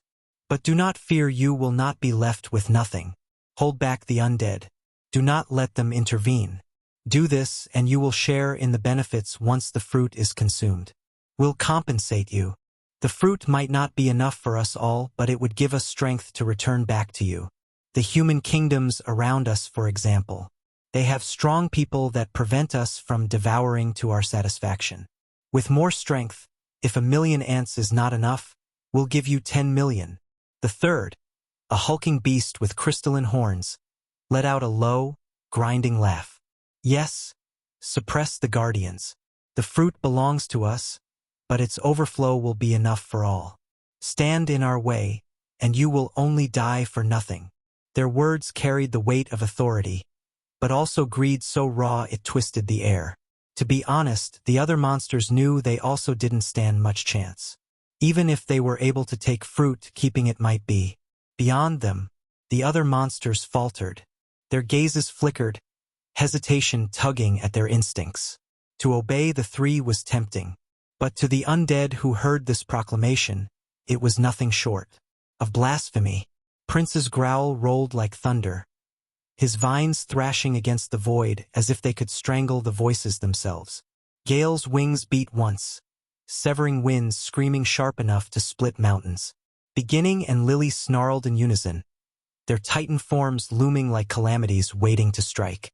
Lucky's draconic eyes burned, his roar vibrating the first layer of the void itself. They were furious. Furious that anyone dared reduce their master to a fruit. Furious that these monsters believed they could carve him open and divide him. Like carrion. In that instant, a terrible intent boiled from Michael's undead 5 voices. 5 wills, converging into a storm that shook the void. Their fury was not blind rage. It was sharp, cold, and vengeful. The message was clear. Touch our master, and we will bury you here. The air in the first layer of the void grew heavy. The serpent's tongue flicked, its eyes narrowing into slits of venomous green. Defiant dogs, do you really think you can match us? Did our mercy confuse you? For a heartbeat, both sides held still. The lesser monsters glanced back and forth between the 3 leaders and the furious undead, caught between fear and greed. Their hesitation fractured, resolve flickering like dying candles. Then the crystalline horned monster gave the order. Its mana voice boomed like a bell. Hold the guardians. We take the fruit. *n. Writing isn't easy. It may look that way, but it isn't, especially when it's every single day. I don't hate it. In fact, I love it. Writing is my life and the one thing I take most seriously. I understand the frustration when chapters are delayed, but I ask for your understanding that sometimes delays are inevitable. I'll continue to do my best, and I'm deeply grateful for all the support you've given me so far. Without you, this book would just be words on a page. Thank you sincerely. Next upload in a few hours. We'll make it due to the delay. Thank you so much for exercising patience. Chapter 585 Chaos 2. The void cracked like glass under the crystalline horned beast's roar. With a single sweep of its arm, the 3 leaders withdrew, their bodies vanishing from the void. They did not waste their strength clashing with the guardians, they would conserve it for the fruit itself. What followed was madness. Dozens of rank 3 monsters surged as one, descending on Michael's 5 undead with ferocity. Laws erupted in every direction. Firestorms raged, blotting out the void sky. Spears of earth ripped from nothing, while lightning storms howled bright. The first collision was apocalyptic. Prince's vines lashed outward, thousands upon thousands weaving together into a black canopy. Gale wheeled through the storm, his wings slashing arcs of severing wind. each flap carved through fire and lightning alike, splitting a thunderous lion in two before the beast even realized its body had been pierced. Beginning and Lily roared together, their titan forms towering like mountains within the void. When the first wave of monsters tried to overwhelm them, Beginning swung a fist. The air folded like cloth, half a dozen beasts thrown back, their laws scattering in fragments. Lily followed, her palm smashing down with flames and weight that everything seemed to bend to her command. Lucky's flames erupted with pure, searing destruction. The sky itself brightened under the blaze, for monsters caught in the torrent screaming as their laws failed to shield them. This time Lucky used the venom aspect of his law. A law so venomous, it burned just not the body but soul too. Lucky's jaws unhinged wider, a torrent of flame venom bursting forth like a river of molten night. Every ember seethed with corrosive venom. For rank 3s screamed as the tide swallowed them. But before the flames could consume them entirely, boom! A sound like chains snapping echoed across the void. From the haze, a towering insectoid monster spread its crystalline wings. Its mandibles clicked, spilling threads of strange light. A domain spread around it, thick and suffocating. It had unleashed its law that seemed to be related to sealing. Laws like this were quite unique as they didn't follow any elemental-like foundation. Of course, unique didn't mean powerful, but compared to elemental laws that were more times than usual, almost the same thing with individual teals by the usual, laws like this were truly unique. The venom flames hit the shimmering cocoon of light but didn't break through. First seal quarantine. Second seal stasis. The mantis hissed, mandibles ringing with law. Lucky's eyes narrowed. His law wasn't beaten. It was being contained. In the void, the battle continued, and as it went longer, the disadvantage tilted more and more until it fully fell on the undead side. After all, no matter how strong the undead and their laws were, they were outnumbered and somewhat outleveled as well. At least, victory seemed to be leaning toward the monster side until suddenly, one of the titans on the undead side that was heavily injured erupted with terrifying energy 2 times in a row, like some release of accumulated force. Undead Titan, level 70.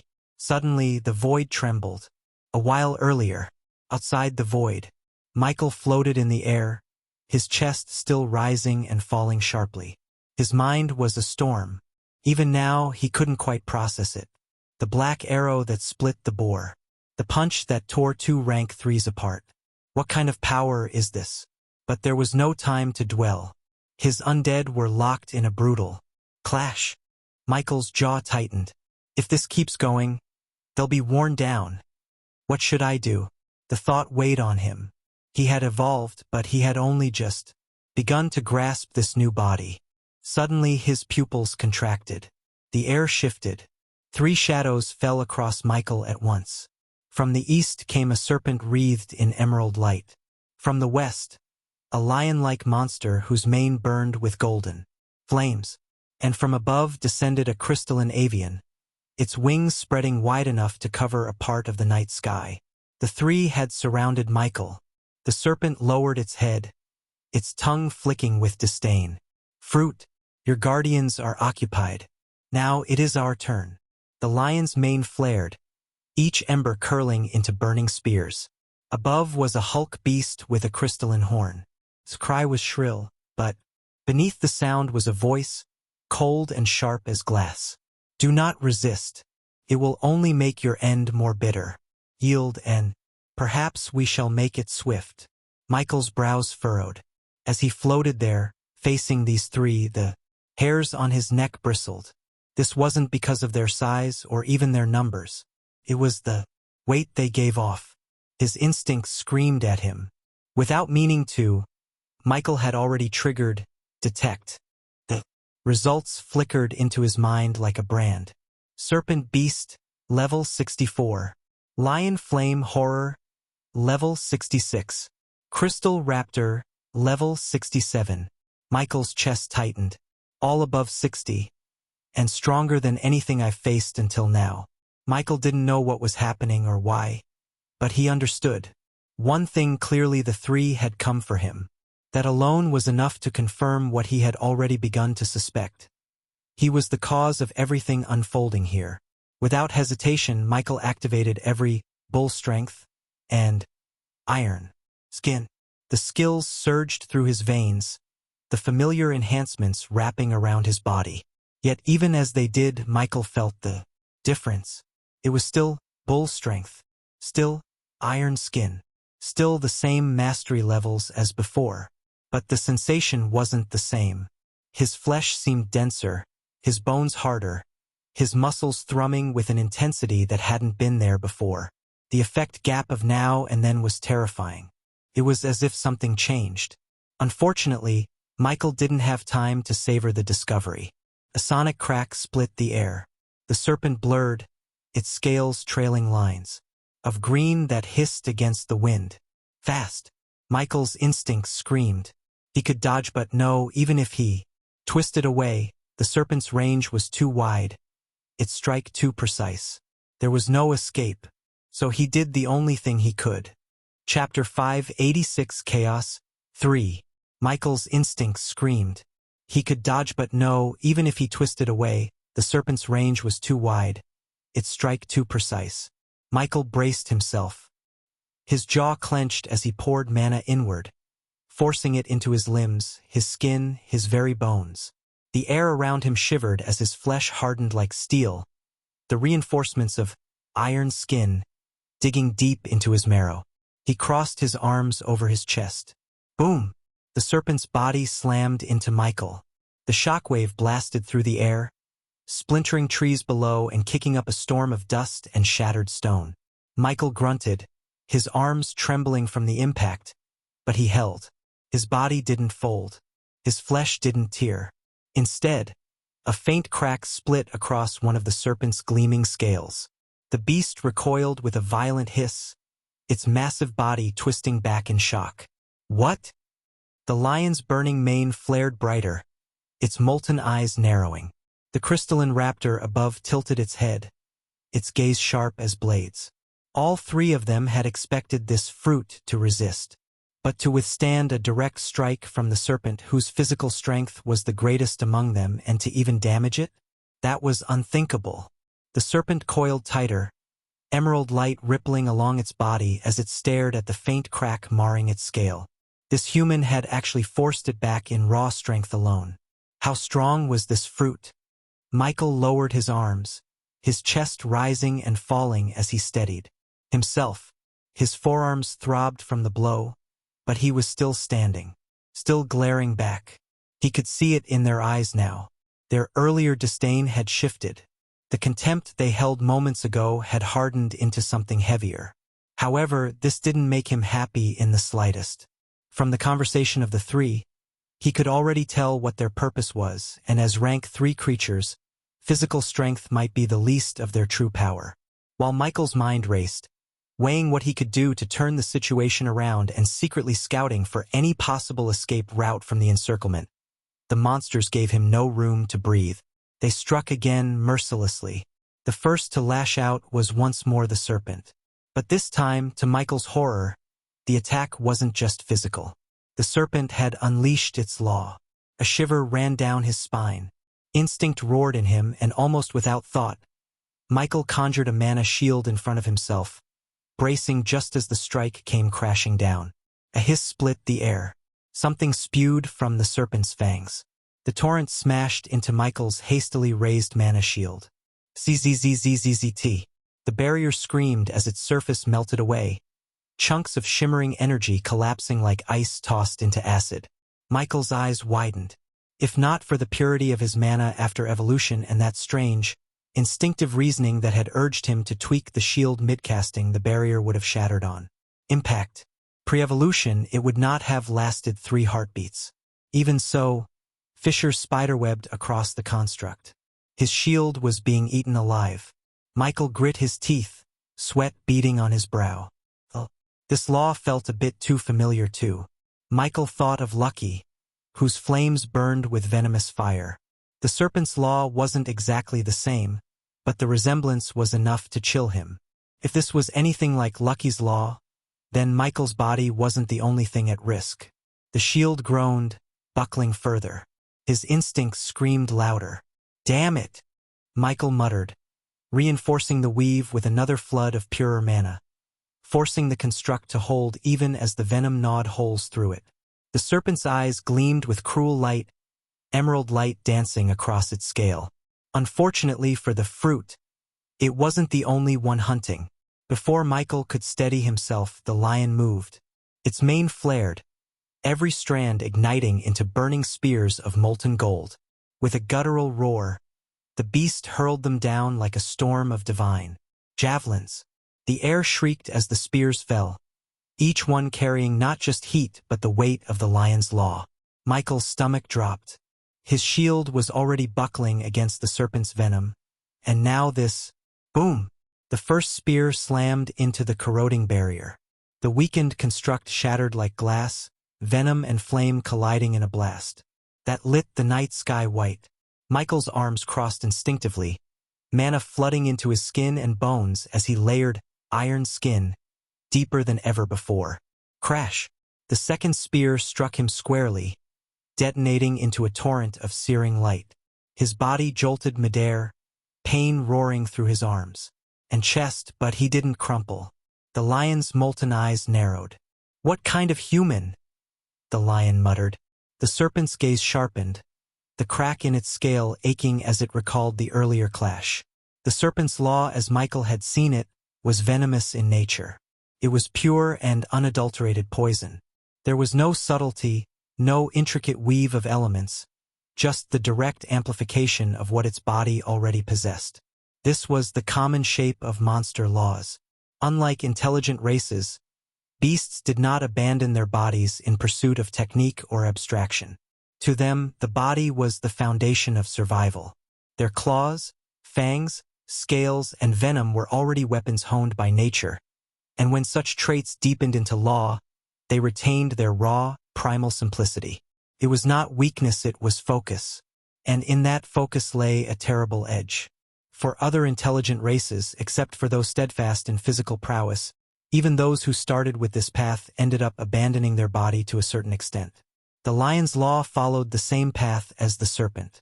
Its law was not a complex or extraordinary law, but its sheer intensity made it lethal. Against such heat, even those of equal rank would hesitate to take a direct hit. Compared to the serpent's corrosion and the lion's solar fire, both were straightforward, yet all the more dangerous because of it. Yet this human seemed to be doing just fine. Chapter 587 Chaos 4. Of course, Michael wasn't fine. His body hissed where the venom had splashed across his skin, as though acid clung to him. Angry welts smoldered across his arms and shoulders, faint smoke curling from the wounds. The lion's spears had burned him deeply, leaving patches of skin blackened and seared. Every movement sent shocks of pain through his frame. And yet, amidst that pain there was shock. Michael had been braced to be torn apart. Against the venom of the serpent and the lion's blazing spears, he expected his body to crumble. Instead, though scorched and battered, he still stood. His body had not been reduced to ash or dissolved to nothing. What startled him more was not that he survived, but how his body was responding. The wounds were not spreading, not festering as they should have been. Instead, the charred flesh twitched faintly as if stitching itself back together. Blood seeped for a moment, then thickened, hardening into something like blackened crust before flaking away to reveal new skin beneath. Michael blinked, chest rising and falling as he tried to steady his thoughts. This healing? He hadn't cast regeneration, nor had he taken any potion, so why? One should not forget that these attacks had traces of law in them. Also before this, he couldn't handle Gale's law for a heartbeat, but now he could for monsters stronger than him? A flash of light flared across Michael's vision as he seemed to have remembered something. But there was no time to dwell. The serpent hissed and its mouth seemed to drip with fresh venom. The lion's mane burned brighter, molten spears forming once more. The crystalline above still spread its wings but didn't look like it planned to attack soon. The other two, on the other hand, weren't going to give him space to breathe. The serpent lunged again, coils whipping forward, fangs bared. Michael's fists clenched, mana surging along his arm. He didn't think and simply acted. Boom! His punch ripped through the serpent's strike, shockwaves cracking the air.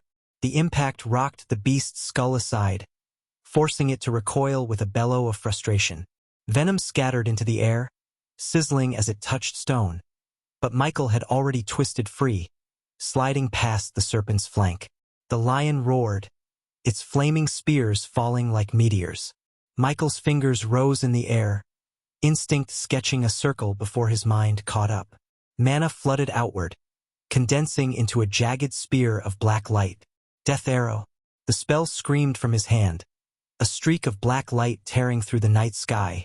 It clashed head-on with one of the lion's flaming spears. Darkness and fire ground met in mid-air, but the arrow fractured and was swallowed by the blaze. The spear kept going, its heat searing Michael's skin even before it reached him. Michael twisted aside, the projectile grazing his shoulder.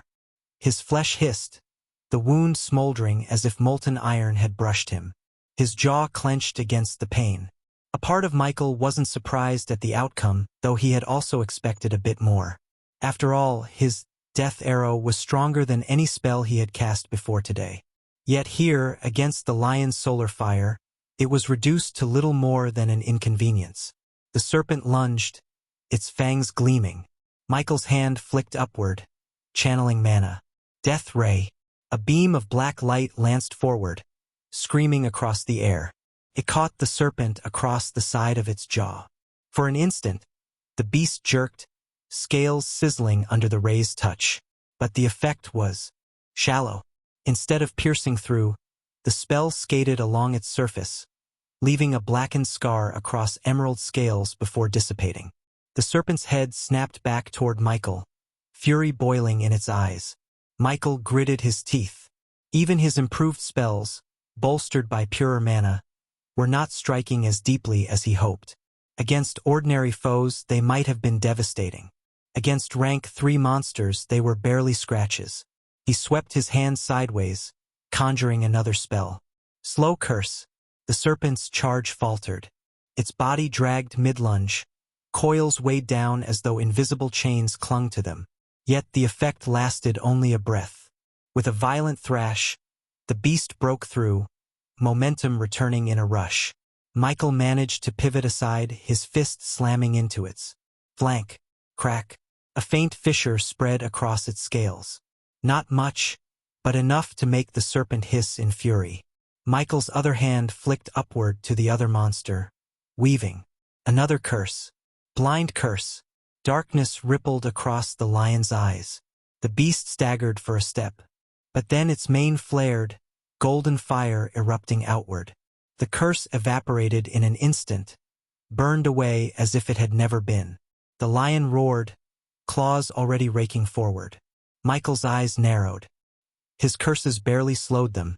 His destructive spells left shallow marks, and his shields shattered almost as soon as they were raised. But Michael refused to give up. He thrust his arms forward, conjuring another mana shield. The barrier shimmered into place, its weave tighter this time. The lion's claws slammed into it, cracks spiderwebbing across the construct. With a sharp crack, the shield collapsed, shards of light scattering like broken glass. Michael twisted with the blow, pain roaring across his ribs. But he swung upward. Boom! His fist connected with the lion's jaw. Blood sprayed in molten arcs as the beast's head snapped back, its mane scattering embers across the night. The lion staggered, growling in fury. Michael panted, his body scorched and aching, venom burning at his skin, his chest still seared from earlier strikes. His spells were working, but only just. The serpent coiled tighter, venom dripping like rivers of acid. The lion's mane blazed hotter, golden fire curling into new spears. Michael stood battered but unbroken, his body healing slowly. Michael kicked off the air and climbed, a streak of pale light rising into the night. The serpent and lion snapped after him, but Michael was already moving his hands, fingers cutting precise arcs that his mind barely needed to follow. Chapter 588 Undead Appearance. A circle bloomed beneath Michael's palms. Lines of blackish-green mana chased each other in tight geometry, then spread. The ring widened, then widened again as Michael poured power into. Runes ignited around the circumference like a crown of eclipsed stars. The air shook. Now, the array flared. Death arrow. The circle ruptured into a storm. Spears of black light poured out in sheets, a rain that turned the night into a field of falling stars. Each arrow keened as it dropped, air warping around their edges. They came by the hundreds, then by the thousands, a deluge aimed at the two predators below. Michael had only attempted a large-scale casting of this magic a few times before, but even those instances could not compare to what he was unleashing now. The lion reacted first. Its mane swelled into a blazing corona and it threw its head back with a roar. Solar fire billowed upward in a rising dome, a sun-forged canopy to meet the storm. Death arrows struck it and burst like cinders on the surface, leaving pits of darkness that healed almost as fast as they formed. Not all were erased. Gaps opened in the blazing shield where the volley pressed hardest, and a handful of arrows punched through to rake the beast's shoulders and back. Black wounds smoked against molten fur, shallow, but the pain and damage was real. The serpent chose a different answer. It widened its jaws and exhaled a river of venomous mist, turning the air into a hissing veil. Arrows entered the cloud and dimmed at once, edges bubbling, shafts pitted as if eaten mid-flight. Many died there. However, enough survived to rain through, peppering the serpent's coils and scoring thin trenches across emerald scales. One sank near the earlier crack and the beast flinched, body nodding as it bled a thread of oily black. Michael held the array open, teeth clenched, shoulders trembling. The circle drank his mana like a bottomless well. The circle pulsed again, another cascade of arrows screaming downward. The lion roared, its mane flaring brighter as it forced its dome of fire wider. The serpent thrashed in frustration, venom pouring from its mouth in rolling waves to consume the onslaught. And then, a sharp, crystalline hum split the night. The crystal beast with wings finally moved. Its feathers shimmered like jagged shards of glass, each one refracting starlight into razors. Pathetic. For all your roaring and hissing, you let the fruit press you this far. Its voice carried mockery and disdain, slicing through the chaos. You barely scratched him. Is this what passes for strength now? It lowered its wings, glass-like edges catching the light. Watch! The crystal beast's wings spread wide. Its body pulsed once, light scattering like fractured glass. The storm of death arrows met its feathers, then twisted. Each arrow that should have pierced down rebounded, turning mid-flight. Hundreds, then thousands of black streaks reversed their descent, rising back into the sky, bending in arcs until they aimed at their original caster. Michael's pupils shrank. The world filled with his own magic. For the first time, Michael understood what it meant to face his own attack head-on. Arrows tore at him from every angle. He whipped his arms up, layering a mana shield in desperation. The first volley struck. Boom, boom, boom. The shield shuddered violently. Each arrow slammed against it like a hammer, and though the construct held for a moment, cracks burst outward with every impact. One arrow pierced through, grazing his side. Another ripped past his shoulder. A third scored his thigh. Michael hissed, his body jerking as pain lanced through him.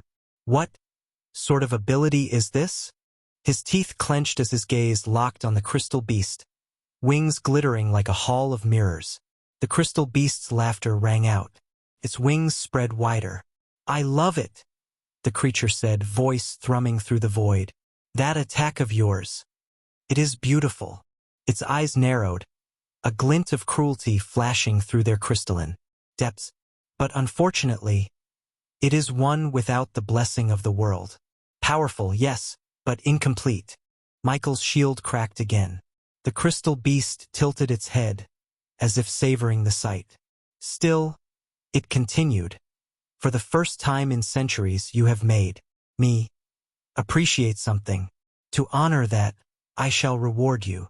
Its wings pulsed, light scattering outward like 1,000 mirrors, igniting at once. Michael watched in shock as mirrors, condensed from what seemed to be light, appeared in mid-air. But what shocked him was what came out of these mirrors. A death arrow. Allow me to show you what your creation could be capable of, had you been given more time, a taste of its true potential. And as thanks for amusing me, I will even grant you the sight before you die. Michael's breath hitched. The beast's voice slithered back into his ears. So, obediently allow yourself to be swallowed. Become my strength. Fruit. Do not fight. Struggle only diminishes your worth. The arrows began to tilt, their points all aligning with Michael's position in mid-air. Shock rippled through him, sweat slicking his back even as his healing struggled to keep up with the cuts and burns already scarring him. What kind of law is this? He thought, chest tightening. Just as Michael watched in desperation, the arrows of his own creation curved downward at blinding speed, converging from every direction. His body tensed, ready to throw itself through the smallest gap in the storm. And then, a shadow eclipsed him. From behind, a gigantic hand surged out of the void, its fingers gnarled and vast enough to blot the arrows from sight. The hand closed with a thunderous crack, shattering dozens of black lances in its grip. A tide of power rolled out, a crushing aura that warped the air itself. Michael's eyes widened. Sorry I'm late, Master. It was beginning. The Titan's form emerged from the void. His massive silhouette loomed, his eyes gleaming like twin abyssal green suns. The aura pouring from him was suffocating, yet to Michael, it carried something familiar. Beginning's voice rumbled. You dare throw his strength back at him? The Titan raised his hand again. You shall die first for your insult. Titan, level 70. Asterisk. Next title, Law Seeds. Chapter 589, Law Seeds and Lily's Law 1. The void rippled again, and more figures stepped forth. 4 of them were instantly familiar to Michael, his 4 rank 3 undead. Prince, Gale, Lucky, Lily.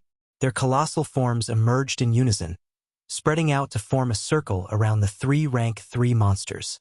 The pressure of their arrival alone made the air quake. But what came after was even more shocking. From the same rift, more than 24 other figures spilled into existence. Their forms were strange, flickering between presence and absence, as though they straddled the line between life and illusion. Prince's soul puppets. Together with Michael's 5 undead, they formed a terrifying circle. More than 36 powerful entities closed in, surrounding the 3 monsters who, just moments ago, had been dripping with arrogance. The serpent, the lion, and the crystal beast could not mask the flicker of shock that passed through their gazes. And Michael? He found himself stunned as well. Since when had his undead grown this overwhelming? The moment Beginning's aura spread, the 3 rank 3 monsters stiffened, their bodies instinctively recoiling. Beginning moved. The Titan's colossal fist swung downward. The air folded like paper under the strike. The serpent tried to slither aside, but the fist crashed into its body like a mountain falling from the sky. Boom! The impact hurled the serpent's massive frame across the forest field. Its emerald scales shattered in great chunks. The beast let out a pained hiss. The lion roared, throwing a dome of fire between itself and the Titan's follow-up. Beginning didn't even slow. His second strike punched straight through the burning shield, the flames scattering like sparks before a hurricane. His knuckles connected with the lion's chest. Crack! Molten blood erupted in a spray. The golden-maned beast hurled backward with a thunderous crash. Its roar twisted into a coughing snarl. The crystal beast flared its wings, mirrors blooming across the atmosphere. But the Titan only sneered. His hand opened, seizing one of the mirrors mid-bloom, and crushed it to shards with brute force. The fragments screamed like glass breaking in all direction. Tricks! Beginning rumbled, his voice echoing through the void. You cannot hide. You cannot flee. You cannot match what you dared provoke. Michael's eyes flickered. He could tell the tide of battle had shifted. What moments ago had seemed like a desperate struggle for survival was no longer the same. With Beginning's arrival, followed by Lucky, Prince, Gale, Lily, and the legion of soul puppets, the battlefield was transformed. The hesitation in the monsters all told him the same thing. For the first time since this clash began, Michael was standing with the upper hand. Yet, he was not satisfied. His body bore the marks of the punishment he had endured. Venom had eaten through his flesh, flames had scorched his skin, and force had rattled his bones. Even now, pain rippled through every fiber of him, each breath like fire in his lungs. And still, beneath the agony, a deeper truth stirred. This new evolution, it was not weakness. Michael could feel it in his bones. Before, Gale's law alone had nearly broken him in a heartbeat. Now he stood against 3 monsters, each older, more experienced, and naturally stronger than him, and still, he had not fallen. They had ganged up on him, struck him again and again, and yet here he was. Battered, yes. Bloodied, yes. But alive. More than alive, fighting back. A flicker of anticipation came to Michael. At least aside from the crystalline beast, he didn't seem so bad compared to the serpent and lion. 1 against 1, he might even stand his ground. Perhaps he would not be in this miserable state if the 3 hadn't cornered him. Together, Michael exhaled, steadying himself as his gaze shifted over the battlefield. Beginning loomed like a mountain, and his other beast, though low in presence, were just as intimidating with the soul puppets. The 3-rank 3 monsters that had strutted in arrogance were suddenly cornered. Michael clenched his fists. This was his chance. He raised his voice, steady despite the pain lacing his body. Handle the serpent. Keep that crystal one's body complete. I'll take the lion. The command snapped through the link, and his undead moved at once. Beginning's titanic shadow pressed toward the crystalline beast. Prince's gaze flickered, his puppets swarming toward the serpent like a tide of phantoms. Michael's eyes locked onto the lion. The reason was simple. The crystal beast was strange, dangerous in a way that whispered of traps. Its mirrors unsettled even Beginning, and Michael knew better than to gamble with a foe that could twist his own attacks back at him. As for the serpent, its venom was an unknown. If it could corrode mana shields and scar his flesh so viciously, then who knew what else it was capable of? He was not so arrogant as to test it with his body. But the lion? The lion's law was pure. Solar fire burned with intensity, but intensity could be endured, resisted, even overpowered. Against this foe, Michael could vent his fury. Against this foe, he could prove that his evolution had not been in vain. His breathing steadied. His chest rose and fell with measured rhythm as he pushed the pain deeper, burying it beneath resolve. He could already feel the faint twitch of his wounds knitting together, his body mending itself even without his spells. Compared to before, he was no longer fragile against laws. Even when struck, his body did not crumble. Given time, given space, he would recover as if brand new. And so he would not cower. Michael's jaw tightened, his teeth gritting as his eyes blazed. Michael Norman wanted to vent.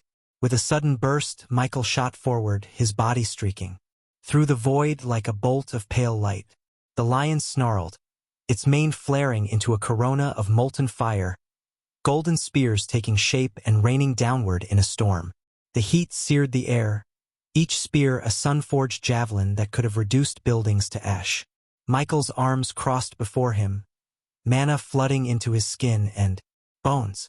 His flesh hardened, the reinforcement of iron skin digging into his marrow. The first spear slammed into him. Pain burst across his ribs, but he did not falter. The second spear burned his shoulder, leaving blackened flesh that already twitched with faint healing. And then Michael roared. He surged through the storm, his fist punching upward. The void itself cracked around his knuckles. Boom! His strike smashed into one of the spears mid-flight, shattering it into fragments of golden fire. He punched again, and another spear disintegrated into molten sparks. Each blow shook the air, his fists weaving destruction through the lion's barrage. The lion's eyes widened as its solar storm faltered. For the first time, the beast seemed to hesitate. Michael's lips curled into a grim smile. "You thought I was prey?" His voice rang like iron. Michael gathered mana, the black-green energy swirling into a jagged spear of darkness. The runes flared along his arm as he thrust it forward. Death arrow. The projectile screamed across the void, sharper and faster than before. It slammed into the lion's chest, punching through the blazing mane. For a heartbeat, the beast's roar turned into a strangled cry as blackened smoke erupted from its fur. Michael pressed forward. Bull strength had never been turned off. It rumbled in Michael's tendons like chained thunder and packed his muscles tight as steel cables. The lion's mane swelled, throwing out fresh sheets of solar fire to bar Michael's advance. Michael punched through the wall of heat. The lion slashed. Michael slipped inside the arc. Their bodies collided. The impact cracked the air like a fallen tree. The next exchange was brutal and close. The lion hammered at him, with claws wrapped in blazing light. Michael answered with forearms, raised and elbows tight, letting the reinforced bones of iron skin take the scraping bursts, then countering with short, cruel hooks that dug into ribs beneath the molten fur. Each blow from the beast sent tremors through his frame. Each counter from Michael sank deeper than the last. The beast tried to create distance, mouth parting for a point-blank beam of solar heat. Michael slammed a palm into its lower jaw and wrenched the muzzle aside. The beam went wide, scything into the night sky. Michael drove his knee up. Bone met bone with a sound like a drum. The lion staggered, and Michael did not let it breathe. He stepped with his left, hips turning, spine snapping forward like a whip. His right fist crashed into the lion's breastplate of fire. He hit the same spot again. He hit it a third time. A wet crack answered, then seemingly pausing, as if he finally remembered something after.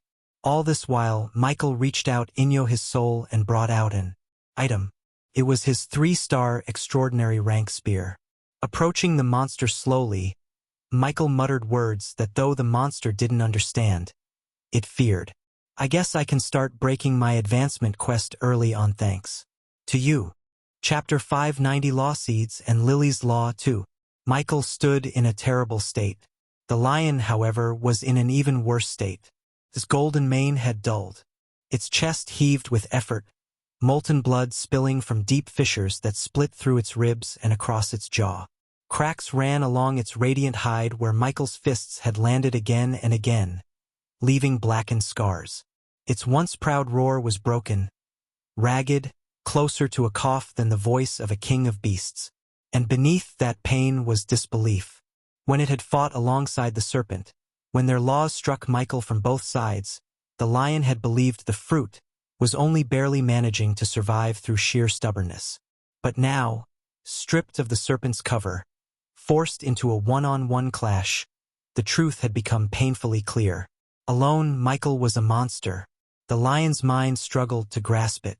This fruit should not have been able to match them. His life force, though robust, still told he was young. Also, he hadn't even been blessed by the world like him. The beast staggered back a step, molten blood spattering the ground beneath its paws. Michael's gaze narrowed as he advanced. The ground shook beneath his stride, his presence swelling larger with every motion. At least, to the beast, that was what it felt like. The lion's heart pounded. His mane flared desperately. Michael raised his spear, its black-green edge gleaming with killing intent.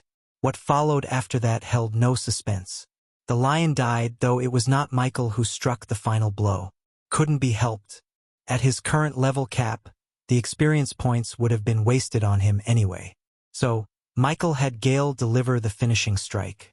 The reward was immediate. The undead surged with power, leaping straight to level 58 thanks to its accumulated foundation and the massive bonus from killing such a high-level foe. Michael couldn't help but reflect. Had Gale fought from the start, the gain might have been even greater. But the irony wasn't lost on him. Once upon a time his undead had dwarfed him in strength, yet now it seemed weaker in comparison. Michael turned his gaze across the others. They were done as well. The serpent had fallen under the combined assault of Prince, Lily, and Lucky, with Lucky delivering the final strike. As for the crystalline beast, Beginning's overwhelming force and Prince's sole puppets left it no chance. Prince had been the one to land the killing blow. The forest grew quiet at last. 3 rank 3 monsters lay defeated.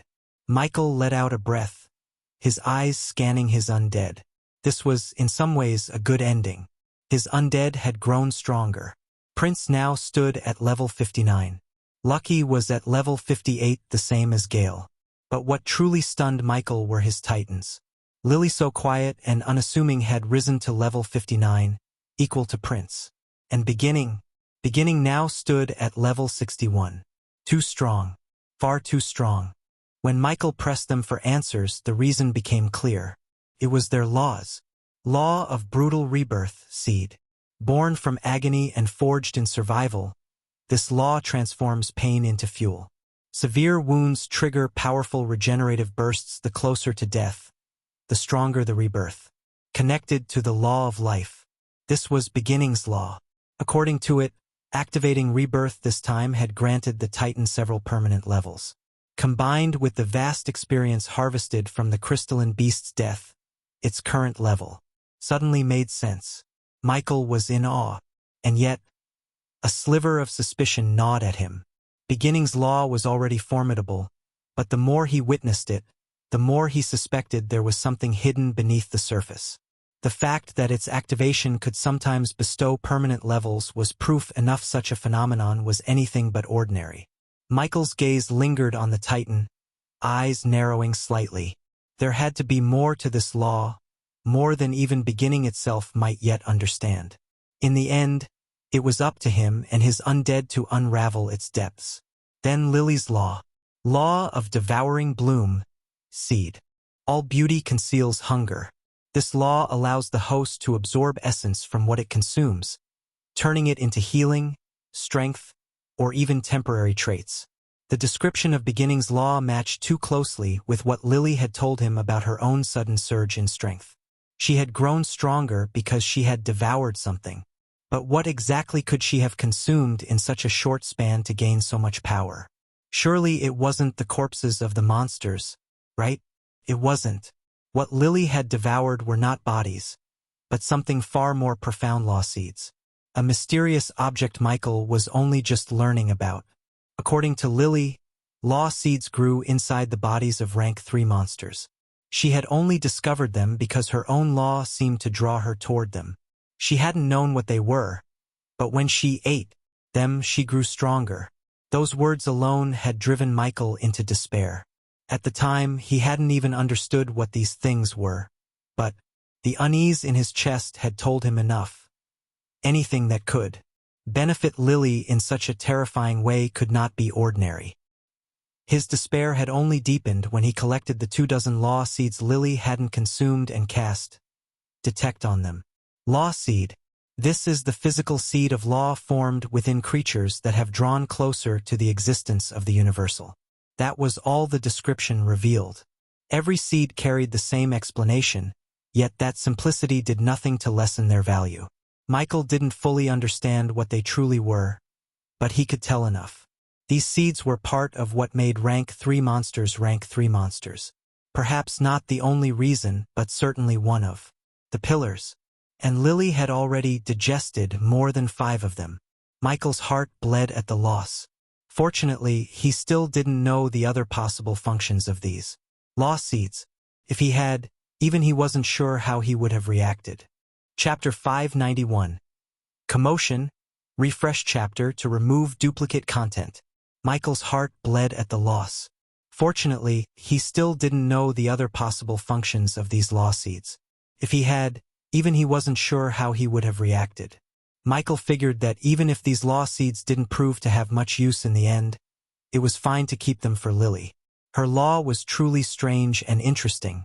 It hadn't revealed any offensive or defensive applications yet, but the simple ability to level up was already astonishing enough. When he asked why she hadn't devoured the rest of the seeds, her answer was simple.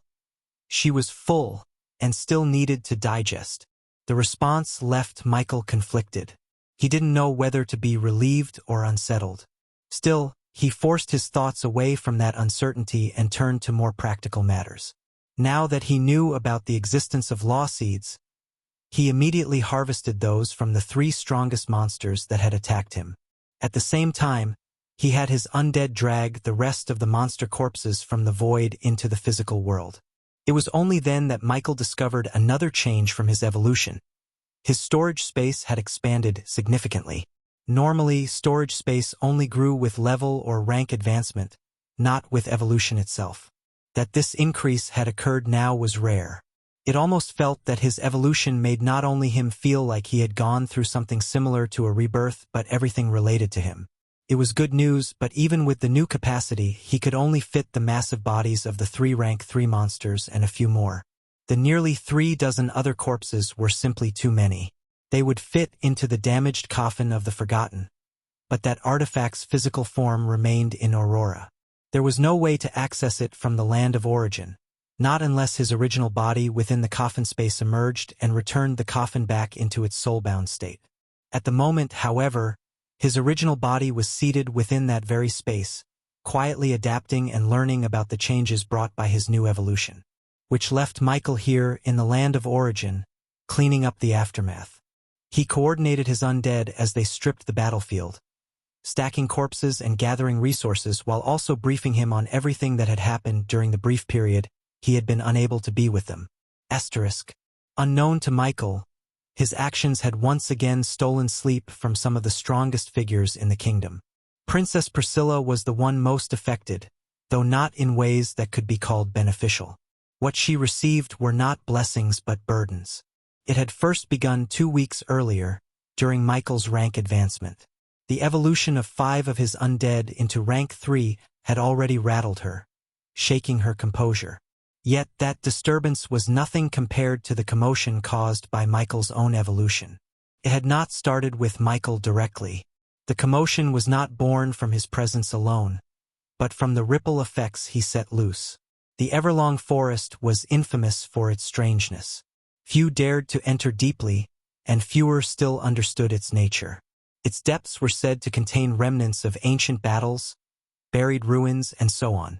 Because of this, the kingdom had tagged it as a place of importance, a strategic resource. But even then, not many truly knew what went on inside.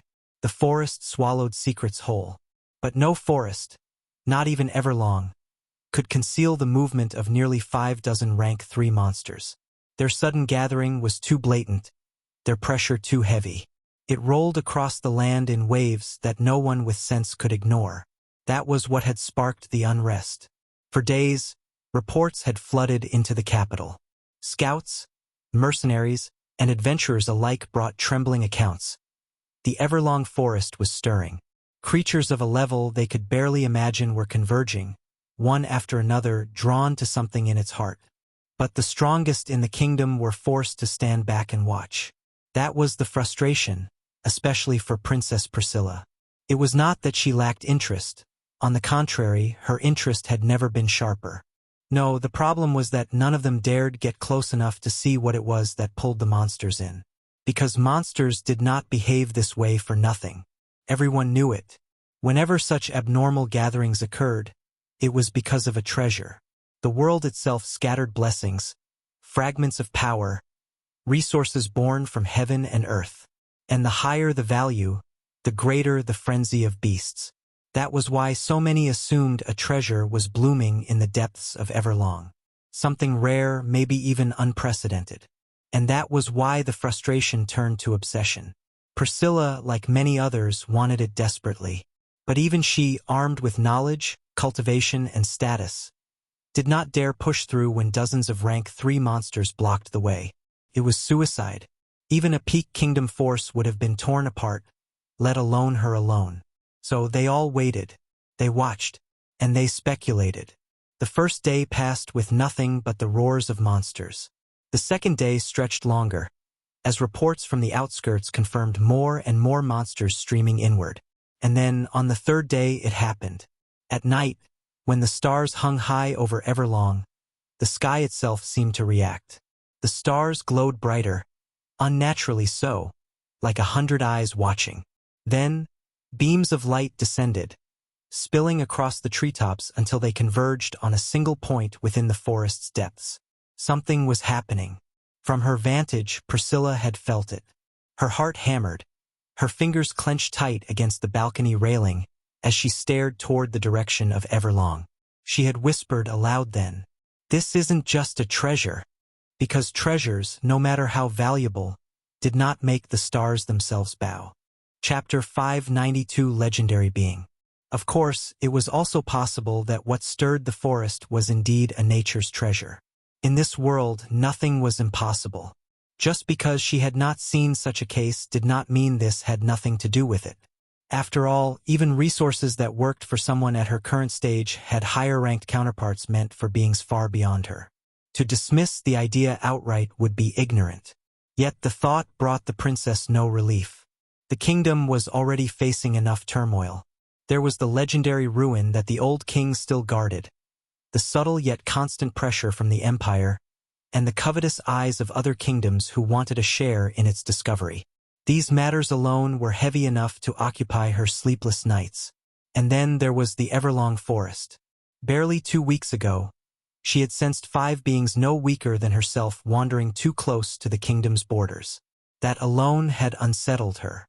But in the past few days, even greater powers than she had anticipated were appearing inside the forest. If what lured them was truly a nature's treasure and one capable of amplifying strength, it was far from good news for the kingdom. One more powerful opponent rising so close to their borders was never a blessing. For a ruler, it was a nightmare. Priscilla's lips moved faintly, her voice almost lost to the silence of her chamber. Is this the tribulation of our kingdom? The thought chilled her. With all that was happening, the stirring in Everlong, the looming empire, the unrest among nobles, her heart tightened with weight. Just then, the air behind her shifted. A ripple of shadow folded into the room, coalescing into the outline of a kneeling figure draped in black. Their presence carried neither malice nor surprise. Priscilla had sensed them long before they stepped from the dark, so her gaze remained fixed on the horizon as she spoke. "What is it?" The figure lowered their head further, voice soft and respectful. "Great One, news from the king." At that, Priscilla finally turned. The king here was of course her older brother. To most, he was called the Old King due to his intentions to step down, but until a successor was chosen, he remained the king. In official matters, especially those tied to him directly, the subjects never dared speak of him otherwise. "Speak." The figure's words spilled out carefully. "The king has succeeded. The legendary ruin. It has been opened." For a heartbeat, Priscilla's composure cracked and her breath caught before she forced it steady again. A thrill rose in her chest, but the thrill was quickly tempered by the flood of worry that followed. She paced a step forward, her gown whispering against the marble floor. At last. Yet this is as dangerous as it is fortunate. Her informant said nothing. Priscilla's thoughts spun. The empire, ever watchful, had always maintained the stance that kingdoms ruled their own matters, that the empire would not interfere without reason. It was a doctrine crafted to soothe, to make subjects feel autonomous. But she knew better. For a treasure born of a legendary being? For the ruin of someone who had surpassed even her own stage, someone whose very existence once rivaled the highest beings of the empire itself? No doctrine would hold. The empire had rules, yes, but rules could be bent. Loopholes could be exploited. For something like this, no emperor, no council of ancestors, no royal court would hesitate to stretch their claws if they smelled opportunity. Priscilla exhaled slowly, eyes narrowing toward the forest once more. A legendary ruin, a being above me. If we are not careful, this kingdom will not ascend, it will shatter. Priscilla imagined the possibilities. Should fortune favor them, their kingdom could rise higher than ever before.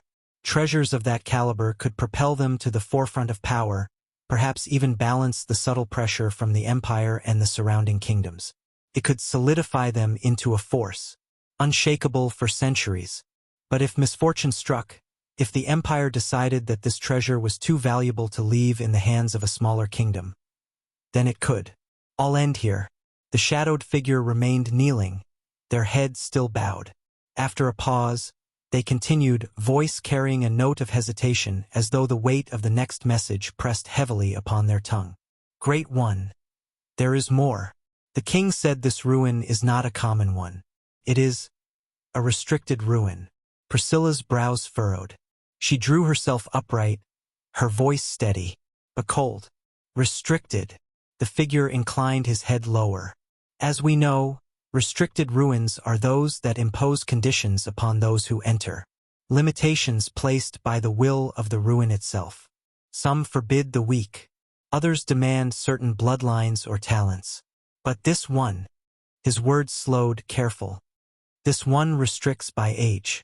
Only those under 40 or, at the very limit of 40, may enter. A hush filled the space. Priscilla's frown deepened. Age restricted, she muttered. Such ruins were rare. Usually, ruins like this suggested it was an inheritance type. Priscilla's gaze sharpened, and her heart sank. If this was truly an inheritance-type ruin, then the value was no longer simply resources or treasures. It was legacy. It was the knowledge, strength, and perhaps even the path of a being who had already reached the legendary rank. A rank that stood above even her. Her lips thinned. An inheritance. Her pulse quickened. She was strong, one of the strongest within their kingdom, but even she had not reached the legendary rank. She knew the gulf between her current strength and that step was like the distance between earth and sky. She wondered if this ruin was an opportunity, or maybe it was a calamity, perhaps both. The shadowed figure did not lift their head as they continued, voice steady despite the weight of the message they carried. The king said, "In the past, we could attempt to monopolize such a place. Perhaps, if luck favored us, we might succeed. But now," they paused, drawing in a slow breath, "now it is no longer possible. Too many eyes have already turned toward the ruin. Too many powers are aware. To struggle for it alone is no longer merely difficult. It is impossible." Priscilla's jaw tightened. She could hear the weight in those words. She could imagine her brother's voice behind them. The figure continued. "The king has chosen a different path. He has decided to let others take a piece. The ruin has 50 slots, but each activation devours an ocean of resources. To open it again once closed would drain even more. Thus, to reopen, to secure it fully, would bleed the kingdom dry. He will not risk calamity for greed. Instead, he has decreed that we share." Their words seemed to dim the room further. Share?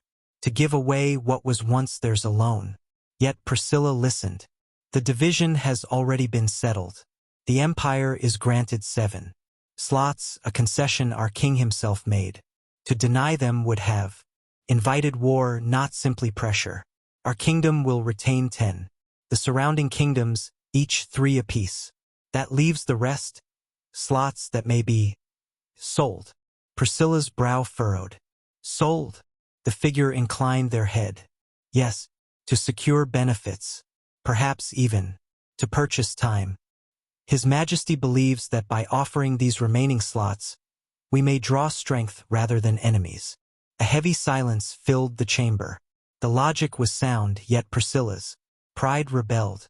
For centuries, their kingdom had held guardianship over this land, and now, because of circumstance, they were reduced to bargaining away what was rightfully theirs. She exhaled slowly, forcing the frustration down. And his command.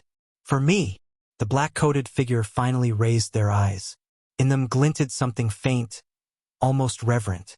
"The king advises that you prepare. These 50 slots ours must be filled with the strongest youths we possess. He wishes you to oversee the selection personally." His words, "Gather our brightest, our fiercest, our most unyielding. If the ruin is to be shared, then let the kingdom's portion shine brighter than all. The rest." Priscilla closed her eyes briefly. Her brother's intent was clear. Even if they could not have the ruin wholly, they would ensure their kingdom carved the largest slice from its heart. And if fortune favored them, those 10 chosen youths could bring back enough legacy to alter the kingdom's destiny. Priscilla closed her eyes briefly. Her breath steadied, and when she opened them again, the light in her gaze had cooled to something precise. "Do we know the owner of the ruin?" she asked. The black-coated figure shifted, then bowed more deeply. Fragments only, Great One. The ruin appears to belong to a mage. More precisely, a mage who also practiced the art of binding and partnering. With beasts. Beast taming. Yes, the figure replied. Chapter 593 New Elements. Last day of the month. Requesting for votes. Back to Michael. After taking some time to evaluate himself, Michael now understood far more about his evolution than he had when he first woke and faced that terrible crisis. As he had suspected, this evolution was bound to be more significant than the others. What he had not expected, however, was just how vast the change would turn out to be. Now, Michael could say with confidence that this new race of his was likely rated epic grade by the system. If it was not, then perhaps he needed to rethink what epic even meant. Thanks to the evolution, his race had shifted from high human to true human. On the surface, his stats appeared to have been cut nearly in half, yet in reality, his strength had more than doubled. Just as high human had been roughly twice as strong as the common human race, this true human form stood in equal superiority over the high human. The specifics still confused Michael. The term true human did not feel like a race in the conventional sense. That doubt stemmed from the two titles he had received upon evolving. True person. Summary. You have been acknowledged by the universe as a true person, one who has stepped beyond illusion and touched the essence of reality. A true person is a being one step closer to unity with the universe. Effect. Your perception of laws has deepened. Insight into universal principles is enhanced, reducing the barrier to understanding laws by 20%. Mortal God. Summary. Against the natural order, a mortal body not yet divine has taken the shape and resilience of a god's vessel. This title recognizes your defiance of limits. Effect. Physical durability, vitality, and recovery are drastically increased. Your mortal body functions as a pseudo-divine vessel, granting resistance to law-based damage. Instead of calling it a race, it seemed more appropriate to Michael to think of it as a checkpoint, a stage humans would eventually reach once they touched a certain threshold. His mortal god title seemed to hint at this, and the true in his true person title was unlikely to be mere coincidence. But if that was the case, did it mean all humans were actually incomplete? Michael felt this was far beyond his current understanding. The lack of knowledge alone frustrated him, but he couldn't deny the many surprises and strengths that had come with his evolution. Even setting aside his stats, the sheer strengthening of his soul was enough to frighten him. 2 weeks ago, after his rank advancement, his contract slots had risen to 250. Then, after completing the quests in the exam space a few days ago, the number had climbed to 300. And now just from evolution alone Michael had gained another 200 contract slots. This meant his panel now displayed an incredible 500 slots. That was only what could be directly measured. He could feel there were deeper, subtler enhancements to his soul as well. Looking at the sheer number, Michael couldn't help but wonder what his new contract slot growth per level had become. He didn't dare to assume it was 10 per level, even though that would already be extraordinary. After all, the first time he had advanced in rank, the system had given him 10 extra slots, but his evolution into high human seemed to have consumed that boon to empower his body rather than leave it as a direct gift. Unfortunately, his second advancement to rank 2 had not provided him with any slots, leaving him with no basis for comparison now. Was it because the first rank advancement was unique, a one-time reward? Or was it because the nature of his second advancement? Did it alter the distribution of gifts from the system? Michael didn't know. Whatever the truth, one thing was undeniable. He now possessed a staggering number of contract slots. Even if he could not yet determine the exact increase per level, he was certain the growth rate had risen significantly. What remained unknown, however, was how many attribute points he would now gain per level, and how many free points the system would grant him to allocate. But with his level already at the peak of rank 2, that mystery would have to wait until his next advancement. For now, what mattered were the immediate rewards. Along with his boosted stats, Michael had also gained new skills. They were not only tied to intelligence, as had often been the case before. This time, he had acquired skills rooted in physicality. There were 4 of them. Iron Body, Overdrive, Burst Step, and Fortify. Iron Body was the most striking among them. It resembled his old Iron Skin skill, yet the moment Michael studied it, he realized it wasn't the same. Also, Iron Skin had vanished entirely from his skill bar, replaced by this higher version. The difference was obvious. While most new skills started at basic mastery, Iron Body already carried a mastery percentage far higher than the others, as though the system itself acknowledged his past progress and built upon it.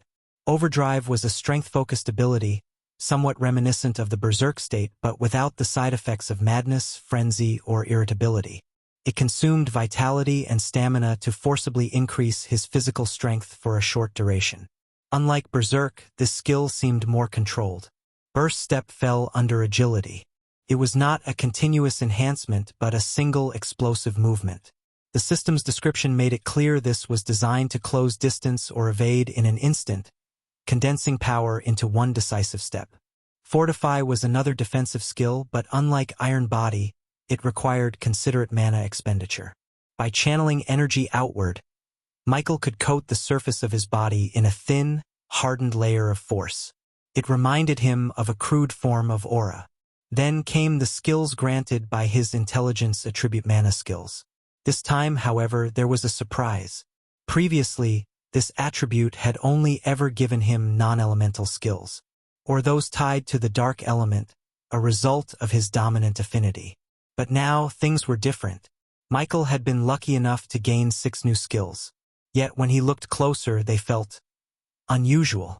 The 6 skills were Wind Blade, Fireball, Water Wall, Earth Spike, Ice Blade, and Life Drain. Yes, Michael now possessed skills from multiple elements, not just darkness. It was the first time he had seen such variety in his panel, and the sight immediately reminded him of a particular notification he had received upon waking from his evolution. Your affinity with the world has increased significantly. Chapter 594, Comprehending an Element. Last day of the month. Requesting for votes. Your affinity with the world has increased significantly. Previously, it had been about elements, now it was the world. Obviously, this wasn't a simple statement. Does that mean I can use any element now? It was a truly fascinating thought. A necromancer wielding multiple elements did sound strange. His new race seemed to have inherited talent in magic from the old ones. The ability to use any element was indeed remarkable, yet it wasn't Michael's greatest gain from this evolution. That honor belonged to the 2 titles and a mysterious gift. Titles were something he had received before, so they no longer surprised him. The gift, however, was new, so new that Michael's body trembled with excitement and shock the moment he first laid eyes on it. Eye of Truth. Summary. The gaze of a divine person, bestowed by the universe as acknowledgement of divinity. Only beings who carry a trace of the divine, whether through realm, bloodline, or universal recognition, may awaken such eyes. The Eye of Truth strips away all deception and reveals the essence of existence. Effect. Allows you to perceive hidden truths, pierce illusions, and glimpse the underlying structure of laws. Prolonged use may cause backlash upon the soul. Like the 2 new titles, this too seemed to have been gained from becoming a true human, making Michael even more certain that this was indeed a kind of checkpoint. Eye of Truth, Michael muttered. One glance at its description made it clear this was no ordinary ability. It didn't draw on mana, but on soul energy. That alone spoke volumes. Together with the 2 titles, a pattern began to emerge. Each of them shared one common thread: their relation to laws. Since the only thing holding him back from advancing to rank 3 was his comprehension of a law, Michael paid close attention to anything tied to them. The Eye of Truth granted him the ability to perceive the underlying structure of laws. The True Person title deepened his perception, enhancing his insight into universal principles and lowering the barrier to understanding laws by 20%. Meanwhile, Mortal God transformed his body into a pseudo-divine vessel, granting resistance to law-based damage. That title, Michael realized, was likely the reason he had managed to finally contend with a genuine rank 3 creature. His abnormal body, including his enhanced healing, must also be tied to it. Regardless of their individual functions, or perhaps precisely because of them, these three were unmistakably linked to laws. Among them, the true person title and the Eye of Truth stood out as the keys that could aid him in true comprehension.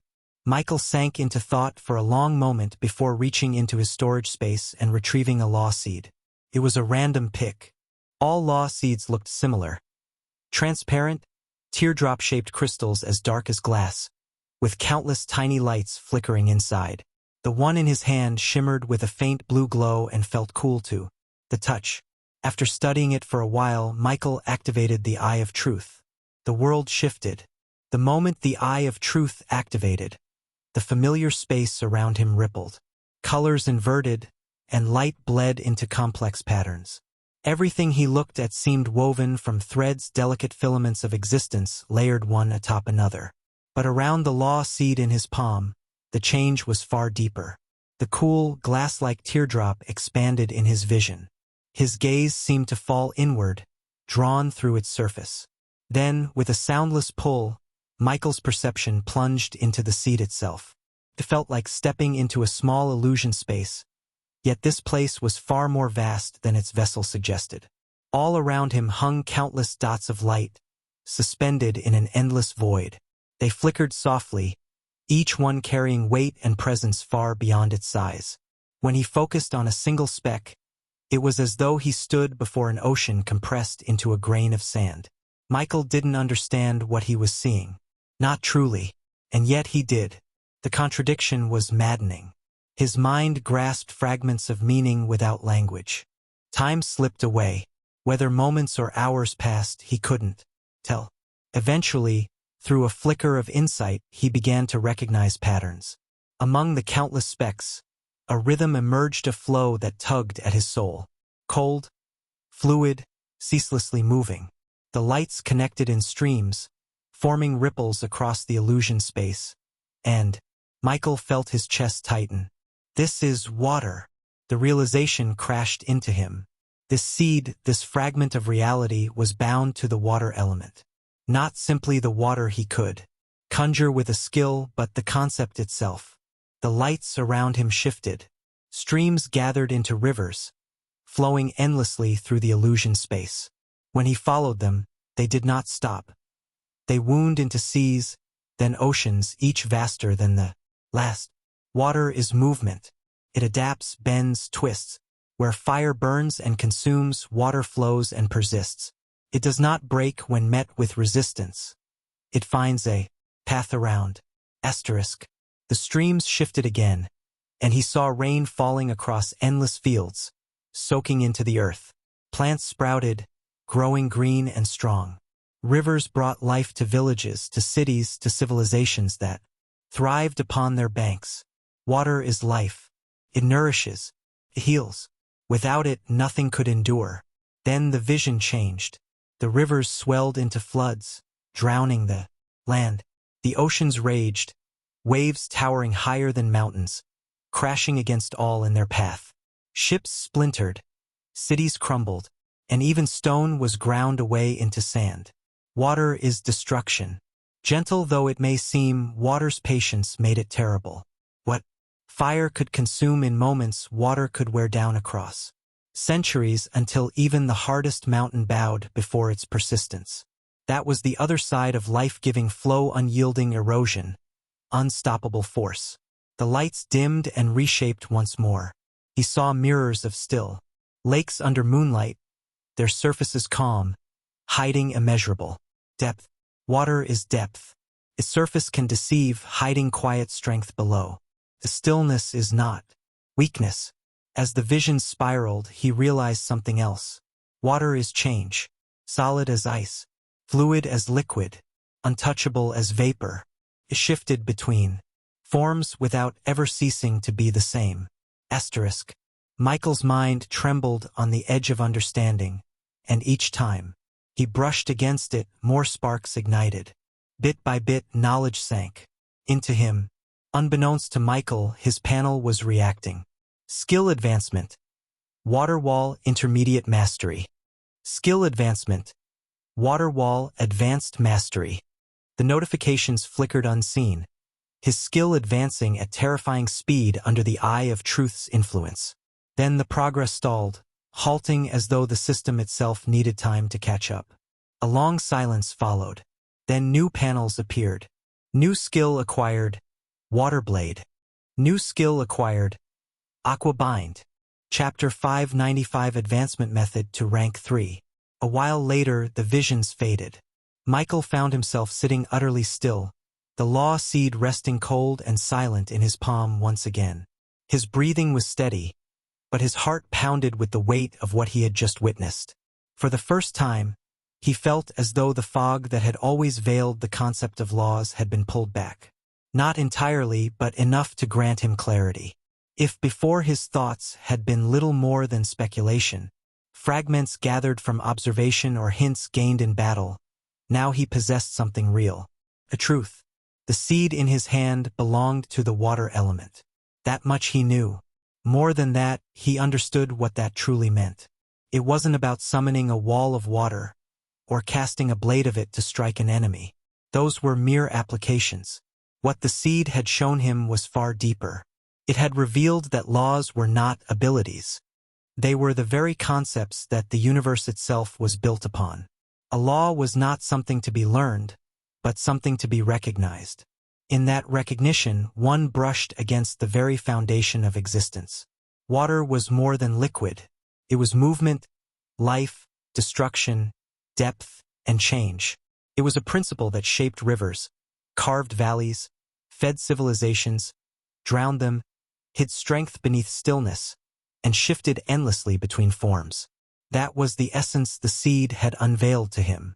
Michael's fingers tightened around it, his chest rising with a long breath. So this is what a law really is. The words felt strange on his tongue, as though saying them made the realization firmer, etched deeper into his soul. His mind turned toward advancement. He had always known, vaguely, that to reach rank 3 wasn't going to be easy. Now, however, he understood why. To rise beyond the rank 2, a term he could now more or less call the mortal stage, one needed more than accumulation. One had to grasp a truth of the world itself, then condense it into their own understanding until even the universe acknowledged it.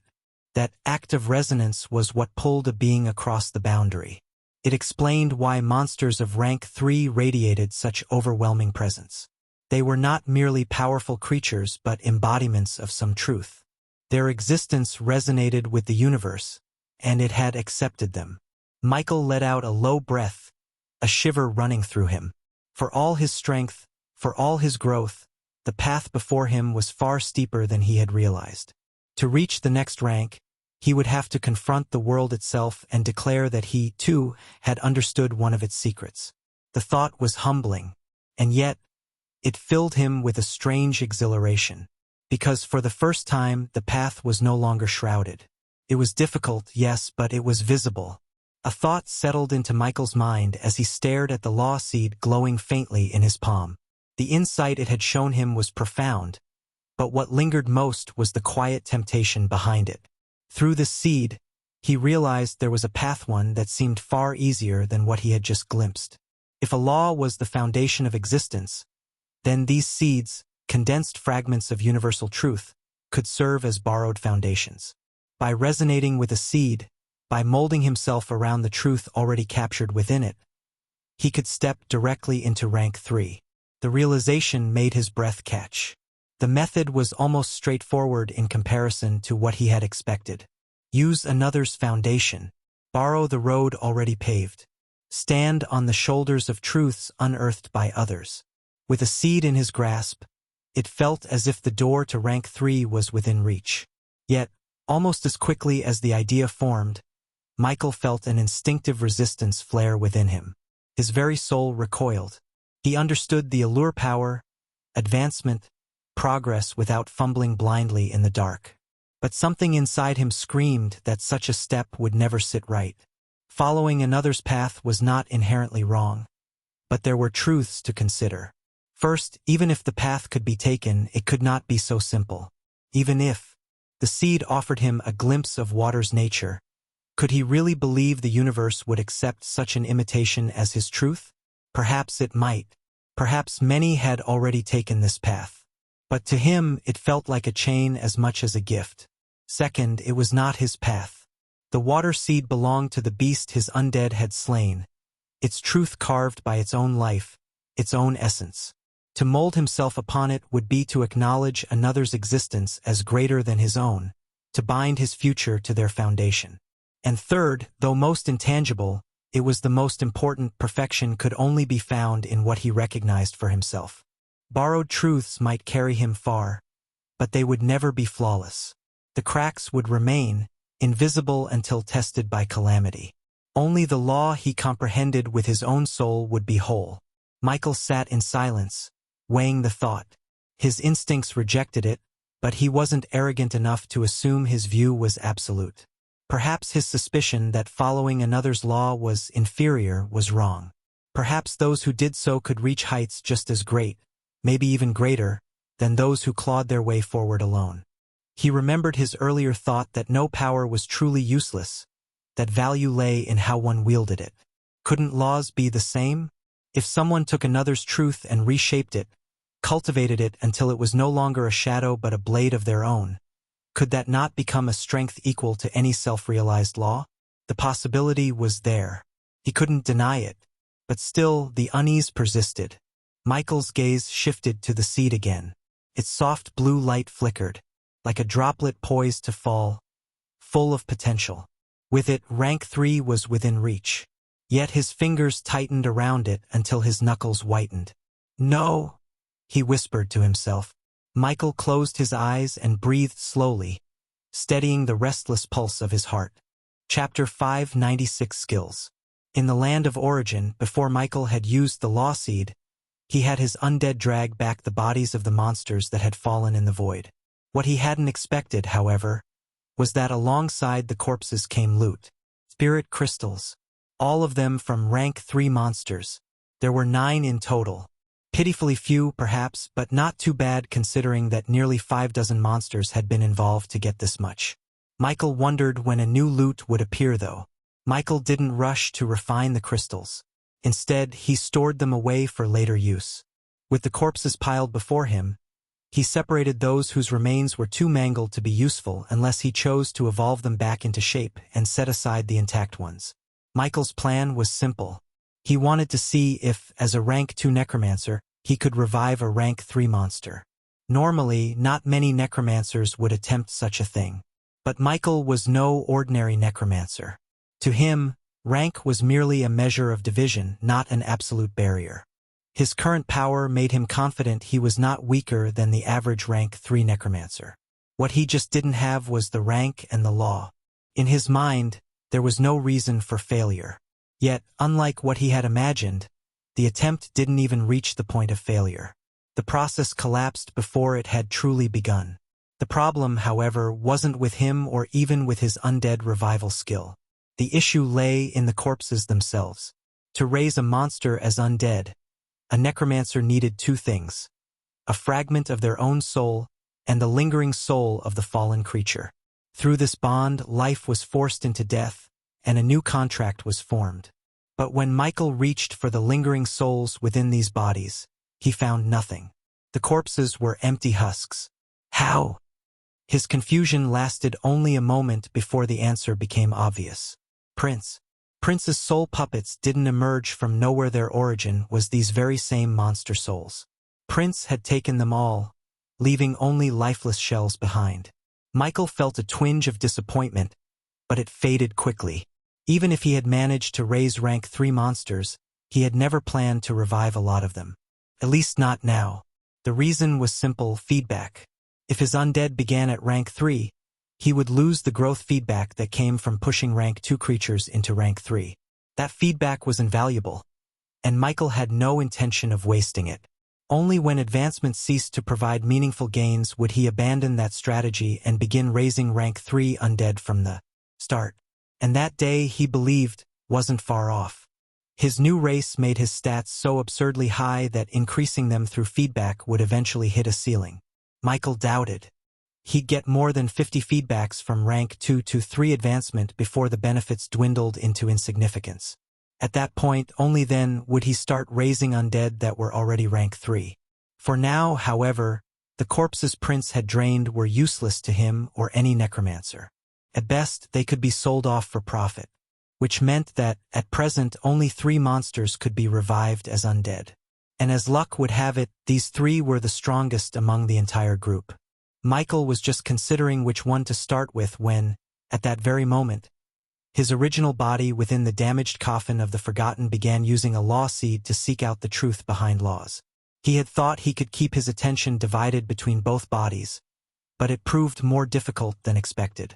After instructing his undead to remain on guard, Michael sat cross-legged on the floor and shifted the majority of his focus back to his true body, allowing the 2 of them to comprehend the mysteries of the law seed.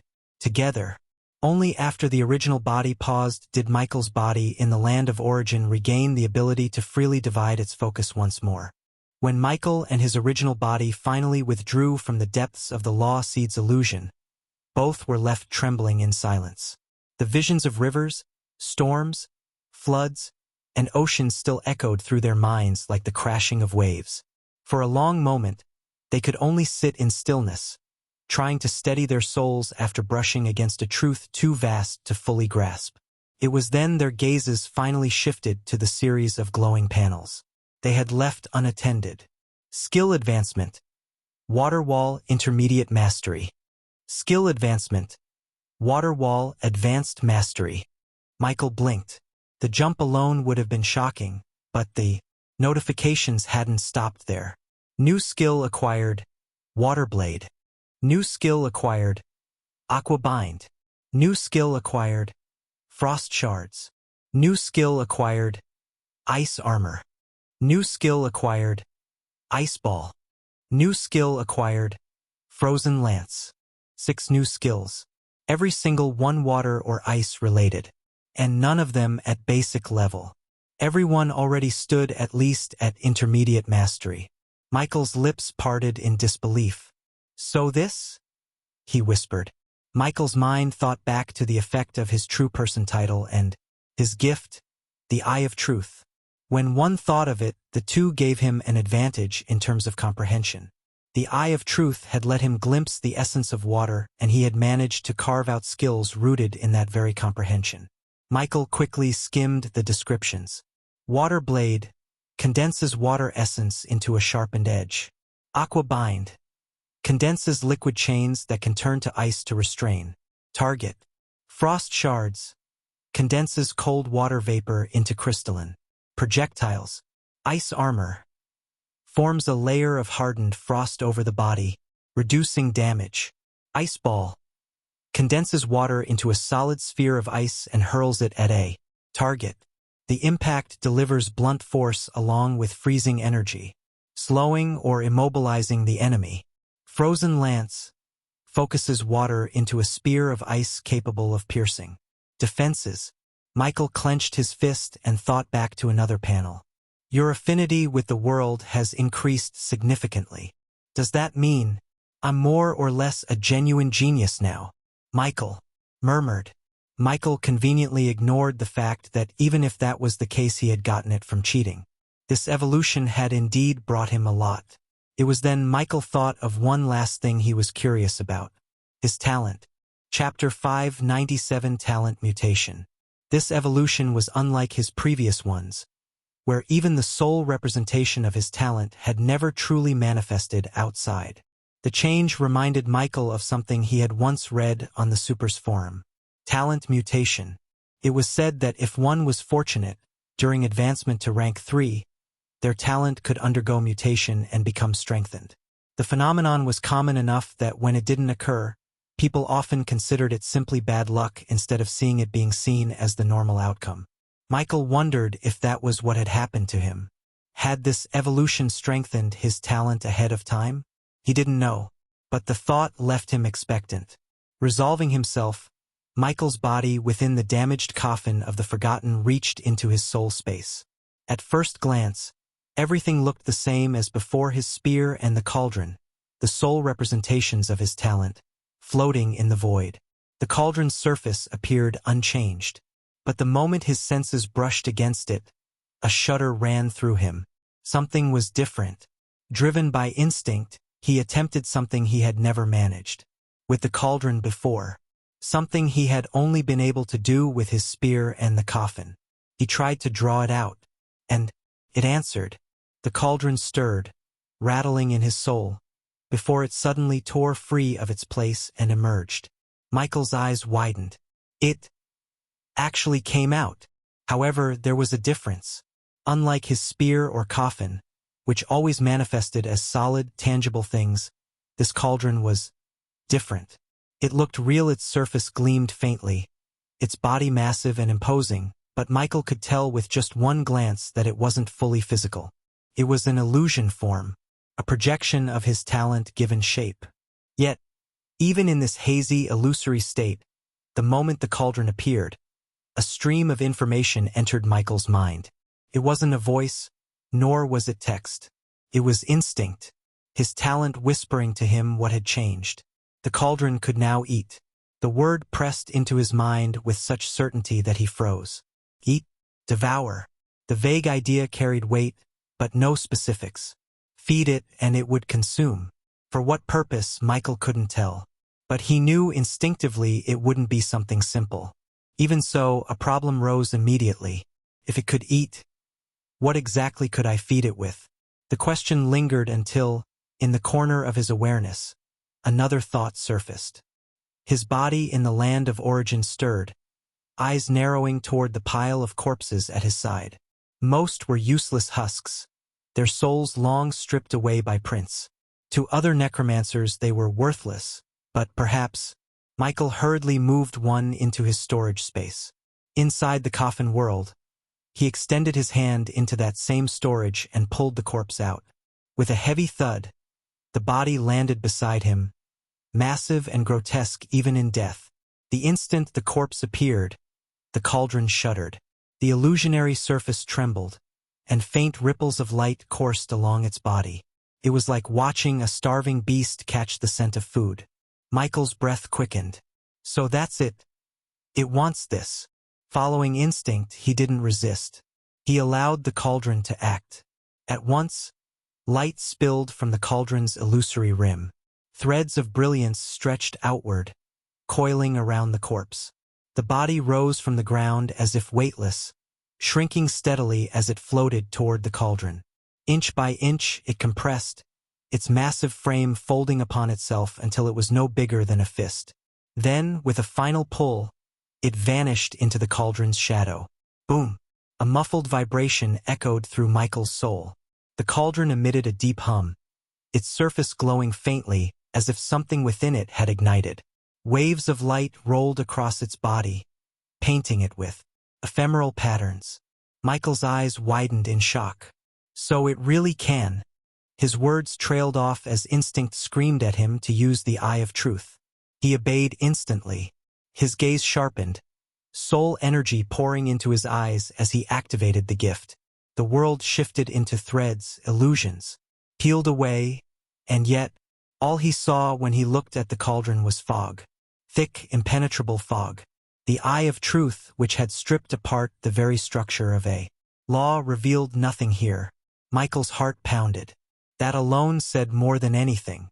If even the eye of truth couldn't pierce its workings, then the cauldron's evolution was far beyond ordinary. He drew a steady breath and forced himself calm. The cauldron was his talent. It wouldn't harm him. If it had changed, then that change was his to claim. Still, he needed to know more. It was at this moment, a series of panels suddenly appeared in front of him. Devour complete. Essence assimilated.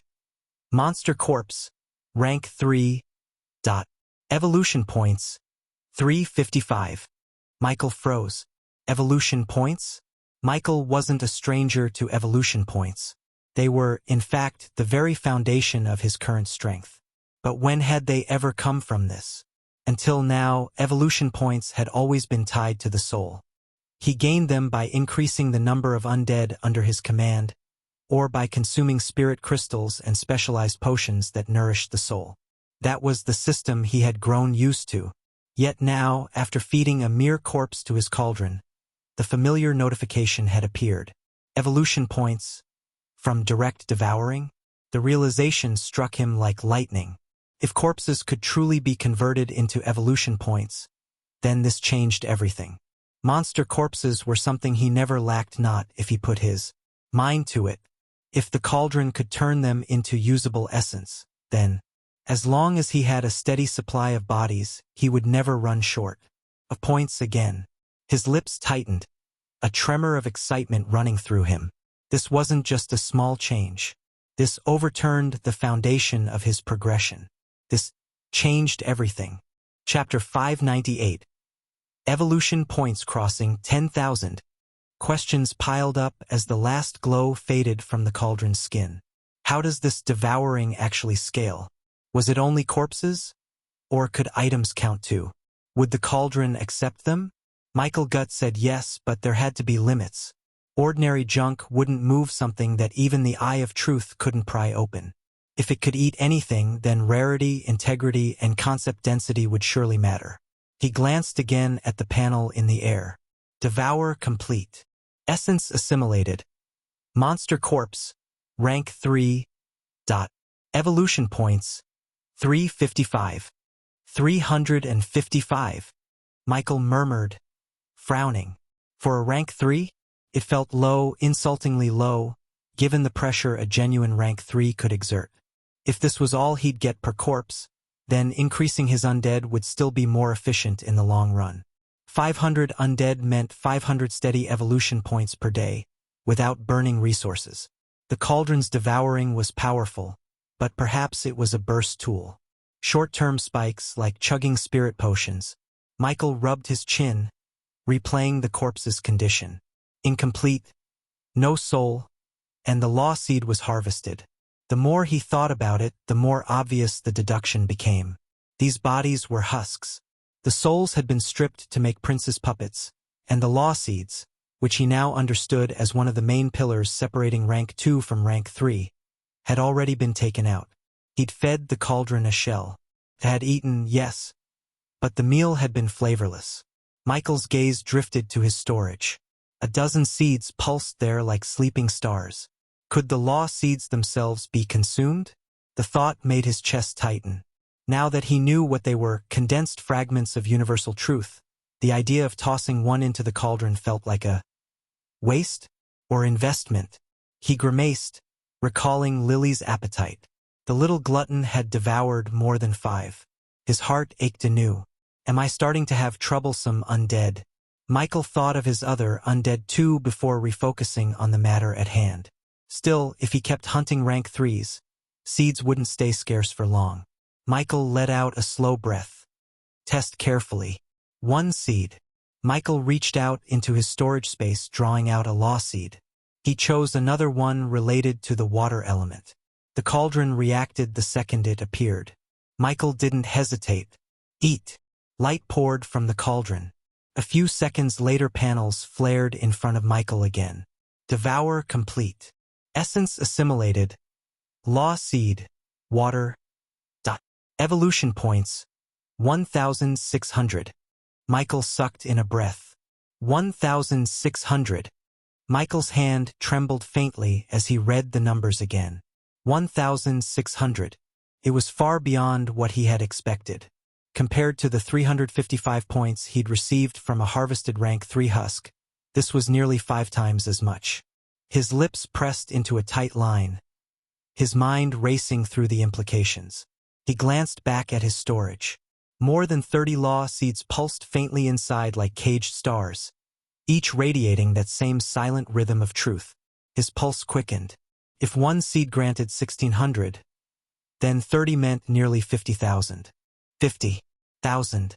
The sheer thought made his body tighten with a hunger he didn't even realize had rooted itself within him. Michael swallowed hard, forcing himself to stay calm. 50,000. No. More. The temptation gnawed at him. For a moment he could almost see it, pouring every seed into the cauldron. But his hand clenched shut. No, he couldn't. If the seeds were fragments of universal truth, then using them merely as fodder for points was wasteful. At least he couldn't use them now. Michael closed his eyes and forced his breathing steady. Waste? Or investment? Michael muttered under his breath. The glow of the cauldron had already faded, but its faint hum lingered in the back of his mind, like a predator waiting for its next meal. Michael grimaced. He'd need to test more, but not recklessly. Michael turned to the corpses stacked neatly in the land of origin. Nearly 40, stripped of seeds and souls. Their massive frames sprawled like broken mountains. Though he couldn't use the law seeds now, he could use these ones. Michael shifted, his two bodies working together. Soon, nearly 40 bodies were in the coffin space. Eat, Michael commanded. One after another, the rank 3 remains were fed into the cauldron. Each time, a flare of light burst, panels rising before Michael's eyes. Devour complete. Essence assimilated. Monster corpse, rank 3, incomplete. Evolution points, 322. Devour complete. Essence assimilated. Monster corpse, rank 3, incomplete. Evolution points, 403. Devour complete. Essence assimilated. Monster corpse, rank 3, incomplete. Evolution points, 289. The numbers varied. Some were higher, some lower, but none broke 400. Michael's expression darkened as the last glow faded. He rubbed his chin thoughtfully. So it really depends on what is being devoured. The deduction matched his earlier suspicions. These weren't full rank 3 corpses anymore. Their souls had been ripped away to fuel Prince's puppets. Their seeds had been stripped. What was left were battered shells of flesh and bone, heavy with lingering power but hollow at their core. It was like feeding the cauldron bones without marrow. By the time the final body was consumed, the panel displayed a new total. Evolution points, 13,440. Michael's heart raced in excitement. Even stripped, 40 corpses had still given him more than 13,000 points. His gaze drifted once more to the seeds in storage. 13,000 from 40 corpses. 1,600 from a single seed. The scale was terrifying. The corpses were useful, yes, but they had also answered his immediate question. Scaling, he murmured. The cauldron wasn't devouring flesh alone. It was devouring essence, the totality of what made something significant. That meant ordinary junk, as he'd guessed, would be worthless. His gut told him it was true. Michael stared into the cauldron. He shivered slightly, then forced a thought down. Later, he whispered. For now, he had enough. Michael stepped back, dismissing the panels. Chapter 599 New Undead. With so many evolution points at hand, Michael couldn't help but wonder how many it would take to evolve his 3-star. Extraordinary undead of epic grade. Of course, it was only curiosity. He had no intention of doing anything reckless. The last event alone had been enough to teach him what he needed to know. Anything crossing into the realm of epic grade was far from simple. With that thought set aside, Michael's body within the coffin space began testing its physical strength, attempting to control it well enough to return to the real world. A strange unease gnawed at him. For some reason, he felt as though an unreasonable amount of time might have already passed since he had separated from everyone else. In the land of origin, Michael did not immediately leave. There was still one last task he had been putting off, something that gnawed at the back of his mind since the battle's end. The corpses of the 3 strongest monsters, the golden-maned lion, the serpent, and the crystalline beast remained untouched. Unlike the others, their bodies were intact. More importantly, Prince had not harvested their souls into puppets. They were still whole, in a way that the other husks weren't. Michael extended his hand. Black-green light coiled from his palm as he invoked undead revival. The air shuddered. A while later, the first to stir was the lion, molten cracks glowing faintly across its chest before being extinguished in the pale fire of undeath.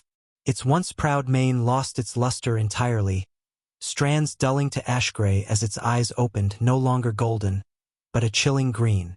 The serpent followed next, scales that once shimmered now carrying a dark sheen. Last came the crystal beast. 3 rank 3 monsters reborn. Or so he thought. The panels confirmed otherwise. Michael's eyes narrowed. Rank 2. It wasn't his own rank holding them back. His connection with them instantly told him the real reason. The seeds were gone. Without their law seeds, they had lost the very pillars that pushed them beyond rank 2. Their foundations had collapsed, reducing their race rank from 3-star extraordinary to 2-star. He clicked his tongue softly. So that's it. The seed really is everything. Still, disappointment didn't last long. Even as rank 2 undead, they were formidable. Their size and natural abilities remained. They lacked the authority of law, but their physical power hadn't vanished. They were far stronger than ordinary rank 2s and could even still transform. Michael studied them, silent for a long while. A thought crept into his mind. If they could be evolved, if he used his points to raise them, what would happen? Would they recover their previous laws? Would new ones emerge in their place? The possibility was too valuable to ignore. He didn't dare touch anything epic grade yet. But these 3 were below that threshold. Now, he could do whatever he liked a bit. Michael's lips curved slightly, almost imperceptibly. Let's see. With a thought, his body within the coffin space stopped its training routine. Soon Michael had 3 new rank 2 undead in front of him. Without hesitation, he evolved all 3 at the same time, consuming almost 2,000 evolution points at once. The familiar scream rang out, putting Michael's heart at ease. After what felt like a long while, 3 new rank 3 monsters stood before him once again. When he turned to examine their laws, the answer to his earlier question became clear. They hadn't gained new laws at all, they had reclaimed their old ones. Panels shimmered before Michael's eyes. Law of venomous corrosion, seed. Greater law connection, destruction. Effect. Releases a corrosive poison that erodes nearly any material or defense. Law of solar flame, seed. Greater law connection, fire. Effect. Manipulates searing flames born from the sun's radiance. Straightforward, destructive, lacking complexity, yet brimming with raw power. Law of prism reflection, seed. Greater law connection, light. Effect. Harnesses crystalline resonance to reflect attacks, bending force and energy back upon enemies. Michael's brows furrowed slightly as he read. The serpent's poison and the lion's fire were exactly what he expected. Straightforward laws. Powerful, yes, but not particularly deep. It was the crystal beast's law that caught his attention. Reflection. A branch of light, subtle and elusive. It wasn't raw destruction, but it could turn an enemy's strength against them. In some ways, that made it far more dangerous. Michael recalled some painful memories. Yet, though they stung, those memories made him appreciate the crystal beast even more. The 3 monsters stood in silence in their beast forms. Remembering that they could also assume humanoid shapes, Michael found himself curious about their appearances. With a thought, he ordered them to transform. The air shifted as his command rang out. Dark light rippled over the 3 towering forms, bones cracking, flesh twisting, scales and crystal plates shuddering as their shapes bent unnaturally. The lion moved first. Its massive mane receded, collapsing inward as fur shortened into thick, wild strands of red hair. A burly frame emerged with broad shoulders and muscled like carved stone. When the transformation ended, a middle-aged man stood before Michael, his beard thick and bushy. His green eyes glowed faintly. His chest was bare, muscles corded like steel cables, every movement radiating raw power. The serpent followed, its coils unraveling violently. Black scales melted away into pale skin, leaving streaks of reptilian texture clinging to his shoulders and neck. When the light dimmed, a tall, semi-old man stood where the serpent had been. His features were sharp, almost cruelly handsome, with lines of age that gave him a weathered, dangerous allure. The scales that remained along his jaw and neck glistened faintly, and his eyes narrow and slitted retained their venomous gleam. He radiated malice. Michael was a but taken back by his appearance. He looked like the kind of man he wouldn't let close to Aunt Mia for any reason at all. Finally, Michael's gaze turned to the crystal beast. It was actually a female. No wonder it was particularly vicious. Chapter 600 Genesis Body. The crystal beast stood there in silence. Her hair was long and pure white, cascading down her back like a river of snow-lit glass. Her eyes glowed with the same eerie green as the rest of Michael's rank 3 undead. Her skin was pale, faintly luminous with a crystalline sheen. Every movement made her seem fragile and delicate, like glass that could shatter at a touch. Michael's lips pressed into a thin line as he studied her. Unlike the others, her appearance was deceiving. Also, among all his rank 3 undead, she was the one who could pass off as human with the least effort. If her hair was dyed and her strange aura concealed, no one would suspect what she truly was. The 3 undead now stood complete in their humanoid forms. The Lion-A broad, red-haired, middle-aged man with a thick beard. The Serpent-A vicious-looking, handsome, semi-old man. And the Crystal Beast-A white-haired woman who seemed to be in her late 20s. Michael allowed himself a quiet exhale. "Not bad," he murmured. The undead didn't respond. As freshly raised undead, their wills were still blank clean sheets, waiting to be filled. Unfortunately, their levels had dropped and all 3 stood below level 60. Even so, they were far from weak. After giving them simple clothes to wear, Michael sent the trio to stand aside and remain out of the way. Then, refocusing, he returned to his own training, continuing to push until he could fully control the strength of his newly evolved body. Meanwhile, back in the land of origin, his other self oversaw the battlefield. Lucky and Prince were commanded to use their powers to restore the ravaged forest to the best of their ability, healing the ground torn by the clash of rank 3s. At the same time, Michael began to carefully inspect the unique skill that had come with his new race. A first-time experience for him. Genesis Body, the authority of a true person, whose essence has been acknowledged by the universe. Genesis Body allows the user to separate a fragment of their life force and shape it into a living form. This skill could also serve as the seed of an entirely new race, born from the user's essence. Asterisk. It was a skill without a mastery level, like detect. Only after reading it again did Michael realize the skill hadn't come simply because of his new race, but because of what that race signified. The description tied together fragments of his earlier speculations. True human was not a race in the conventional sense. It was a stage, a threshold, something humanity might one day become if they climbed high enough.